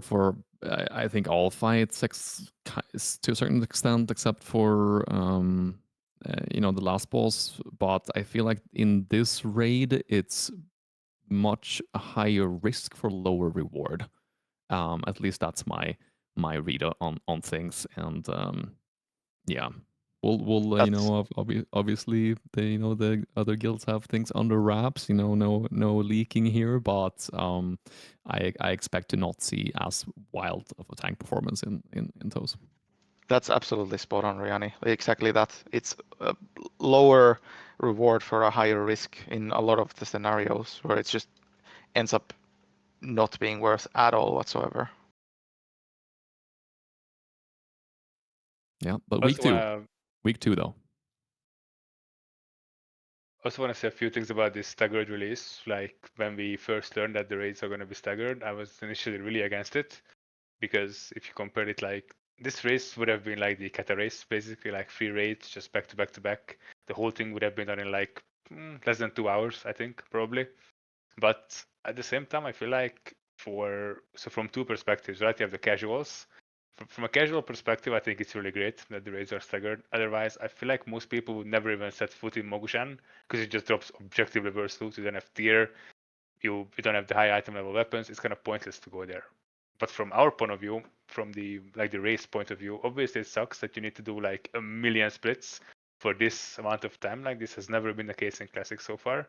But at the same time, you also get 3 races out of one phase. And I think that's pretty exciting, especially now that the competitive scene is kind of booming. Like, there's a lot of guilds competing for their number 1 spot. And a lot of guilds can get number 1 spot. It's not like a 2-horse race anymore, like we previously talked about. So I think it's a really, really exciting time to be racing him up right now. Nothing really beats a race day for me, at least. Like it's just the best. And the good side about this whole thing is that we lost now the second raid of the whole tier. Is that usually, because I've lost before many times, and usually I don't really get hung up on what happened, who was at fault, whatever, right? I just want to go at the next one. I want to get my revenge and do it better. Obviously, this time around we can't do the whole process. The process has already been done, so you can't impact the result of the next one. But like, what a treat to get another jab at it in just 2 weeks instead of having to wait 6 months, just playing in your head like, fuck, I wanna go at it and I wanna win this time. Yeah, do you view Yeah, the Toes race as like the most important one, since it's the last one and you're not going to get a chance to race again for a while, and also it's, you know, just the capstone kind of raid for this phase? I think as a raid, not really. MSV surpassed my expectations when it came to the hype and the quality of the race. I really like that raid. I think it's the best out of the three, even with Hoff having some really fun stuff. I think Garalon just tanks it down that much. Hoff and MSV have been one of the better races that I've done from a tank perspective. Obviously, tanking has been kind of AIDS in the past, but this time I feel like Toes is just gonna be setting who's going to win this tier. I think that's about it. I mean, obviously, if another guild except for Newman and Progress wins, it's just going to be 1-1-1. Like, who knows who is the real winner? Then you have to separate all three of the raids in, like, let's say, VCL bio or whatever. But let's say Newman or Progress win, then they can claim themselves to be the overall winner of the tier. Yeah. Ultimately, that's what gotta happen. You know, as much as it would be cool to have a you know, another person win, like for for the, you know, the health of the community, there has to be some resolution. You know, there has to be one that actually wins. You know, I'm counting on one of you guys to take it home. It's definitely going to be very fun to watch as like a tiebreaker kind of thing. And really short too. I mean, this will be the shortest one we've had. They've all been like short, but I guess they're getting shorter each one. Because what'd you guys do MSV in? Was it like 40? 42? 30 something? Was it I in think the it was 30s? 30. It Yeah, must I have think it been was 30 30 something. something. Okay. It was 30 something, yeah. Okay. Yeah. And then, I mean, this So one what do even we shorter. think? What do we think Toes will, you know, end up being without giving away, you know, too much? Because it feels like, you know, if you're just thinking about it, it feels like a 20-minute raid if you're really fast. But then also you have fights like Shaw that kind of drags on for a little bit longer. Not insanely long, honestly, but will we be in the 20s or sub 20, or what do you think? I think sub 20 is a reach, but I think low 20s certainly. Yeah, I agree with that. I think almost half of this race is going to be Show of Fear, realistically. Yeah. Yeah. Yeah. Yeah, gonna be a quick one. Don't blink. All right. You guys want to anything else before we go? It's been a really good chat so far, though. Gone 4 hours, over 4 hours. Yeah. I just want to say I look forward to catching up again and in a few weeks after that, or maybe a week only. I don't know. We'll see what we'll end up doing. Yeah, hopefully we can schedule this one a little closer. But yeah, I mean that's been another cool part about this release schedule is, you know, just getting to do these chats more often to getting Hang out with the in boys. another one every couple weeks. But Yeah, I don't think I've seen either Credi or Nexxer anywhere in particular before this podcast right here. So it's a really good chance to get to talk to some of the top guilds players all in one space. I don't think that's happened before. So thank you, Settle, for that. I'm personally a complete lurker. I tend to avoid all stuff. I only do this because I like Saddle. Obviously, got to know you guys through this as well. I enjoy your company as well. I like the goal of this. Like I've said before, I value educating content, and that's it. But yeah, like no Discords, no Twitch streams, no nothing. Just do my own thing, live my own life. It's the best. yeah, I said before in our Wrath chat, but it was like so shocking to me when like I found out you were in my chat back then. Like you were talking about like some world first thing or something like coming up and like tech and stuff, and I'm like, who are you? And you're like, oh, I'm Progress Tank, and I'm like, are you though? Really? Like Progress Tank just lurking in my chat, and and like I mean I checked out on Discord, made sure like went to the Progress Discord, like checked your ranks and stuff. I was like, oh shit, this is actually the dude. Holy shit. Okay. And not to confuse people, I used to play in Progress back then when we had our first interaction, like 3 years ago or something. No longer in Progress. I'm in Newman. Yeah. Yeah, but that's one of the things I love about you is how like low key you are. It's not about like, the favorite thing. Like you just love playing WoW, love racing, and figuring out all the tech, theory crafting, everything, and it's definitely a joy to have you on and get your perspective on everything. I think my raiders also appreciate the chance that I get to come here, like the raiders in our guild, because I get to like funnel a bit of the yap inside me to hear instead of the guild voice. We had this one time where we had a split and then a second split after that. I didn't realize there was a second split. I kept on having a 5-minute monologue on Discord while they were killing 3 bosses in Dragon Soul, and then at some point someone was like, "Yo, bro, we're raiding." Amazing. Yeah, so I mean, yeah, love having you on. I guess we'll start the outros now, but already kind of did with Credi, but thank you again for coming on. Always a pleasure. This is the 3rd time now, and always super insightful. Love hearing what you have to say about all this stuff. Any plugs you want to do? Any shout outs, anything? Shout out to my co-tank and raid leader Ken. Like, he's by far the most enjoyable person I've ever worked with when it comes to having a partner in tanking. It's like every day is a pleasure, and it has given me a whole new perspective on what it is to enjoy raiding and being a raider. Like, oftentimes I feel like I'd have to think for other people, and now I don't. I can just focus on my own thing and have fun. That's the best. Yeah, that definitely awesome to have people like that. I'll give a shout out to my co-tag too, Zalance. Love you, bro. And Nexxer, dude, thank you for coming on. It was awesome to meet you. And Yeah. I mean, this is one of the even better parts about Credi is that he gets me these connections with people like you that are also awesome to talk to. And it was awesome having you on, dude. I'm sure we'll chat again at some point, but good luck in the race, and any shout outs you want to do? Yeah, I mean, thanks for having me, first of all. It's been a really nice time. I didn't even notice it's been 4 hours, actually. I just looked at the time, and I thought it's only been like 2 hours or something. So time really flies when you're having fun. And yeah, I mean, I just want to give a shout out to my guild, obviously, to Progress, everyone who's doing all the work behind the scenes, leadership, like, you know who you are, basically, coming up with all these threats, all these stacks, all these crazy skips. I mean, it's always really been it's always been fun to be part of this.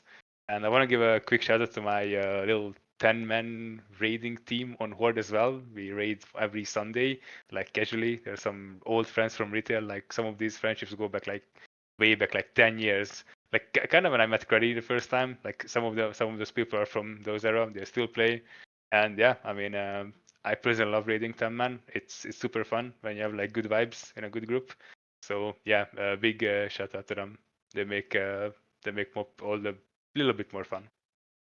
So Nexxer is very, he's very kind and very humble, but so he forgets to also mention that he streams here on Twitch and has streams a lot too with some really good content. Like I tend to go in and lurk a little bit and watch some of the like strats with the challenge mode specifically. It's like top tier stuff, and so definitely make sure to go follow him there as well. Would have been well first challenge mode clear if Blizzard didn't fuck it up. Right. Yeah. Sadly, there was a bit of a fiasco happening with the whole CMs, but yeah, I mean, thank you, Riani, for the for the small shout out. I do stream on Twitch, mostly streaming our splits, our races, and sometimes CM speedruns. We try to reach like the world best times in CMs. It's a pretty small and niche community, but it's a pretty fun thing to do. So yeah, if you're into that, then yeah, definitely check it out. Yeah, that's Nexxer TV on Twitch, and I'll have that linked in the description too for everybody. And I'll probably put a pinned comment too. Make sure it's everywhere. Everybody will find you.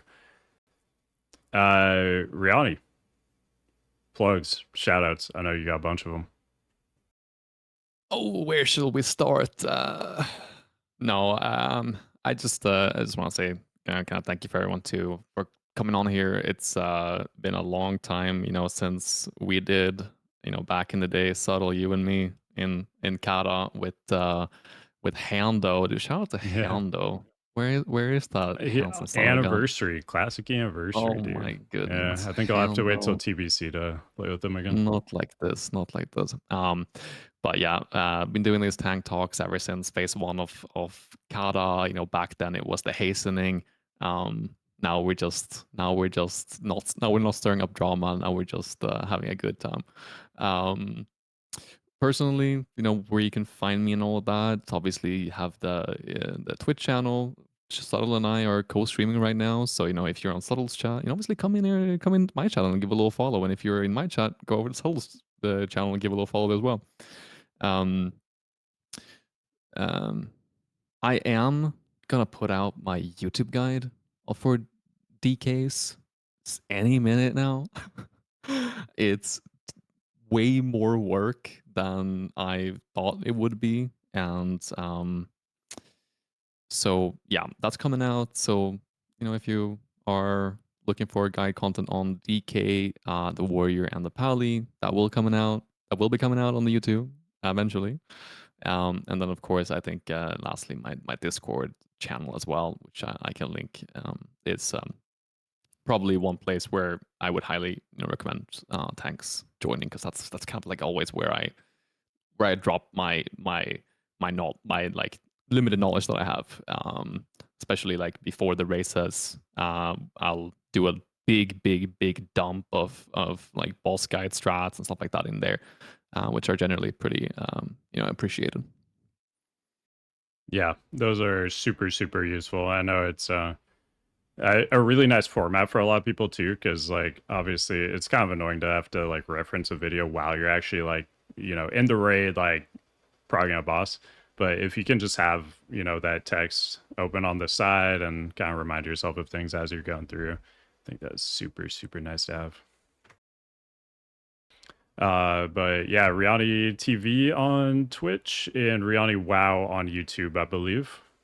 That's Is that right. correct? Okay. And we'll have those linked in the description too, of course, and the Discord as well. And last but not least, Cow, shout outs, plugs. Yeah.